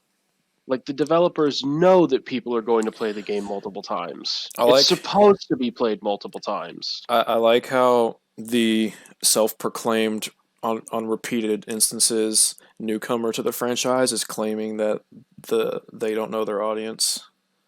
Yeah, like you're insinuating that they don't know their audience when you're a newcomer. I thought you spoke for all newcomers, buddy. Like, what are you fucking on about? It's just so pretentious, like his language. It really is. I also like. I want to comment on this difficulty screen real quick. I like how they had like 4 different difficulty names for like I'm Too Young to Die, Hurt Me Plenty, and then for like the extra hard mode, they just named it Ultra Nightmare. just tack another word onto the previous difficulty. Like, okay, yeah, sure, whatever. Doom Eternal, you can just farm lives. Hell, you get a cheat code that gives you infinite lives. Wow, easy game. Ugh. There's a mode right there that says extra life mode. Oh, right next to the hardest difficulty. Cringe. So that means that extra life mode is actually the hardest difficulty mode, right? Oh no, it's I'm Too Young to Die because it's at the top. But like, yeah, you can't like keep speaking for newcomers and then act as if you don't, and then act as if you have a right to say that the Devil May Cry devs don't know their fucking audience. That's nonsense. Oh man, it's stupid. That is so, yeah. It's hypocritical. Pretentious is the right word. That is so pretentious. Tell us more, newcomer. I know there was more than a 10-year gap between games, but they knew a lot of veterans were coming to this. And again, if someone can't handle hard their first time, they don't have to pick it. Doom and God of War disappeared for a long time and came back years later with reinventions of their respective series, featuring all new mechanics to learn, and they had a hard difficulty setting, so there's no excuse. No, there's many. We gave multiple excuses. I mean, we're just beating a dead horse at this point. Also, shut the fuck up about Doom and God of War. Oh my god. Yeah, fucking talk about Devil May Cry. Stop bringing up other games. What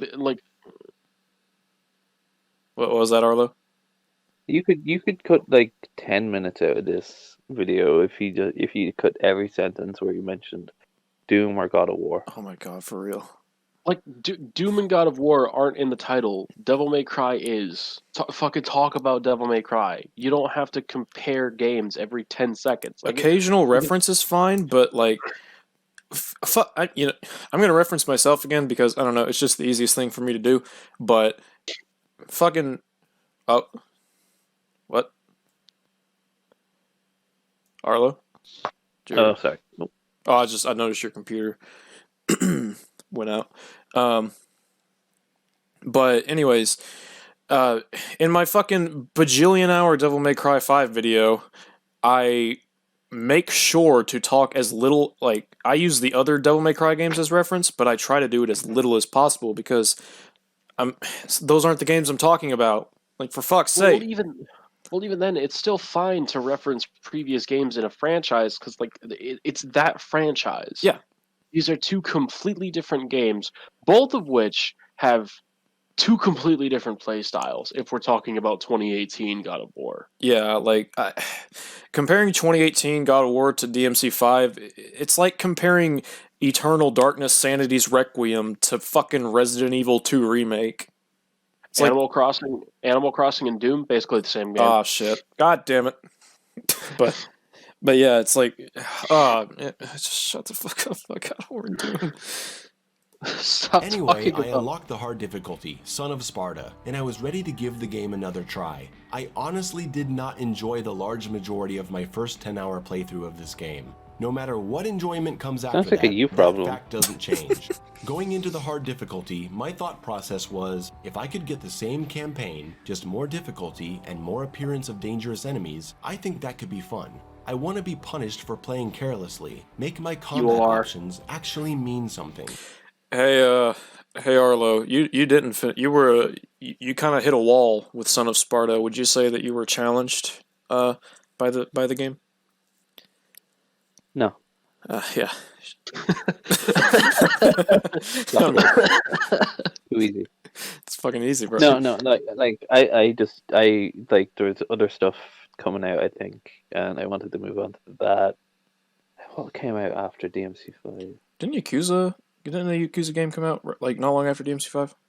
Was And it Kiwami? pretty sure Judge Eyes, yes. pretty sure Judgment Sekiro came out. came out.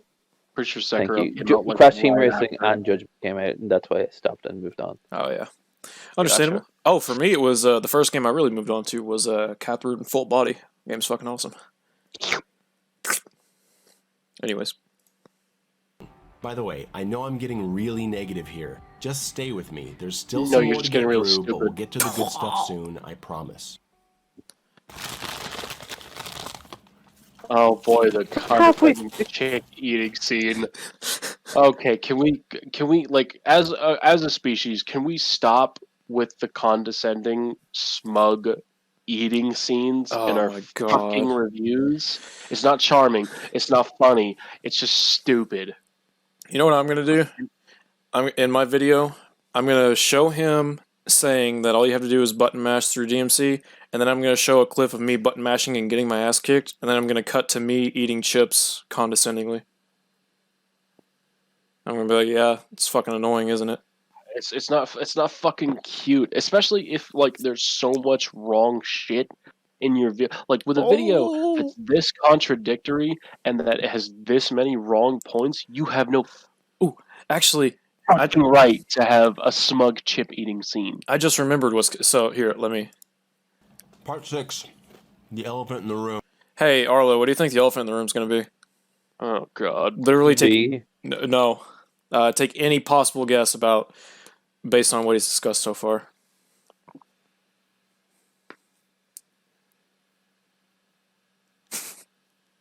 It's It's going to be about the difficulty of Son of Sparta. Somewhat, yes. You'll let's take it away, Mayo. So, I started the Son of Sparta difficulty. I went in with a lot of excitement, hoping I'd get that challenging Ninja Gaiden God of War feeling I've been craving. But then I noticed something. I had all the upgrades that I unlocked from my previous playthrough. as is the point when you're going through a fucking new game plus.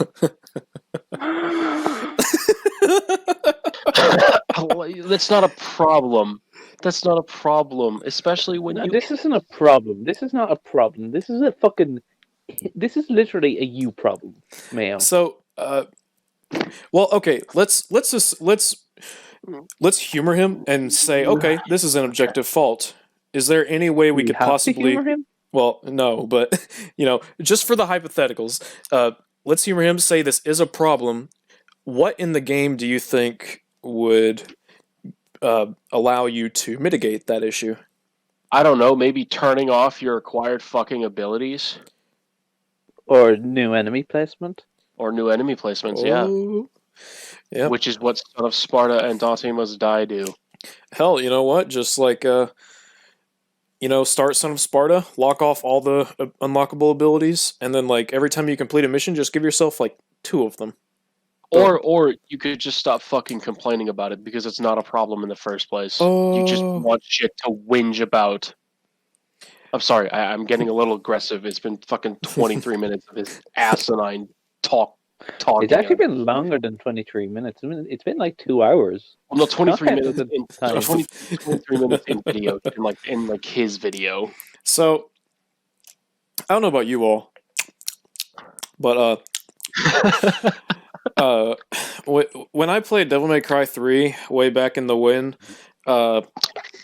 you could do this thing where if you started a new game after having unlocked a difficulty in another save file, that new game would allow you to access those difficulties. Now, I want you to imagine going into Dante Must Die on Devil May Cry 3 with no upgrades, and I want you to tell me that that's a good experience.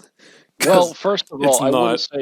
I wouldn't say it's a bad experience because I've done it, and I'd say like as an experienced Devil May Cry player, yeah, it's rough. It's not something that you'd want to do as a new player, most likely.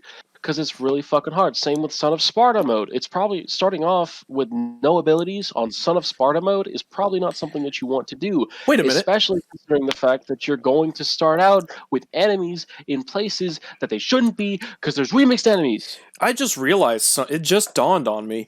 This dude is simultaneously complaining that newcomers aren't allowed to pick higher difficulties, but that newcomers wouldn't pick higher level difficulties. Oh my god. He literally said at one point, he was like, why would a newcomer pick the higher difficulty? But also, I'm a newcomer and I want to pick the higher difficulties. It's like, well, Oh jeez, it's almost like you don't speak for all.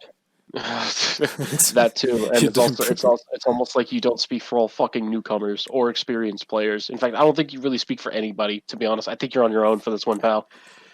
yeah, it's... Oh man, oof. Major oof, buddy. This wasn't a new game, this was a new game plus. Yep. I didn't want that Yeah. at all. I wanted the campaign experience that I had just finished, just more intense. And the game doesn't offer sorry. that. You're forced into a new game plus situation. So even though you take more damage and the fights contain higher numbers of threatening enemies, I have double the health, a full devil trigger gauge that heals me every time I use it, and I have all these powerful attacks and defense options. I'm overpowered. That doesn't make the game easier. No, you're Doesn't not. That doesn't make the game easier. Doesn't it suck when the game becomes more difficult and you have more options as to how to approach combat? Yeah, doesn't it fucking suck? Oh. And also, it's not just damage or higher values. It's remixed enemy placements. Yeah, And he's literally acknowledging the difficulty changes right now, but he's missing like the most fundamental change. yeah, you're missing the point, and you're literally like. You showed in your footage that you were fighting Death Scissors in the second mission, an entire mission before they're actually introduced. You're showing why it is that they don't have the higher difficulties available right off the bat. What are you fucking doing, buddy? I think you all are just being hard on him because he's a newcomer and you're a veteran. I think that's what's going on. What the heck is this? Oh god. Anyways. So here I am, able to just stupidly mash through every encounter again. I went to the DMC Reddit and I asked... This dude's using the Clyfoth roots as a reference of what you can button mash through. It's like, yeah, you don't say. Yeah, You can button mash the clay about that. I won't argue that. Yeah, I don't think anyone's going to argue that. I don't think anybody's arguing that the Clyfoth route is an especially challenging or difficult boss fight. Literally, the point of that mission is following the Urizen fight. It wants to empower you and make you feel like, oh, Nero's come a long way. That way, when you get to Urizen again and Nero gets his ass kicked, you're like, holy fuck, this Urizen dude's powerful. Yeah, it's basically Mega Man X, but on fucking steroids. Yeah, it's really good. See, that's an actual good comparison. You could learn a thing or two from that one, buddy. It's also a Capcom game. It's also a Capcom game, Yep. so No, but it uses a It's different. too It uses easy. a different camera. No, what are you talking about? It's a different game. Oh yeah, Mega Man X and Deer God. It uses locked cameras, so he likes it. Mega Man X and Deer God, basically the same game. Oh, I remembered the one that I came up with. It was Transistor, Fallout, same game, isometric. Same game. And also, like, isometric is not the same as freeform camera. Just fucking saying. What do you I don't know mean Fallout is isometric? It's first person. Oh. I don't know why Oh, they started you- Fallout with the third one, but I mean, hey, it's up to you. Yeah, with it's this. kind of weird. Kind of like I don't know why people start Devil May Cry with the fifth fucking game, but to each their own. Different strokes for different strombies. We all know the real. We all know that the reboot is the real DMC5. Okay, so like Maybe the real devils was the friends we made along the way, or Mayo's just fucking stupid. the real difficulty was Why do they still call it Devil May Cry when at the end of Devil May Cry 1, they changed the name to the shop to Devil Never Cry? Oh god. Shouldn't the rest of the games be called Devil Never Cry? Oh god, no. The real difficulty was the buttons we mashed along the way. There you go. That's the real fucking one. I really don't like doing the fucking condescending. Well, yeah. I don't like doing the fucking talking in the crazy condescending GN tone impersonation. is really fucking hard to do because it just makes you feel like shit. Yeah, it's I'm just Like, like I would genuinely like I don't care how proud I was of a video. If I ever had a point in a video where like I had that condescending chip eating scene, I would fucking cringe in embarrassment because it's so fucking stupid. if Like you you're had not sent me like proving a draft anything. of that and I read like eats chips condescendingly, I would send you a message like, okay, dude, don't do that. It's fucking douchey. Yeah, yeah. Anybody would say don't fucking do that.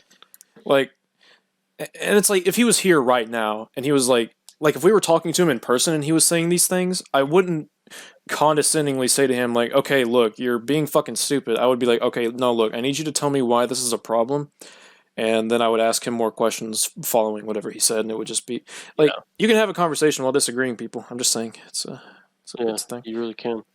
Anyways, Whoa, that's not very American of you, Sean. oh god damn it. I gotta censor out that you said that. Oops. Oopsie. It's all good. It's okay. About It's only this. one I instance. said I don't want to play a new game plus. I just want to play the game that I just played, but on hard. And they told me I can't sorry. do that you're supposed to play it this way. And they assured me that the difficulty spike is so high that I'm It is. It really It's is. very high.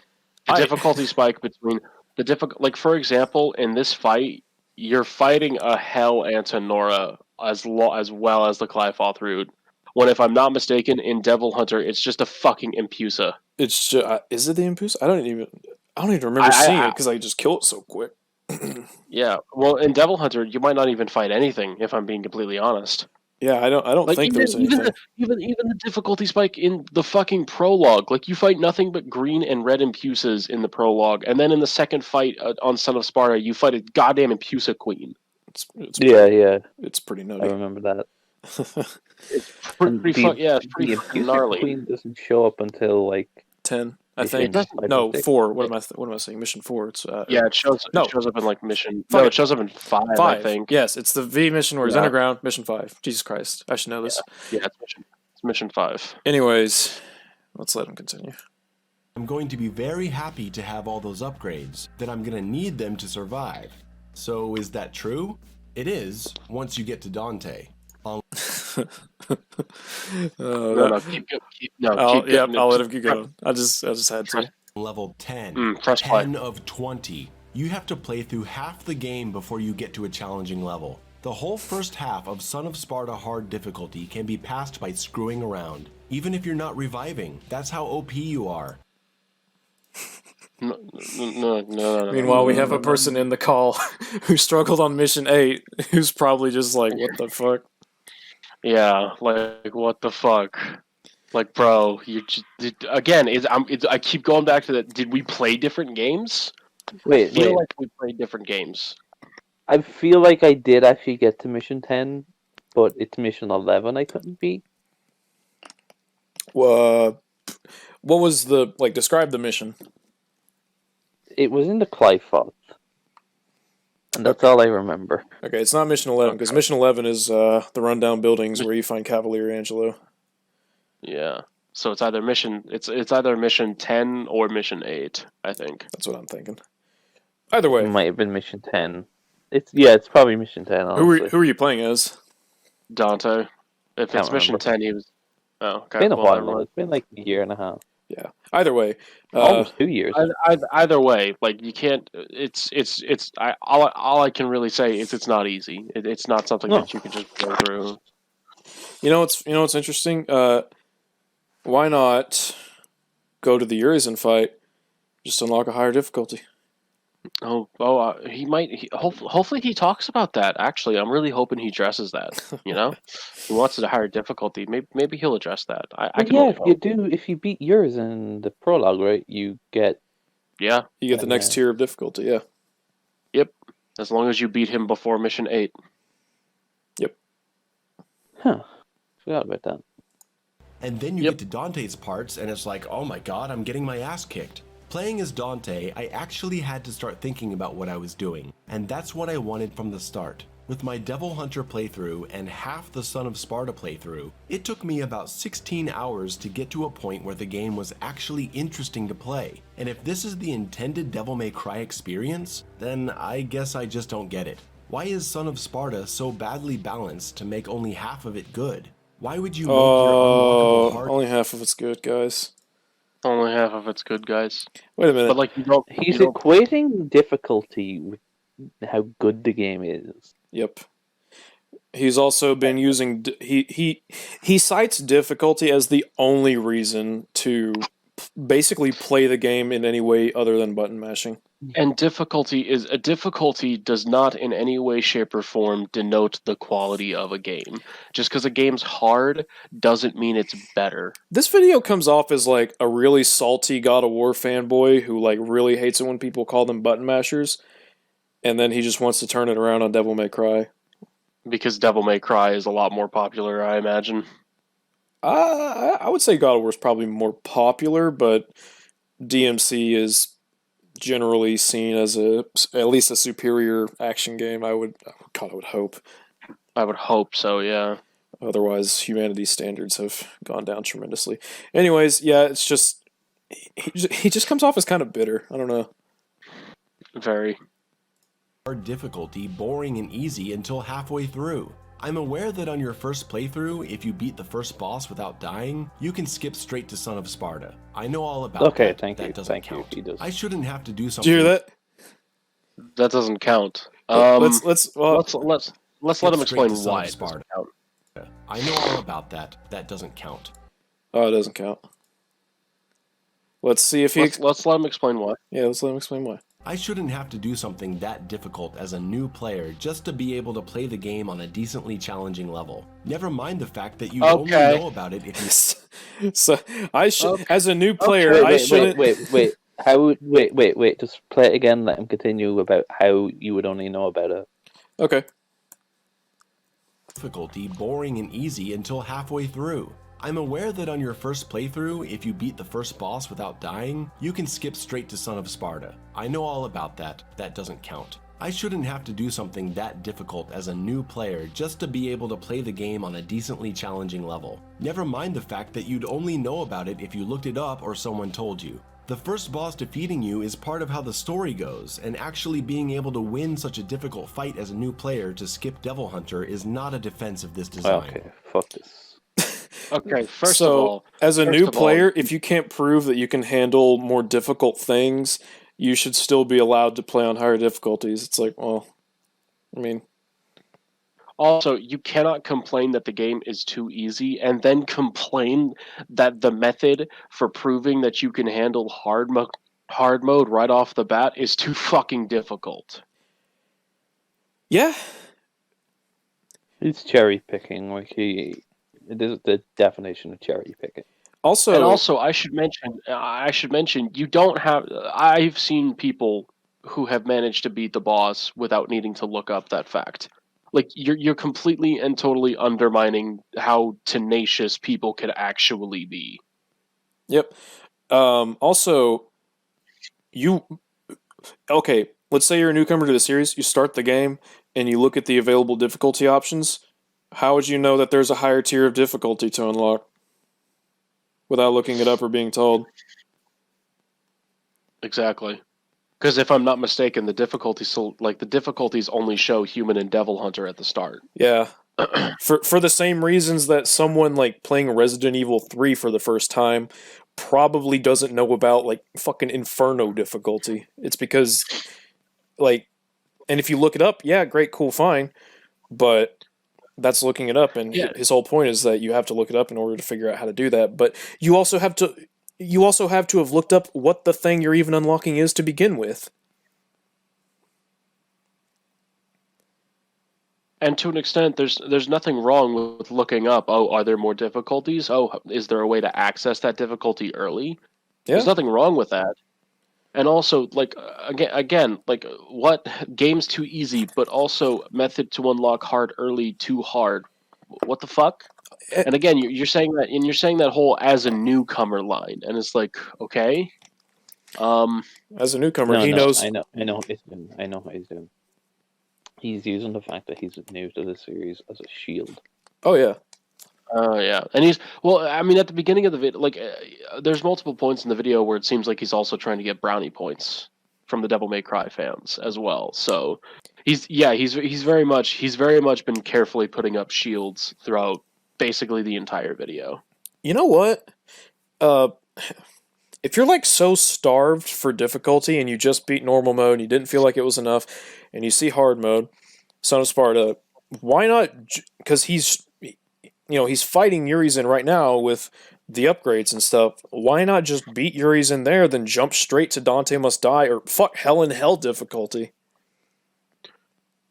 Like, if you're just that desperate to get your balls stomped on, then do it. But So it's not just like doing it unlocks only Son of Sparta.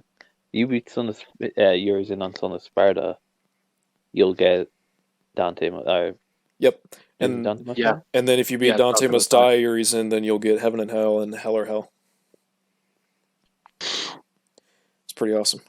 But Yeah. he. And again, I want to reiterate: difficulty does not equal well designed.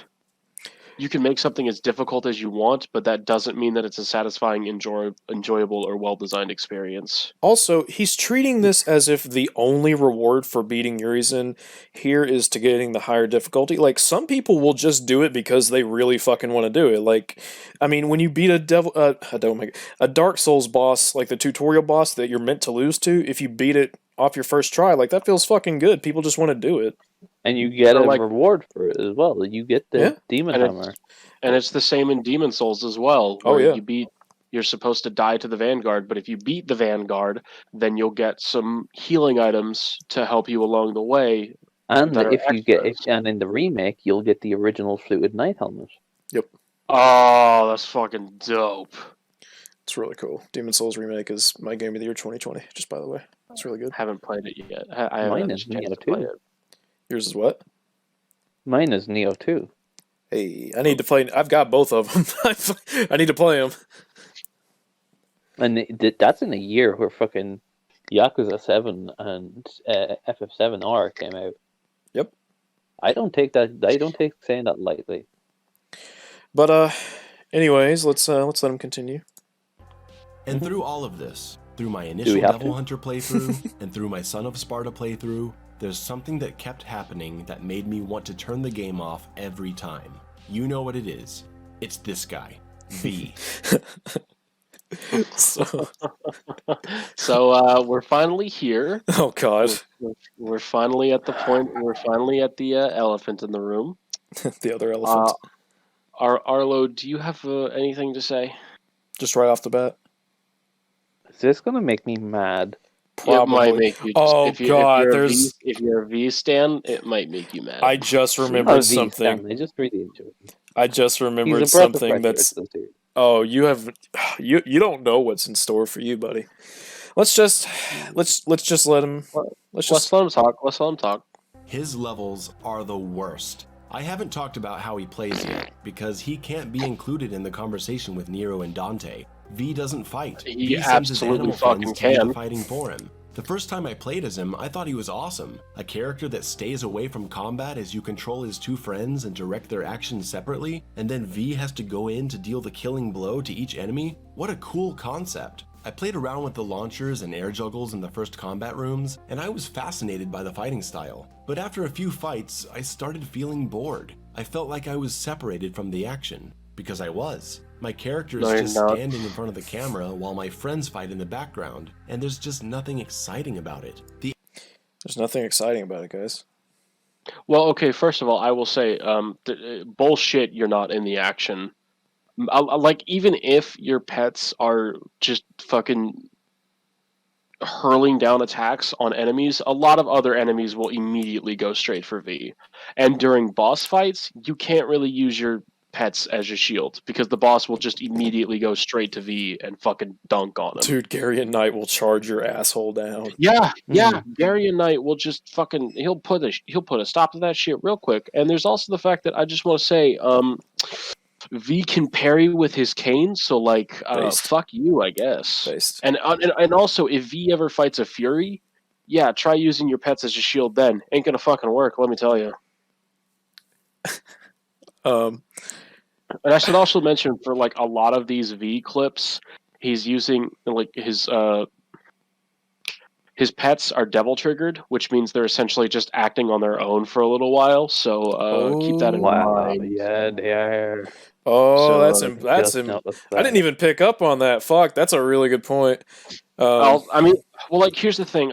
Like as a concept, I don't necessarily mind devil triggering your pets because sometimes having like one pet devil triggered so you can focus on doing shit with the other pet, fine. But also like just constantly relying on your devil triggered pets is a little bit schmecked. I'm not gonna lie, It but also yeah, it also take buffs it also buffs their damage and their aggression when you. and it also makes it to where they just straight up can't die so long as they're devil triggered. So No, they take can. that They can. take. Oh, okay, well, shit. So take that how you will. Yeah. Also, there's the whole thing of you still have to go in to finish off enemies. Yeah, and you're vulnerable while you do it. And Like he if you, mentioned this. yeah, like if He just mentioned you're vulnerable. He like talks around that conveniently enough. Yeah. Like, like let me tell you, and okay, he's not playing Special Edition. Totally fine, I get it. Let me tell you something, though. Imagine playing Legendary Dark Knight where you have like 700 bajillion enemies and you don't have Royal Fork. Oh my god. It's scary. yeah, and I should also mention like I've had many a times where I've gone in for the kill SV and just gotten fucking decked by an enemy because I'm completely vulnerable. Yeah. Oh, dude. Hell and Hell difficulty? Oh my god. V is playing as V on Hell and Hell difficulty is a completely different experience from any other part of this game. It's And a and ride. like and like they even tailored it to where V always does extremely quick finisher animations, except on the final enemy where he does the long finisher animation for them. So like just something to consider, I suppose. I mean, he'll still Just do another, long. For the most part, he'll do longer animations, like for higher tier enemies, like queens and death well, yeah, scissors and things like that. it's because they're higher tier enemies and stuff. Yep, But on lower tier enemies, he almost always does quick animations if there's more enemies in the arena. man, V's fucking awesome. Okay, this He guy needs. is. This He guy needs sure to. is. This guy needs to. We need to close the lid on this jar of mayonnaise right now. That's what I'm saying. Oh my god. The Or enemies we could just rarely throw it ever out. attack V, so there's nothing to Bullshit. worry about. If the animals take too much damage, they go to sleep and they come back. They can't die. He acts like they just pop right back up. It's like, no, No. you're. That's so No. disingenuous. You like if you're far away from them, it takes a while It for them really to does. revive. go to sleep and then they're awake again. And it's so funny that he says awake again right as he summons Nightmare, which automatically Yeah. brings them back to life. But that's only Nightmare. And I should also mention that, like, during boss fights and stuff, if your pets go down, actually, no, just during any fights, pets going down is a genuine threat to you. Dude, holy Because fuck. you've lost one of your defensive options. You no longer have that defense until they come back up. Bear in mind. Better hope you are reading that book and you're almost at cap for your devil trigger. Yep. Bear in mind, dude, Hell and Hell difficulty, your pets also die in one hit. So, oh my god, it's so stressful. And It really is. this dude's telling me it's not exciting, and I'm like, motherfucker, how dare you?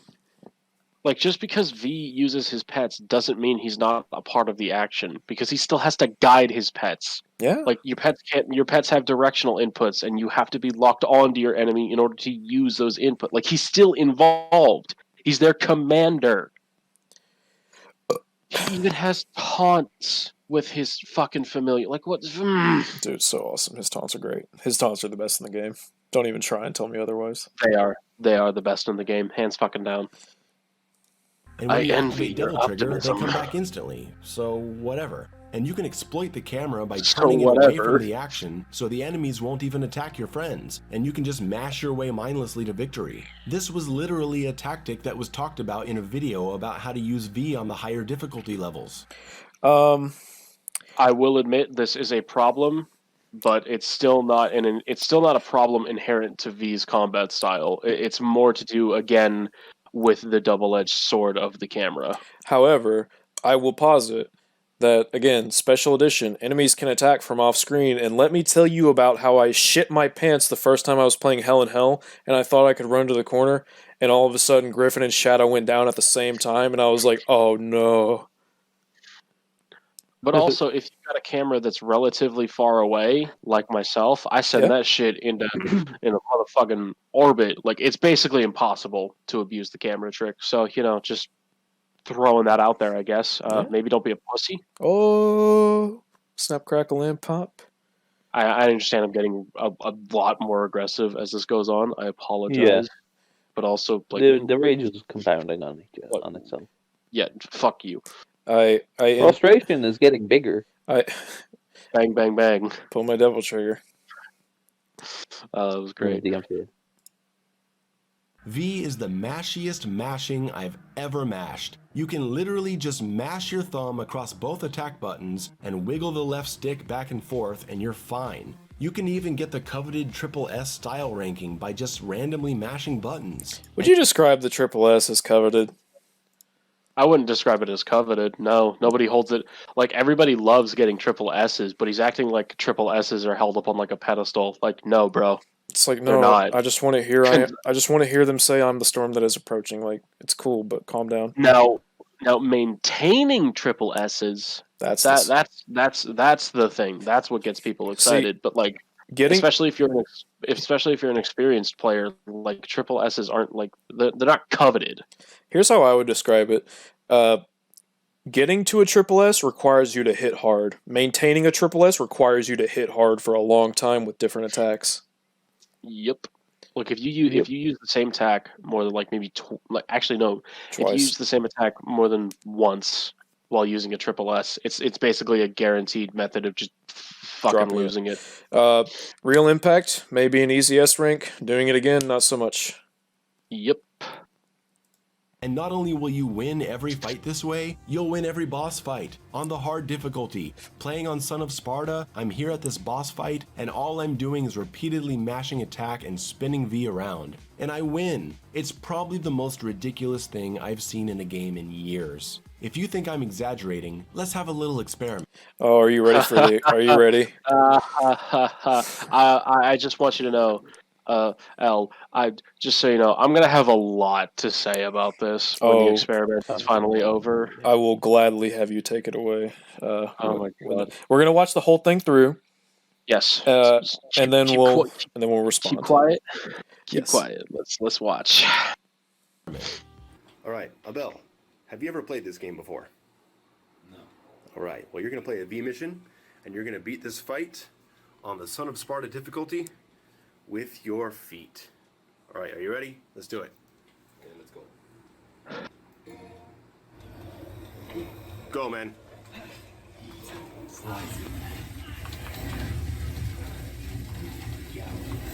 It's great. You're doing really good. You're doing really good.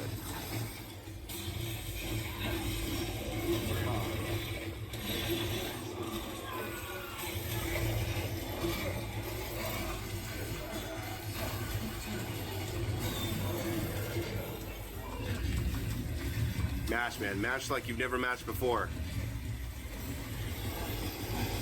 Like a drum set, something. Yeah, you're doing really good. Yeah, it's really good. Yeah, nice. You got him.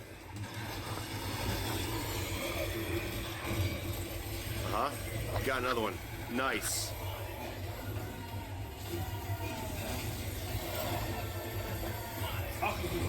Oh, you got... Yeah. Nice. Nice launcher. You got him. Look at that air juggle. Really good, man. Savage.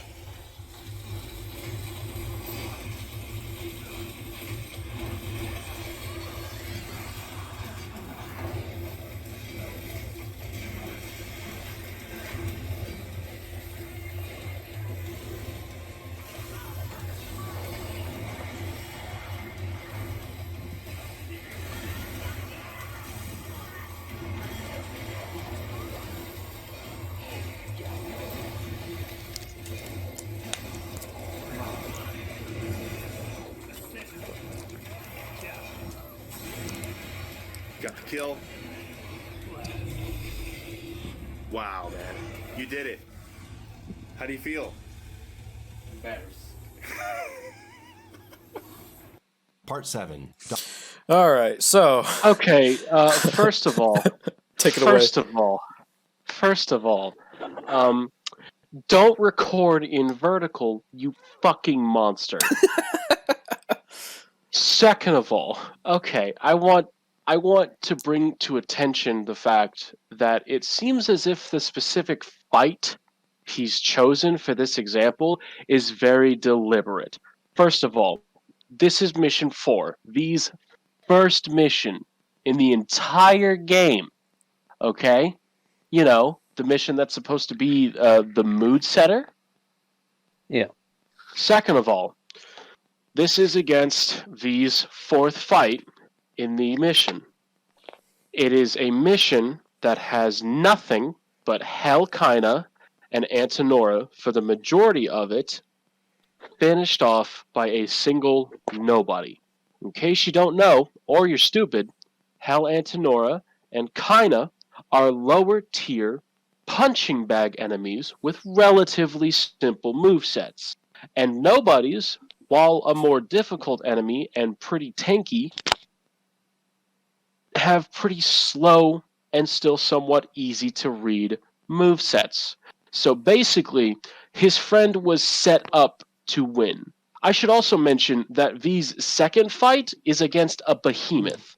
There's also another fight where V fights 2 behemoths and some hellbats. Or how about the fight where V has to go up against a fucking hell Judecca? Better yet, if Nidhogg was so easy, why didn't you show him? But no, you did arguably the second easiest fight in his entire first mission to show how quote unquote easy this is. It's And that's I gotta say it's very disingenuous. I'm sorry, Arlo. Go ahead.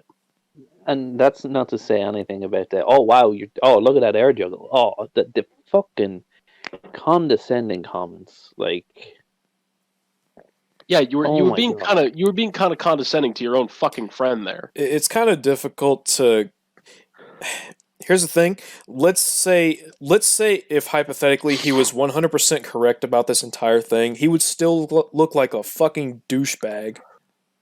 And it's like He still would. who likes, like, no, shut up.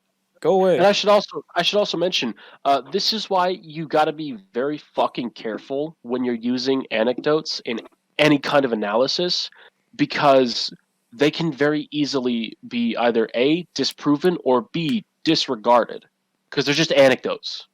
Not only that, but they can also be disregarded based on what information is contextualized with the anecdote, such as the fight that you use to show how quote unquote easy it is. Why don't you have him go up against a Fury with V? I know he has to fight at least one in Son of Sparta. We've seen people beat fucking Dark Souls with a dance pad, and you're sitting here trying to tell me that, like, just because he's using his feet, all of a sudden this should be like some impossible task? Exactly. I've seen somebody beat Sephiroth in KH1 Goddamn. with a dance pad.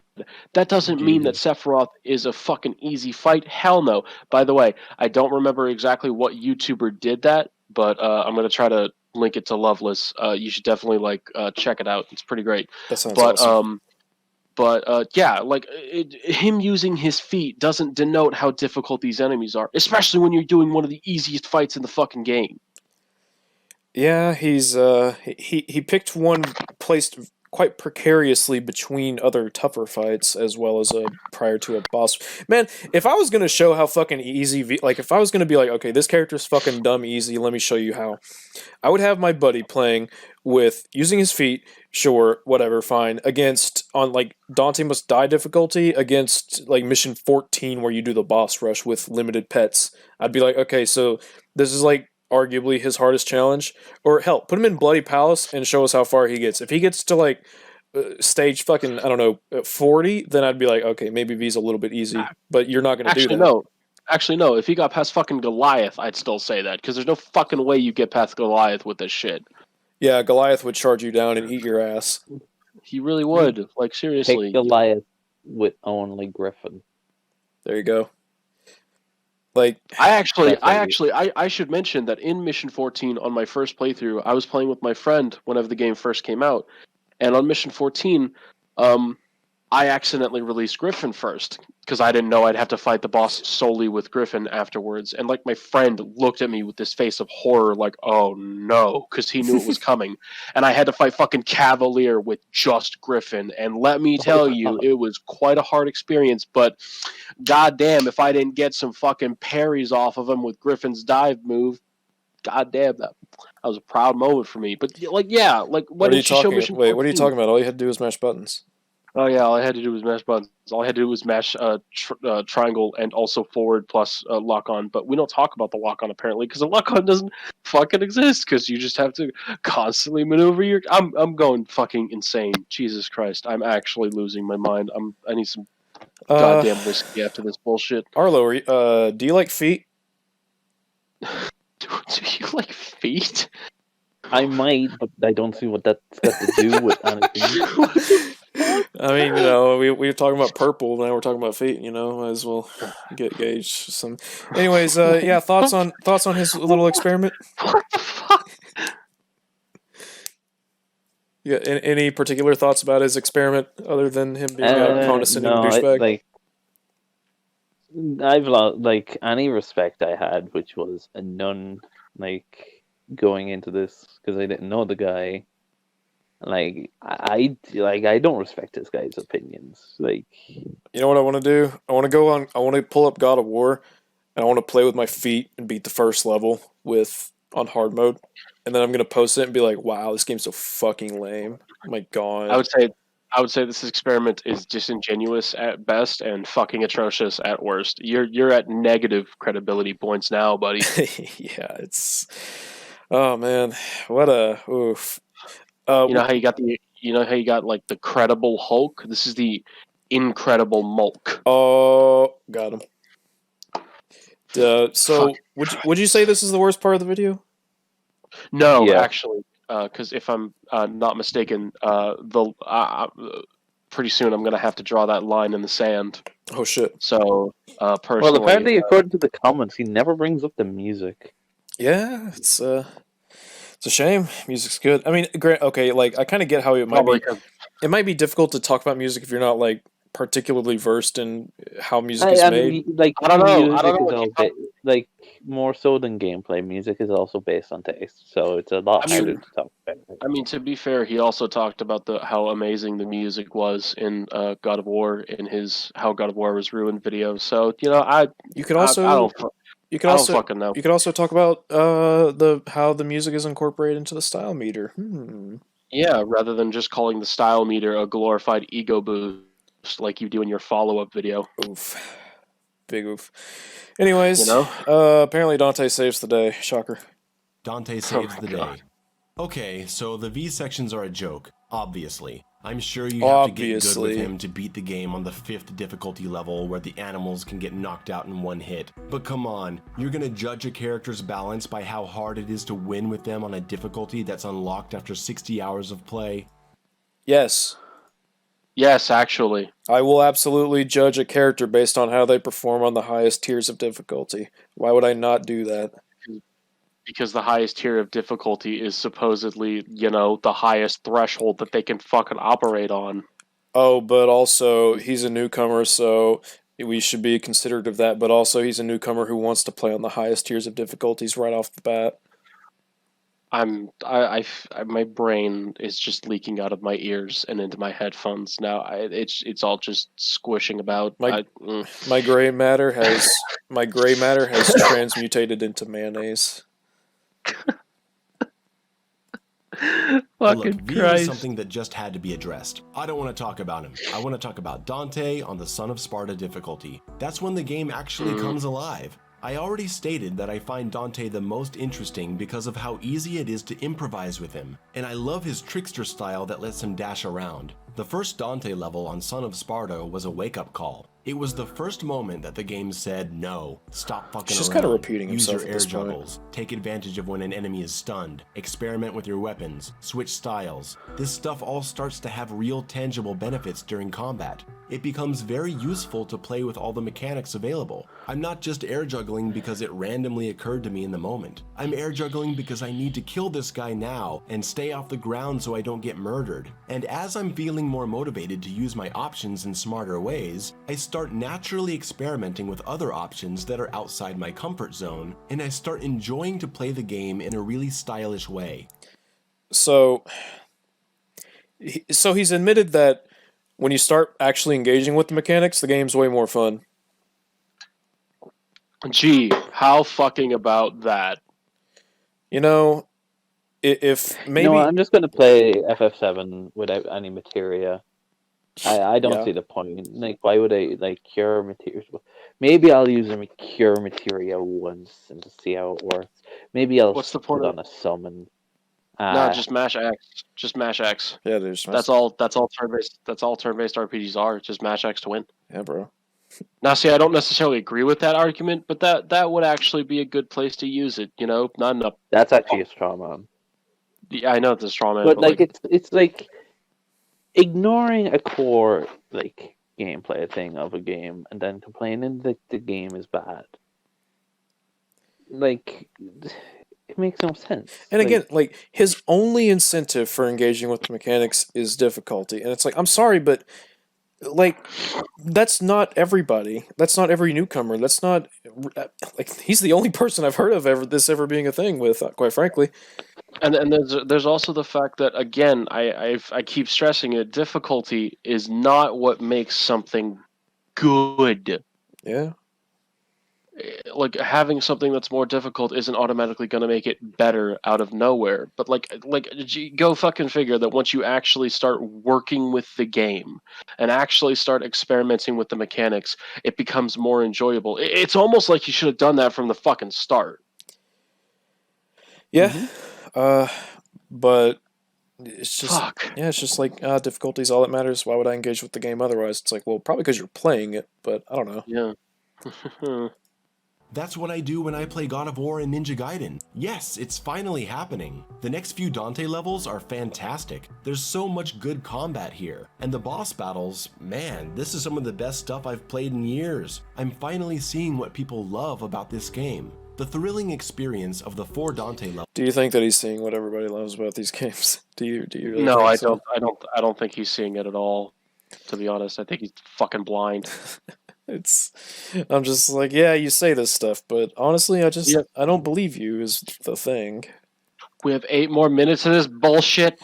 To be fair, we did let him go for a little bit there, explaining himself, so at least, and we did get through that That's fair. fucking experiment, so that's something. Yeah. Oh yeah, that's fair enough. Anyways, let's just keep going.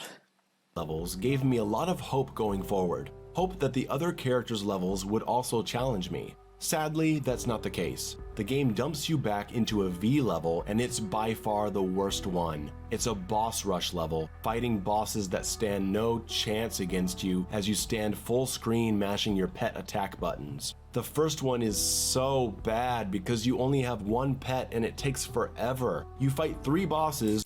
So, watching his gameplay of him literally just doing Griffin's shooting attack, most basic, weakest attack on a boss, and I'm like, gee, I wonder why it took you a while to beat that one. Yeah, is it because you have the weakest fucking pet by far? And it's like, you could do that with Dante. You could just stand back and shoot with Ebony and Ivory. It would take a while. You do know that Griffin has stronger attacks, right? Yeah. Like he has he has the other dash, lightning he has the attacks. lightning, he has the V attack, he has the bubble defensive move where he comes back to you and releases an electroshock. He has the one where he shoots pillars of lightning. Yeah. And I would actually argue that Griffin's moveset is probably the most limited of V's bunch, but when you start off with him and then you literally only use one of his attacks, it's like, come on, dude, you're not even You're Like, no trying shit. you're trying so hard to paint this up as worse than it is when it's like, you know what I do? Well, now at least, I always start fighting Goliath with Shadow because I can stand back and read my book while buffing Shadow, and Shadow does his thing, and if he ever gets knocked down, then I'm in trouble. And it's kind of exciting. It's cool. It works. I honestly want to try fighting Cavalier with just Griffin again. That sound like that was a fun fucking time. Based. But very based. Thank Getting you. your points back one I personally always leave Goliath to last because Nightmare. Of Nightmare. I always leave Goliath to last, and I always leave Nightmare to last because I like the kill. Yep, it's awesome. That only happens if you have Nightmare. Yep. The other two will happen regardless. It's awesome. I love how they worked hard on V, only for this guy to be like, no, he sucks, you just button mash. Pretty much. I mean, that's exactly what they did for the visuals, but apparently the camera is lazy as hell. Yep. Go fuck yourself. Sorry. by one, and it just can't be over fast enough. The next level puts you back in control of Nero, and again, it's way too easy. All the intricate Dante combat disappears, and the Nero missions feel brain dead in comparison. Finally, we get to the last few Dante missions. I could think of a really quick way to sum up his thoughts on the gameplay. Dante good, others bad. That's literally it. That's literally it. Sorry. I'm just lagging really hard on the video and then the call, so I'm going to reconnect on both of them. Okay, yeah, you're fine. Okay. But, Oh my god, this is painful.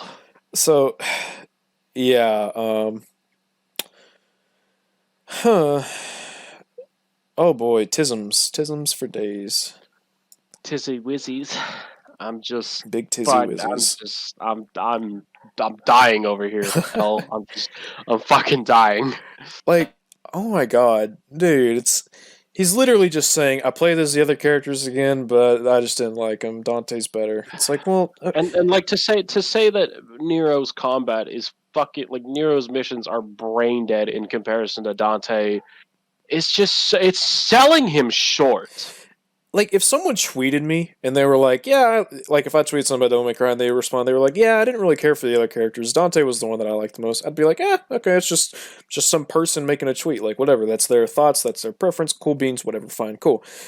But when you make a 40-minute video where you like even make it clear that you just don't want to engage with the game's other mechanics and you just want to play as Dante on the highest possible difficulty settings, I'm gonna raise an eyebrow.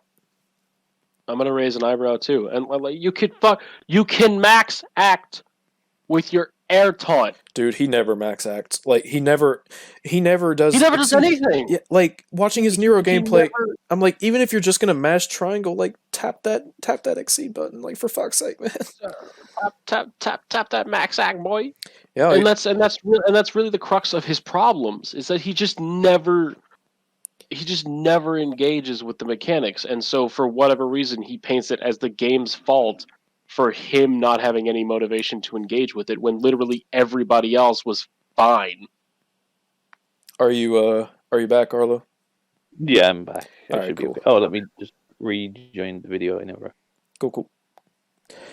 Yeah, it's just, I mean, yeah, I don't know what to tell you, man. Like, you refuse to engage with the game's mechanics, and then you, like, with Nero, you accused him of being bland, and it's like, well, you're not doing anything, so of course he's gonna be bland. Yeah, you're not, like, he's got a fucking air guitar taunt, like, and you're telling me he's got like nothing, he's got like no personality during gameplay. Homie, he's got an air guitar taunt, like fucking hell, and it plays music too. and Back in. it plays music, and okay, and like they intentionally made his moves to seem very aggressive and anger driven, because he's an angsty kid who's trying to seem cool. And he is genuinely angry as well. He's an angry boy. Yeah, he's just very pissed off all the time. Somebody took his arm. He's got to go get that shit back. And V's just like, man, I just want to read poetry. Honestly, that's what I came here for. I just want to read my poetry. Of the game, and they're excellent. I need to take this moment to mention that on I like how he just says, like, yeah, I played the Dante Okay. and they're excellent, and it's like, oh, okay. Can you rewind just a little bit and then play? Yeah. Okay. combat disappears and the Nero missions feel brain dead in comparison. Finally, we get to the last few Dante missions of the game, and they're excellent. I need to take this moment to mention that on my Son of Sparta playthrough, I took the advice of several people and stopped reviving myself with red orbs during difficult fights. It's just way too easy to abuse that. I revived a few times in my first playthrough because I just didn't care. I wanted the game to be over. But on my second playthrough, not only did I not use red orbs to revive, I didn't use the gold orbs either. I didn't revive for the whole game because the only times I died were in challenging fights, and challenging fights is what I want. Even if I got a boss down to 5% health after an hour of fighting, I did not revive. I wanted to earn the victory legitimately. Okay. You could have been doing that this entire time by not reviving. The game makes it an option, not a requirement. He literally said during his first playthrough he didn't care and he just wanted the game to be over. And it's like, oh, you've shown your hand. You've shown your hand. Yeah, You know what I did? What's that? Sorry, I didn't mean to interrupt. You know what I did before I started my Son of Sparta playthrough? What's that? I went back through all the missions and I made sure I found every blue orb and every purple orb. This guy didn't. Yeah? That might have helped him just a little bit. Well, the he extra said help goes a long way. He said in an earlier part of the video that he knew there was exploration, but he didn't feel like doing it. He wasn't inspired to. Like literally, the other shoe has dropped at this point. Like, you make it very clear right here in this moment that you never actually cared to do anything with the game besides what you describe as just mashing triangle. Like that's it. You didn't care to experiment with the mechanics. You just wanted it to be done. For instance, a game that I wanted to beat, but I never personally cared too much for myself was like BioShock. Like, I know a lot of people really like BioShock, but I just, I never jived with it. I don't know. And I played through it, and I was like, yeah, okay, cool, fine game. I totally get why people like it. It's just not really for me. But I'm not going to make a fucking 40-minute review on it when I wasn't enthusiastic and I wasn't exploring the game's mechanics. Like, that would be stupid. Seriously, like, you didn't have to do this. Like you made it out like people were like forcing you to do this, but they really weren't. If you didn't want to play, you could have just not played and just been like, oh, just not for me, and that would have been it. But no, you had to make a 40-minute video only for at the very end you just outright say, yeah, I just didn't really want to be here. I just kind of did it because people asked me to. If my channel was invaded by like preteens telling me to play Fortnite and Minecraft, I don't fucking care if there's 2 million of them telling me to play those games. I don't want to play those, well, at least for my channel, I don't want to play those games. Like, sorry, but... You heard it here first, folks. Yeah. Loveless will play Fortnite. No, I won't. For money. No, I said I wouldn't. You heard it here first, motherfucker. I'm fucking in a fever dream right now. I feel like I'm in a fucking fever dream. Me too, bro. Me too. I just feel so... Dude, I feel like I'm on fire. I'm on fire. Just button mash your way out. Like, what's the problem? Anyways... Because I was having fun. I don't care how many times I get my ass kicked and have to restart. If the fight is engaging, I'm in. On my PC, the levels load really quickly. I want to know what Devil May Cry 5 boss fight takes an hour to complete. Well, apparently he got stuck on a lot of bosses on his Devil Hunter playthrough. Or not necessarily on his Devil Hunter playthrough, but he said he got stuck on a few bosses. He said here that even if a boss took him like an hour to beat and they had 5% health, he would restart the whole fight. And I'm like, I want you to tell me which boss that is. I think he was just presenting an example, a really hyperbolic example, but I don't think he actually experienced that at any point. That's true. But like, let me tell you something. But like that was a bit of a hyperbolic point to make. Okay. I'll admit. Let me tell you something. I love Persona 3 so fucking much, but if I had the option to just restart from the last phase rather than the entire next boss fight, I would absolutely choose the phase every single time, because my god, the Arcana is the means by which all is revealed. Yeah, no, if I had if after that instance where Aegis got charmed and she just Diarahan'd all of her giant fucking last 14,000 big dick health bar, and I died, if I had the option to either start at the end of that health bar, or at the beginning of that health bar, or at the beginning of the fight, absolutely, I'd choose the former. Man, Nyx has the biggest dick of any boss fight ever. She really does. Like, Jesus Christ. Anyways, yeah, you should play Persona You 3. know It's why really she good. does? Oh, why is that? It's because the Arcana is the means by which all is revealed. I'm gonna kick you. Please do.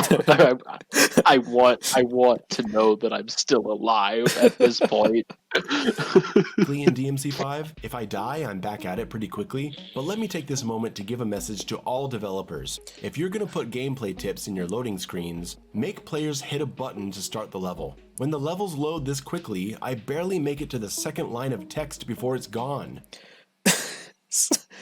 So Don't you have the option to like force it to toggle? Yes, you have the option in the menus to make it to where you can either press a button to leave the loading screen or it just automatically does it.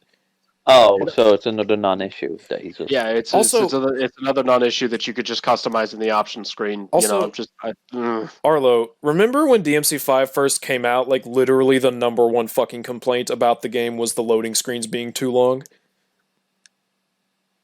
Yeah, fucking remember Bloodborne? Bro, fucking playing on fucking PlayStation with Devil May Cry 5, like, gee, it's an ordeal. Like, it's always Yeah. it's always really enjoyable when I actually like get into a level, but like any time that I have to fucking navigate the menus Oh god. and loading screens, it's a journey. It's like, I will guess I better grab my Go-Gurt in case I get lost. I will say on current gen consoles with special edition, those load screens are very fast and it feels good. You just gotta keep dangling that shit over my fucking head, don't you? One of these days I'm gonna kick you or something. Oh, no.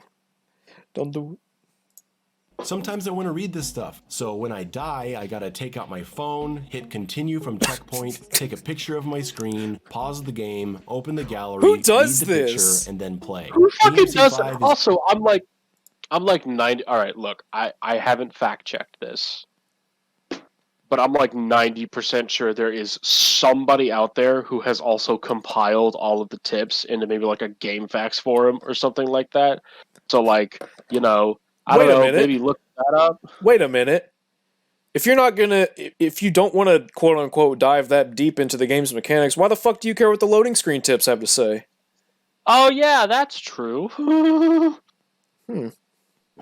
Big think. Big thunky wonky. Oh, It's not the only game guilty of this, by the way. You know what game did it right? Doom Eternal. So Oh my fucking god, shut up about Doom Eternal! No, just shut up about any game that isn't Devil May Oh Cry my 5 God. at this point. It's I just want you to talk about Devil May Cry 5. Let me tell you something. Please. I'm gonna say Please. something right now. This might be the thing he actually responds to if he were to ever watch this, which, I mean, who knows, but Doom Eternal, it's not as good as you think it is, buddy. I'm sorry. It's a good game, but holy shit. Doom 2016 is better. Also, Marauders suck. Also, stop fucking bringing up comparisons. Like, literally, every single point is punctuated by a goddamn comparison. I'm getting tired of it. It's Just review the game. Oh man, it's kind of like when he talks about the characters. He's just like, "Nah, I prefer this other thing more." And it's like, "Well, good for you, but that doesn't matter." Then go, yeah, like, if you prefer the other thing, go fucking play it. Stop reviewing Devil May Cry if you're not gonna review Devil May Cry 5. Oh man. spent a lot of time in some of the boss fights, as a matter of choice. The King Cerberus fight is awesome, the fight against all three of these animals is brutal, Those and fights I are loved awesome. every moment of it. The Virgil fight isn't as fun as the others. I think it's because it feels slower and more defensive. This is like the most beloved boss in this whole fucking game. Okay, why does he find these animals so fun to fight but not fun to play against? I should also mention. I think this. I think this text he's got on screen is very fucking telling. Like, okay, It's still fun. It's still fun. I just think how fun Wow. he is depends on how good you are, and I wasn't any good at this point. Probably because you were just pressing triangle the whole time. I don't know. Yeah, probably because you were just mashing fucking triangle at all points. I mean, it Or could. It He's could not or even Y or shown whatever it like is. the actual final. Like all footage he's shown of Virgil has not been of Nero. Oh yeah, god. probably because he doesn't like Nero. Oh yeah, it's true. Or probably because the Nero footage is fucking embarrassing. Because it's interesting. Virgil, if you try to button mash or spam stingers, Virgil will literally tell you to go fuck yourself. Yeah, Virgil is a literal walking counter to every single bad habit the player might have picked up along their playthrough. Button Absolutely. mashing, rushing in, and just using gap closers over and over again. Yeah, he's literally he's an answer and a counter to every bad habit you've Foolishness ever had. is rushing in blind all you can do. And I mean, and that's exactly how he was in DMC3 too. So he's kind of carrying on his legacy because even there he was a counter to all of your bad habits too. Oh man, oh my god, we got 6 minutes left. I want to power through this. I really do. So we have 5 hours. We've reached Mordor, my 5 friends. hours. We've 5 reached hours. we've reached Mordor, my friends. We're nearly there. We're nearly there. I'm sure once you master it, you can beat it. Where the really fuck quickly. are the But as eagles? a new player, it definitely required a lot more patience. It was still rewarding to No beat. shit. It was a hell of a challenge learning to deal with his devil trigger form. I was insistent on beating him without reviving, so it took much longer than it could have. Part 8. Nero gets interesting. Oh god.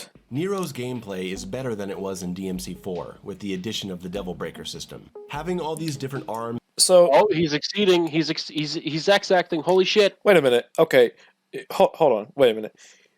I will agree that Nero is more complex than he is in DMC4. That's obvious. That's obvious. However, That's not up for debate. That's just fact. yes. However, how the fuck would he know? He stopped at like chapter mission 4. Yeah, you stopped after like just a couple of hours of playing. You didn't even finish it. Hell, there are people who argue that DMC4 is more complex because of like inertia and all that wacky shit. Yeah, it had more complex like Fucking tech and Archer. physics. Yeah, but even I'm not even saying I disagree. I absolutely 100% agree. I just think it's weird that you're going to compare this version of a character to the version of a character in a game you spent like literally a tenth of the hours in. I mean, hey, it's whatever. With abilities gives the character a much appreciated level of depth. I prefer to use the Gerbera breaker since I can use it like an air dash. Yeah, we know. I'm a sucker for mobility options, what can I say? You start figuring things out, like how you can do a few repetitions of the air juggle combo, and on the way down you shoot them with an exploding shot so that when you hit the ground, you can launch back up into the air and send the enemy right back up to continue the combo. When the game pushes you to play well with Nero, this there's you? some real fun. Wait a minute. Hold on, I gotta hear this. Is this Hold on, I gotta is- hear this is- bit. I gotta hear this bit. Right back up to continue the combo. When the game pushes you to play well with Nero, there's some real fun to be had. The unfortunate part When the game pushes you, yes, by being ridiculously hard, we know. it's almost as if you're actually taking the time to engage with the mechanics, thus making for a much more enjoyable experience. Who'd have fucking thunk? He literally says like, "I tried doing this one combo once and it felt cool." And it's like, yeah, Well, maybe do that more. yeah. Like I don't know what else to say, homie. Holy shit. All right, even less now. We can do it. is that Nero doesn't even come close to reaching the same levels that Dante does shut when up. playing Son of Sparta mode. And that's an even bigger blow up than the game being super easy for the first playthrough. It's a much more significant screw up to have the second playthrough, which should be harder, only be harder in the Dante missions, which don't start until halfway through. You have to beat the game twice, and then unlock the difficulty level Dante Must Die. Then, starting your third playthrough, Nero's levels are actually really challenging. They were awesome. I played through the whole subway mission without reviving, and it feels like there aren't any checkpoints there. So I would die on fight 6 and go back to fight 1. It took me a long time, and I got frustrated, but That doesn't sound like a good time to me. I've never had that happen, but Yeah, I've never had a game have schizophrenic checkpoints and have it be like a good time. anyone like literally, actually what a- anyone here play a video game? You may or may not have heard of it. It's called Jack 2. oh fuck me. A little bit. That And game's actually, Jack 2 is actually my favorite in the series. But like, yeah, it my has favorite Naughty Dog game. really, It's awesome. It's got really fucking schizophrenic checkpoints, Yes. and it really hampers the experience. And it's not Like, there's fun. Like, here's the thing: there's a difference between challenge and tedium. When you have shit Yeah. checkpoints, like I would, if I hadn't played this game and he was telling me this, I would be like, oh, so this game has shit checkpoints. Oh, that doesn't sound fun. Yeah, like and like thank fucking God that most of the missions in Devil May Cry 1 are pretty short, because there's nothing yeah. worse than having to go back because you ran out of gold orbs. Yep. It's oh man, that's not It's a good. fucking it's horrible. Yeah, like oh man, going back several checkpoints is not the same as a game being hard. I'm like, It's really not. That's just tedious. That's just having poor checkpoint design. imagine if like in Doom Eternal, if you ran out of lives, you literally lost the save file. It's like fuck. Oof, that would suck. But Fuck me. yep. But I loved it. This is how Nero's missions should have played on Son of Sparta. He really becomes a pleasure to play at this point. Dante's missions are even better. It's fight after fight of pure tension and adrenaline. I started experimenting more with jump cancels and air taunt combos, using different style skills with different weapons. You mean The better engaging I with the played, mechanics? The more I wanted to use new tools that I hadn't tried yet. I'm never going to go deep into this game's advanced combat options Oh, we know. because I don't love this game. I like it. I've had a really good time with it. But I don't love it. Like I Have love you? God of He literally It doesn't seem like you've had a good time. You've spent the past, like, I don't know, fucking 20 minutes doing nothing but shitting on this game. Like, it doesn't seem like you've had a good time at all. He literally described a playthrough and a half as being uninteresting and boring, and he's going to tell me that the majority of the time he spent playing this game has been fun. Like, dude, He literally said that he was basically just waiting for the first playthrough to end. like, make up your mind. Either you didn't enjoy it or you did. Like, this is one of those instances where it feels like he's putting a shield up and trying to get brownie points from the fans. He really because is.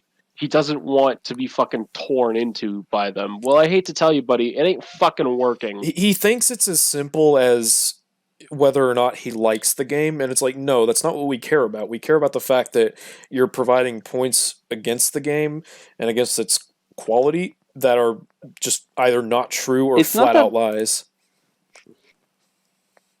It's not that he's saying anything. It's not what he's saying about the game. It's that he's misrepresenting it. Yes. Yeah. Yeah, again, it's just things he's saying are just not true. Like, and I get that one's own. Was that? I need to leave and rejoin again. Oh, okay. Okay. So good. But yeah, it's like, for example, I kind of get a personal experience or a personal take on something versus an actual like objective criticism. For instance, Southpaw, this YouTube you may have heard of, he's on EFAP. He's a pretty cool guy. I like him. He's a cool chap. He has a lot of criticisms for one of my, if not my favorite movies of all time, Spider-Man 2. And I see where his criticisms are coming from. He's not misrepresenting the movie by any stretch. He's like saying, hey, let's look at this and let's talk about this. And it's like, yeah, cool, totally fine. He's not making up horse shit.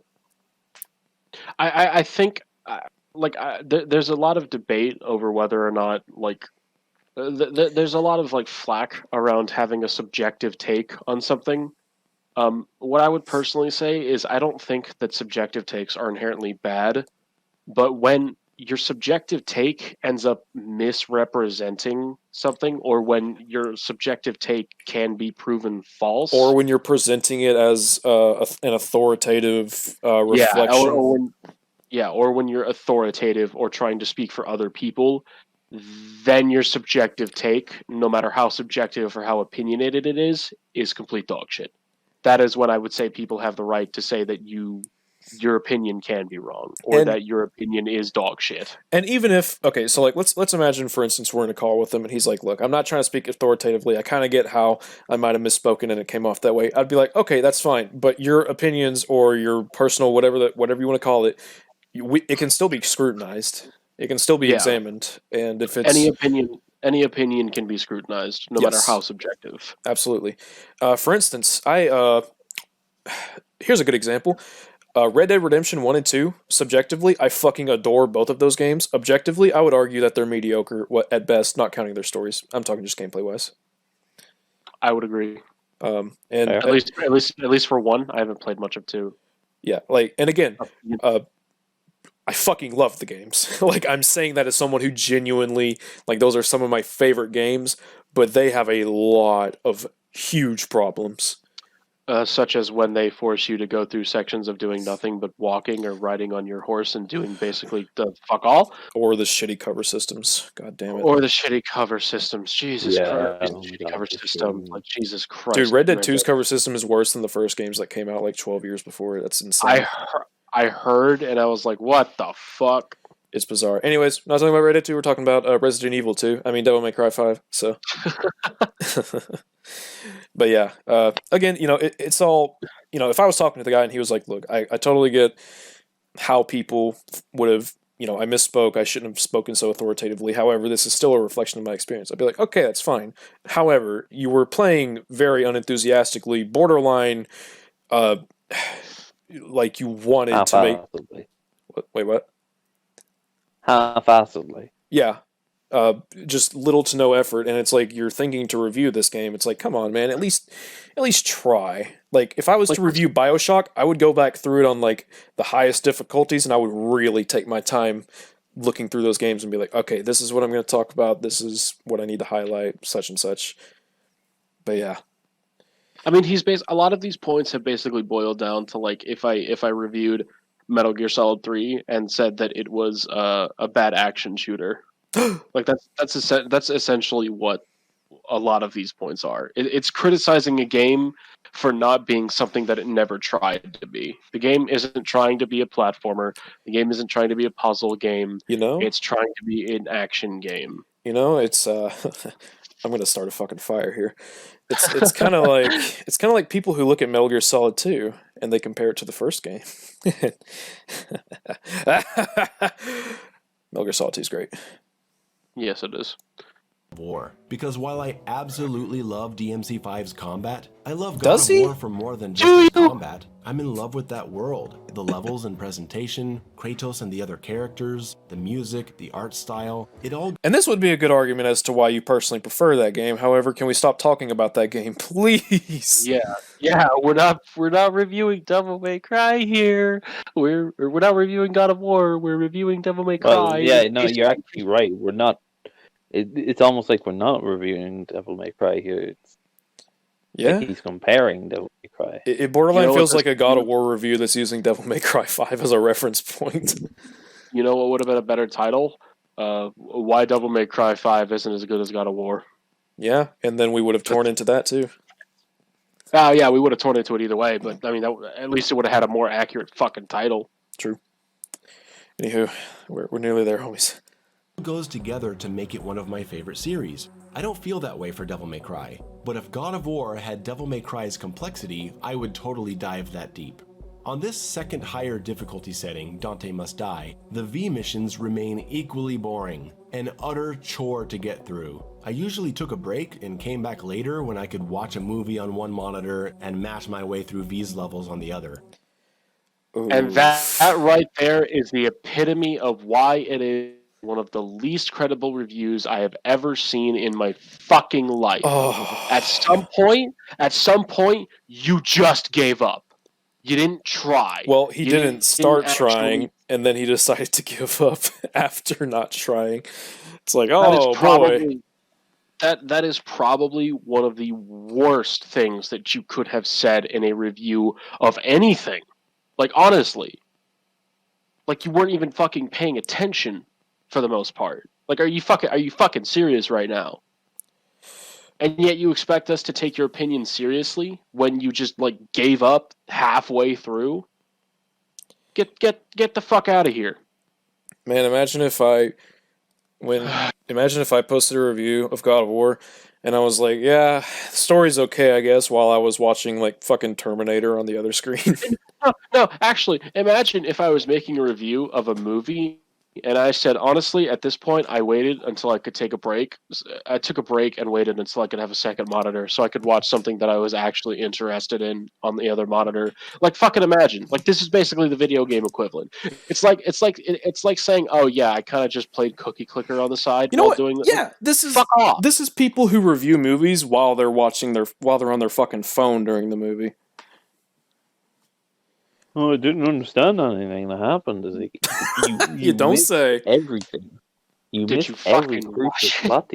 it? plot. Like, I just. Ugh. Why would you post Sorry, a go ahead. review of something that you haven't like understood the story, like haven't really dived into the whatever? Fucking. no, this isn't even about the story. They spent 5 minutes on the story, Yeah, and then like the rest of the 35 is on this fucking schlock. it's not good. It's This is fucking flipe. I'm I'm gonna hot take here. I'm less than impressed with this video. I'm gonna say it. Hot take. I think this video is kind of bad. It's pretty bad. Hot If I take, hot take. died, Oh, yep. I think this fucking video is a fucking pile of dog shit. Oh, Jesus Christ. get I him, know one. get him, Arlo. Fucking get him. Based Arlo. Smoking sexy. Super sexy. use an orb. I don't want to have to go through this again. Oh, but with V he'll use orbs. Oh, okay, Oh, buddy. but with Dante and Nero, you'll actually fucking challenge yourself. Isn't that filthy fucking rich? V isn't challenging. Also, V's the only character I'll use orbs on and not pay to. It's like, oh, I wonder why he's challenging is because you didn't fucking pay it. It's like everything. It's like every sentence he says when talking about V just makes it worse and worse for him. He just keeps contradicting himself. And I mean, the other shoe's dropped at this point. Like we know how enthusiastic he actually was about this game, but like he just keeps digging a fucking grave further and further. It's like, dude, you can't get a shovel big enough to dig this fucking grave.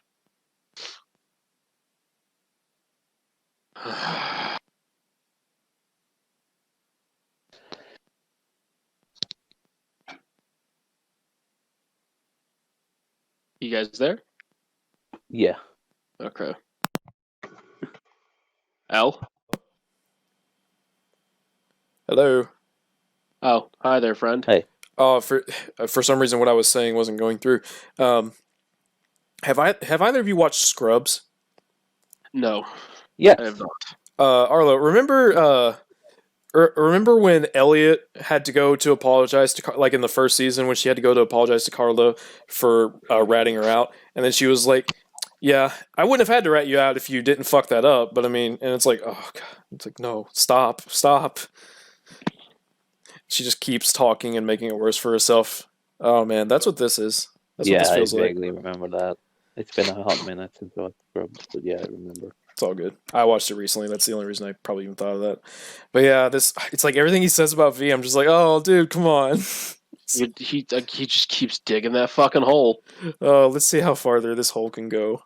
He's gonna get that fucking China To by the levels end of this beyond video. difficulty, I won't be venturing. It's awesome that there are those insane difficulty options to continue to test yourself. I imagine it's It's funny that he called Heaven and Hell an insane difficulty option.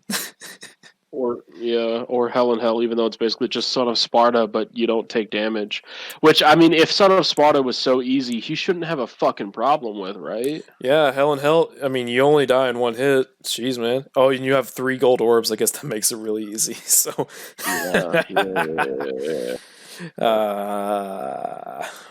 incredibly rewarding to master the advanced techniques of every character and style and learn how to perfectly fight and guard against every enemy. The combat in this game is truly something special, and despite all the issues that I went He's on trying about so hard to endlessly in save this face. video, I'm so glad that I got to play this game. Conclusion. Are you? Devil May Cry. Are you glad? This, like, literally, this entire outro and conclusion just feels like it's one giant attempt to save face. Because you have done nothing but shit on this game for the past 20 minutes. You have basically shot on every aspect but Dante. You say that you're sure it's fun to experiment with and learn all the styles and mechanics of each character, Meanwhile, you devoted an entire section of the video to nothing but shitting on V. Oh, it's You know, you know what? I don't get the impression that you like this game. I really fucking don't. I really I don't. think that I think that you're just trying to save face at this point, and that you just want those brownie points from the Devil May Cry fan base. In fact, I wouldn't be surprised if after this entire Devil May Cry fiasco dies down, you never fucking touch it again, because you sure as hell don't seem like you want to. Yeah, I get the Why would you impression. want to? I get the impression that like he's not going to talk about. Well, if he does talk about DMC anymore, it's literally only going to be because of assholes like us who brought it up. But even if that, without us, if he was to not, I imagine that he wouldn't talk about this game pretty much again until like 15 years from now. He's just like, oh yeah, I remember Devil May Cry. I should make a video on that. And we're all like, no, No, stop! don't do it. Don't do it! Don't do it, please. Don't do it. It's like, fuck it. Anyways. 5 is an awesome combat experience. Is it? I recommend it for that. As a game, Is it? as the sum of its parts, Do you? I'm not sure how I feel about it. The graphics are great, the animations are fantastic, great cutscenes, mostly great controls, fun, addictive, challenging combat with a staggering amount of depth and room for expansion and mastery. But then there's the balance issues, and the fact that if I tell someone to play this game, I have to warn them they have to suffer through a boring first playthrough and a half-boring second one if you want it to be good. So, yeah, he's saying, like, this is how the experience is. He's not just saying this was my experience. He's saying this is the experience. Yeah, he's speaking for the entire experience. He's speaking for the entire fucking game as a whole. And again, he totally likes this game. He had a really enjoyable experience, yet he had to quote unquote suffer through an Oh, man. ungodly And easy. not only that, but if he was to recommend it, he would have to warn people. Yeah, Like, exactly. suffer and warn aren't two things I use when I recommend a game. If I had never played Devil May Cry and I watched this video, I would have no fucking idea what to think of, like, is he recommending it or is he not? Like, I'm so confused. Like, is it a And then I positive? go, what? Look, right there at the bottom, like on our screen that we can see, like it's Sphere Hunter's video about fucking DMC4. Like, I would go, like, I might watch that to get a different opinion 'cause- on one of the earlier games. It's because Sphere Hunter's the best girl. And those videos are fucking amazing. Yes, Sphere Hunter is. If you legitimately, anyone who's watching this, if you haven't played Devil May Cry and you're kind of like, I don't know, there's a lot of arguing and stuff, just go watch Sphere Hunter's video. Well, you should go play them, but if you're on the fence about it, go watch Sphere Hunter's videos, because not only is she best girl, but she's actually got a brain and she uses it, unlike this jar of mayonnaise right here. Also, don't be intimidated. Just fucking bite that bullet and start with the first game. Yeah, seriously. Skip the second game. Honestly, you can skip that one. Honestly, but it's bad. It's a good thing that Devil May Cry's 1 through 3 are so readily available on basically every platform. Also, Devil May Cry 4 is available on pretty much everything but the Switch and the Ouya and the Soulja Boy and the Google Stadia. Yeah, it's almost like it's entirely this man's fault as to why it is that he had no context and why it is that he was never able to temper his expectations based on the previous fucking games. And part of me is like, I get how if you were to literally jump from like a lifetime of playing God of War to the latest entry in DMC, it'd be a bit jarring. But if you started with the first one, learned the most basic mechanics of the franchise, played 2 at least for an hour and figured out that guns are a thing, and then played DMC 3 where it's like, oh boy, whoa. And then 4, where it just opens up even more. And then 5, where it opens up even more. You might be like, oh, okay. Like, I've paced my entry into this realm of mechanics, and now I actually understand them because of that. Jeez, it's almost as if jumping in at the last entry isn't a good idea. Hey, L, love, I'm thinking of jumping, starting Kingdom Hearts. Can I jump in on 3? Oh yeah, absolutely. Why wouldn't you? Why wouldn't you? It's the third one. You might have As a long little. as long as you played 1 and 2 first, then you'll be good. Okay, yeah. Well, okay, you might have a little. I saw a bit of 1 and I played a bit of 2 a few years ago. I think I get the story. You might have a little bit of trouble understanding the story. Gonna be straight with you a little. Yeah. No, there's a recap, right? Well, of course I'm going to have a little bit of trouble understanding the story. It's shit. Oh, snap. Hey, now I won't argue with that. Like one of my favorite things to do as a Kingdom Hearts fan is shit on Kingdom Hearts. There you go. see, that right there. That's called a subjective take versus an objective one. He understands that Kingdom Hearts story is insane. It's not like I enjoy it. It's not the best. I won't say it's shit, but I really enjoy it. It's not schlock. Schlock is this video. Oh god. It's like The Room. Oh god. That's a bit bad. That's not selling it. That's a little bad, you know what but I mean. it's cool. It's bad and good. It has its good parts and its bad parts. Just play Kingdom Hearts. It has dope ass combat. It does have dope ass combat. I will give it that. Yeah, it does. And the camera sucks, Just like and the Devil May enemies are purple and blending into walls, and there's not much Oh to my do in the God. levels, and there's no good platforming or puzzles, and a full 20% of the game is fucking horrible because you play as V. I can't And yet, genuinely recommend that. and yet, you had a pretty positive experience, and you liked the game, and yet you just literally, oh my god, my first playthrough, as well as the first half of my second playthrough, as well as literally 20% of the game are fucking dog shit. But it's a good game, I promise you. It's a good game, I promise you, and also purple. And Oh, he God. he just had to slip in I that can't- last fucking purple. I legitimately can't believe he actually came back to that. I was like, oh god, I thought we were done with that stupid bullshit. he just couldn't fucking let it go. There's not that much purple. You know what? You know what I think? The mayonnaise on his profile picture has too much white. It has too much fucking off crusty semen white. Oh god. Oh no. Can you? God, Jesus. We're almost there. We're almost there, people. boys. Let's This take game it is home. really complicated to talk about in terms of a recommendation. What I No, can it's say not. is that if you really love good, fast combat with a lot of challenge and creativity, and you can stomach all these issues, and you're okay with waiting like 15 hours until the game gets interesting, Oh my then God. check this game out. It has some of the best combat I've ever seen. It is I the don't fun get the impression that it has the best combat he's ever seen. Yeah, if I watched this video, I would imagine that it has some pretty fucking bog standard shitty combat. And like, it's so funny. It's so funny because it's literally like a formula. He'll insult the game, then he'll compliment the game. Then he'll insult the game, then he'll compliment it. He literally just said that it was challenging, and yet you had to wait a good 20 hours This for game- a good challenge. this game- in the same fucking breath. This game gave me testicular torsion, but I'd recommend it. Oh my god, this video gave me complete and total stage 4 terminal mega herpa cancer. Damn. But yeah, it's a good watch. It's a good watch. Herpa Absolutely. cancer? Damn. Herpa cancer. Hey, at least it's not herpagonosyphilades. Oh shit. zone that we talk about in Doom Eternal on this channel. It pushes you into using a lot I of don't your trust options, anything he it has to knows say you'll about have fun Doom. playing that way, and then it lets you go from there in whatever way you want to play. When people play Doom Eternal, sometimes after they've seen the fun zone, they decide to just use 2 weapons till the end, because that's what they want to do. Others Okay, wait, hold on. Arlo, have you played Doom Eternal? No, but I did play 2016. This dude, I okay.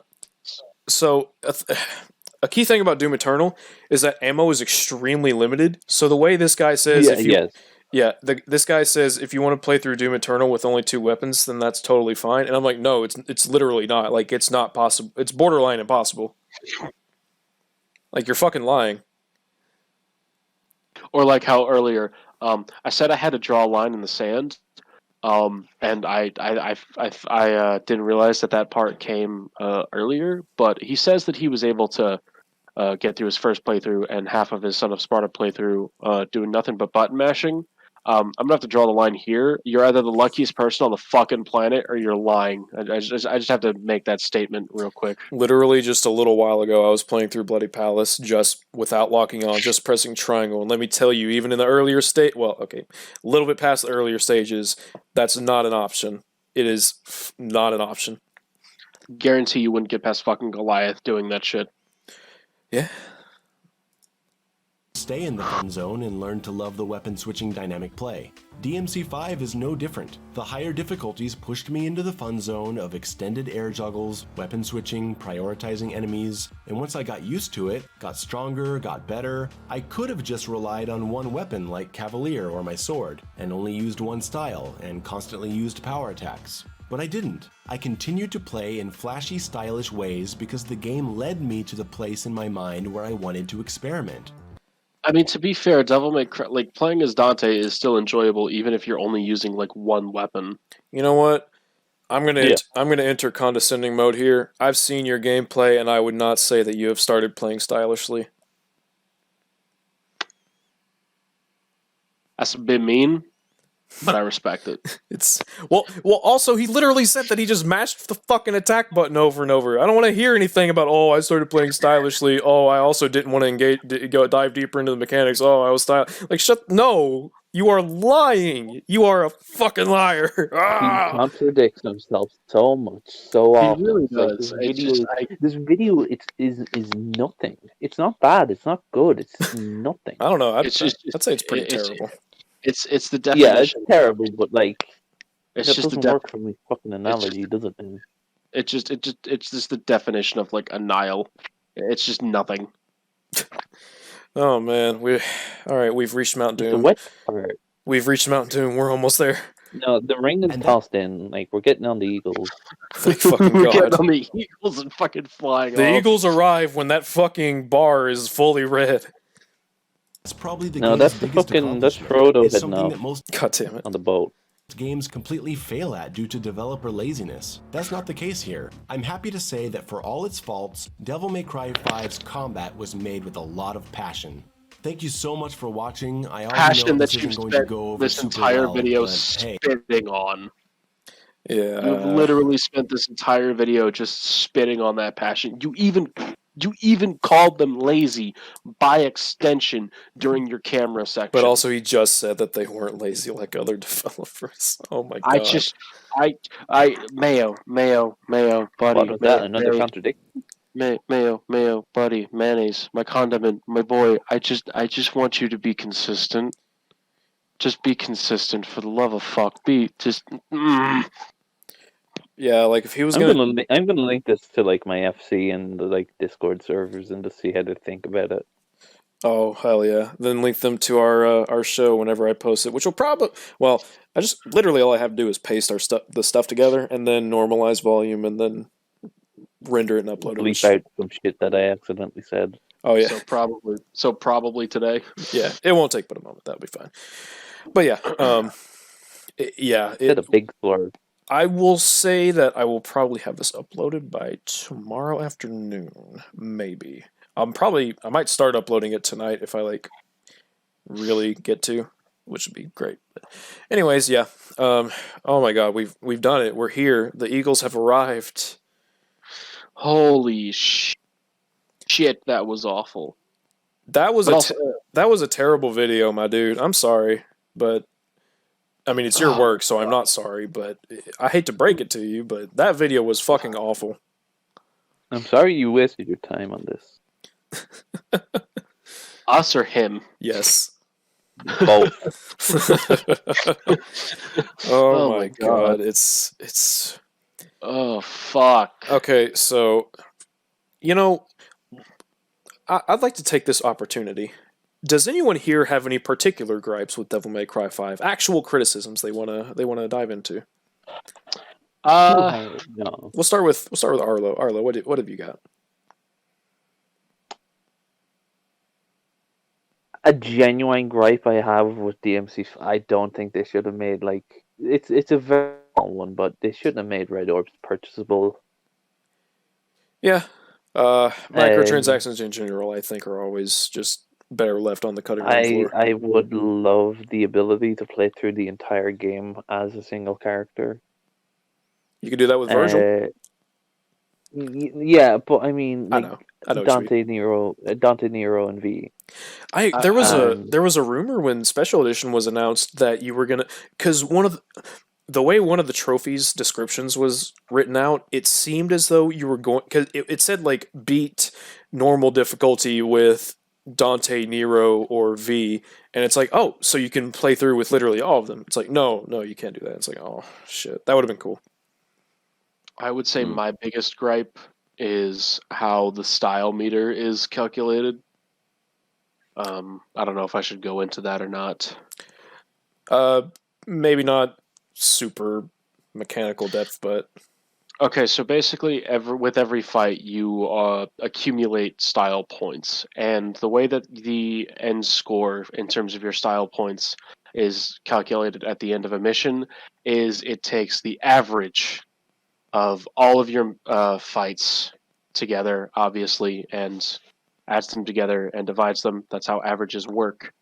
And so, essentially, I just for optional fights at least, I don't think that works very well, because if you can't guarantee an S rank, then fighting certain enemies is pointless, and I just don't think that's very I want to conducive. I want to add to that. The reason that missions like Mission 10 and Mission 18 are fucking cursed is because, and so hard to S rank, is because and this applies. It sometimes happens and it sometimes doesn't, and it's really frustrating. Sometimes, like for Mission 10, for example, the only score that gets put to your final score, like for the mission, and then that gets added to with bonus and all that, is the fight with the Angelos and the Baphomet at the very end. Otherwise, like literally, like if you get, say like 5,084 from that fight, that is your final score for the mission, and then it adds the bonuses or detracts. And I'm like, what's the point of these other fights then? It's like, what the fuck, dude? So I would definitely like if in future Devil May Cry games they just made it like a set number of points that you accumulate that you have to hit rather than just an average. Because like I said, the way that they do it now essentially forces you to skip fights with enemies that you can't get a high rank from, which just doesn't really seem very conducive to Devil May Cry.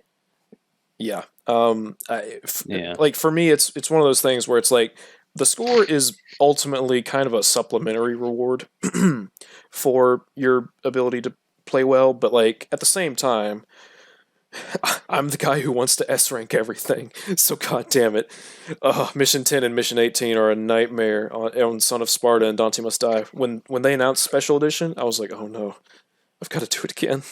God damn it. Yeah. So.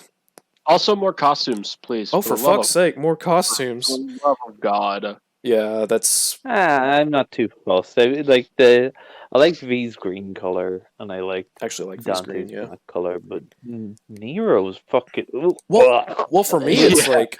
Well, the only thing I don't like about Nero's is the brown hair. For me, it's like I like the alternate costumes we were given. I just want more. Yeah, like I want a Sparta costume, a Devil May Cry 1 costume, preferably a Devil May Cry costume that doesn't use fucking Force Edge. Oh yeah, for real. Like I get it. It's like Sparta's sword and all that, but like Alistair, please. Oh man, Alistair gets shit on. Like Alistair is. I'm gonna be straight. I'm gonna be real. Alistair's one of Dante's coolest weapons in the entire series. It's my favorite weapon from DMC1. All right, guys, we still haven't fucking gotten on the Eagles. Just sitting there. I suppose for me, my biggest gripe with DMC5 would be. I appreciate what we got with Special Edition, but they really could have done so much more. It just feels like they did what they felt they needed to and stopped there.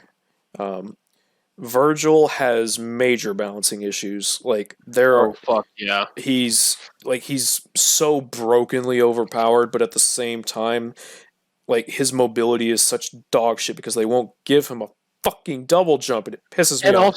And also, another thing about Virgil, he literally flies in a cutscene, and also has a move in SDT where he flexes his wings so hard that it creates a shockwave, and yet he still doesn't have a fucking air raid. Fucking the boss fight, he literally jumps up and flies around. Oh yeah, I forgot about that. He doesn't have a fucking why. I don't understand. The closest Give him the closest we get is Deep Stinger, and it hurts. the closest we get is Deep Stinger or like a fucking air trick for his Oh, double God. jump, and I fucking like no, just give him an actual double jump. I saw someone Like- post like a close-up shot of him doing air trick, and like apparently there's a very faded visual similar to what you'd see with air hike, and people were like, "Oh, see, it is a double jump." I'm like, "Shut the fuck up! It's not a double jump. It's shit. It's not a double jump. It's shit. It's A so double bad. jump implies that I can actually change my direction with this bullshit. For fucking real." And also, Virgil's teleport has the ability to cause some really funky stuff to happen. You Like there was this one time I was on mission 18, and Lusatia appeared, and I don't know what happened, but like I started a combo, and then I hit it with his blistering swords. I believe that's the one where he shoots a bunch forward. Yes. And for whatever reason, the Lusatia just fucking flew across the entire map That- of Mission 18. That's not just And Virgil. That happens to like the Wacky Wahoo Pizza Man video. Yeah. That happens with him, and he's just like, "What the?" Okay, I think that Lusatia is just cursed because like It I made the mistake of like teleporting to him, and so I just see Virgil just slowly teleport across the entire fucking map, and I'm like, what just happened? Yeah, I actually had a similar experience where Lusatia went back to like the start of that point in the map, and my Virgil just went like right over to him. See, and the reason I was like, hey, let's talk about our criticisms for this game is to point out that like we're not just fucking fanboys who are like, oh, you're saying mean things about our game. Like we have legitimate problems with this game. We're not saying it's perfect. Yeah, I want to be especially clear about that because there are problems with the game. Yeah, our problem is not that you like. I'm gonna be straight with you real quick, Mayo. Our problem is not that you tried to criticize the game. Our problem is that your criticisms not only make no fucking sense half the time, but you also contradict yourself so much within this video. Also, please stop trying to get brownie points from Devil May Cry fans. Like, stop it. Shut up about. Shut up.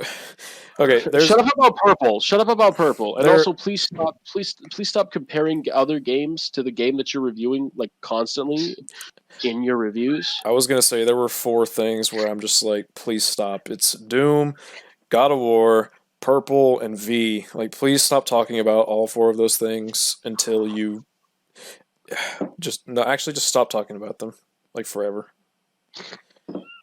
Yeah, please just like stop. But you know, I feel like this has been an adventure. That's the This has been an adventure. We're on the Eagles. we are We're on the flying Eagles. we're flying the fuck away from Mordor. Oh, and I should probably mention I finally came up with a name for this little podcast. I know I already posted in the Discord server, but you know anyone who's watching wouldn't know. So the podcast, the abbreviation is S.E.E.S, and that stands for. Let me scroll up. Actually, I want to make sure I get this right. Stop every extra second. Stop every extra second. That's right.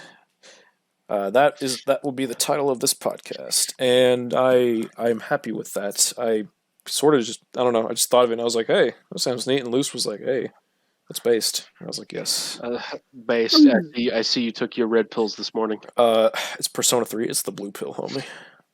Oh shit, bro! But they got red on their sashes. Oh shit, you right. Oh fuck, based and Wait, that makes it purple. oh no. Also, hey, Mayo, I hope my fucking armor isn't too purple for you. Oh no. How dare you wear purple armor before Mayo? I'm gonna like send a picture of my like a full body picture of my avatar, and it's just got a bunch of purple on it. I need you to like flash it on screen for a second. Oh no. I just want him to get really pissed off. Oh man, I wonder how he'd feel about the original Nero coat that was actually purple rather than the one that he's wearing now that's blue. Yeah, honestly, I honestly think that his winter outfit. Can't wait for DMC 0 where you play as Sparta Sparta. and he's wearing a purple coat. Oh, I'm no. glad I'm not the only one who calls it DMC 0. Oh man. Anyways, Arlo, any final thoughts? Any parting ways of sayings? Unless it's for one of these, I'm never gonna watch one of his videos ever. I don't respect his opinions. I think his opinions are garbage. I just think he's untrustworthy. That sounds harsh, but It's not so much that his opinions are garbage; it's that he's not consistent with them. yeah, like I legitimately don't know. If I had never played Devil May Cry and I just saw this video, I'd be like, "What the fuck do I do?" Yeah. You go watch other people. You go watch review. Sphere Hunter. Go watch Sphere Hunter. She's great. You go watch Sphere Hunter. You go watch Pat and Wooly play through the. Oh, dude. You go watch. Play You through go watch. 1, 2, 3, 4, the reboot, and 5. I want you You to go watch the Super Best Friends play, or well, I guess they were Super Best Friends when they were playing them. So watch those playthroughs of Devil May Cry and try to tell me that that's not the hypest shit in the cosmos. Watch Gaming Brit's review of Devil May Cry 5 Yeah. instead. Gaming Brit's great, except for his review on PT. That video was shit. But nah, I love Gaming Brit though. He's awesome. Hey, let's give a And shit. I hate tearing down someone to build someone else up, but like, it's just I mean, I find it, I struggle to find anything positive to say about this review. the part where he was describing why Dante was good, I was like, yeah. I mean, yeah. I mean, much that's it. Dante. I was like, yep, you are describing Dante's moveset. Luce, any final thoughts? Hey, let's give a shout out to the Proto Men. I don't understand. I don't know this reference. I'm not referencing anything. Oh, is that? I just wanted to shout out my favorite band. Oh shit, nice. But also, Metallica endorsed me. But also, in all seriousness, Mayo, I don't hate you. I don't really have any ill will towards you. I just think that if going forward, I definitely feel like your biggest thing is consistency, and also just stop with the comparisons every 10 seconds. Just judge, because that's the main thing that I feel like for this video. It feels like you wanted something that the game never offered to give you in the first place, and because of that, you didn't judge it on its own merits, and you just kept comparing it to other things. So just going forward, just judge it on its own merits, and also don't ever touch Devil May Cry again, because I don't trust you. Maybe try to avoid personal anecdotes so much as objective observation. Yeah. We don't try not to use anecdotes at all. So, my parting thought would be, shit. Where do I begin? Oh my god. Oh, okay. Here's my parting thought.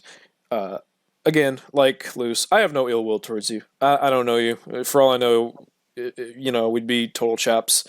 And if you ever wanted to either post a response of your own to this, or just fucking come into a call with us and talk about things, all of that's, and I'm not saying that so that we can get endorsed or whatever. I'm saying that because it's just better to have a conversation. Any of that stuff, absolutely a-okay. Just because even if I vehemently disagree with you, that does not mean that I have a problem with you or that I'm fighting with you. It's literally just, hey, so this thing you said, it's not lining up with reality as I observe it. So I want to discuss that. Yeah. And also, just I call your opinion garbage, and I say all that shit. I don't think you're a bad person for your opinion. Yes. That's. Also, I should probably make it clear, if whenever I refer to you as a fucking liar about certain things, that does not mean I think you as a person are a liar. I want to be extra clear about that. It's literally just this thing you're saying does not match up with reality, and I get the feeling that it doesn't, and something about that doesn't come off as good to me, so I need to point that out. Maybe we should put a disclaimer like this at the start, but I do need to hurry up and wrap up. Yeah, absolutely. I was looking to wrap up. I've got to use the bathroom as well as get started on dinner. Also, last thing, I promise. Drop the smug. Just drop the smug. Yes, please, for the love of God. Just don't do it. Just stop. And That's all. and hell, That's all I have to say. if any of us came off as smug, like actually came off as smug at any point, Yeah. point that out, and I'll be like, oh shit, we should work on that. Just no problem. But anyways, All right. that is It's been fun. it's been a been fun, blast. guys. It's been a big fun old jamboree of a time. I'll try to have this posted as soon as possible. You guys have yourselves a wonderful day. You too. Take care, Arlo. Goodbye. Bye bye. Goodbye, Luce. Later.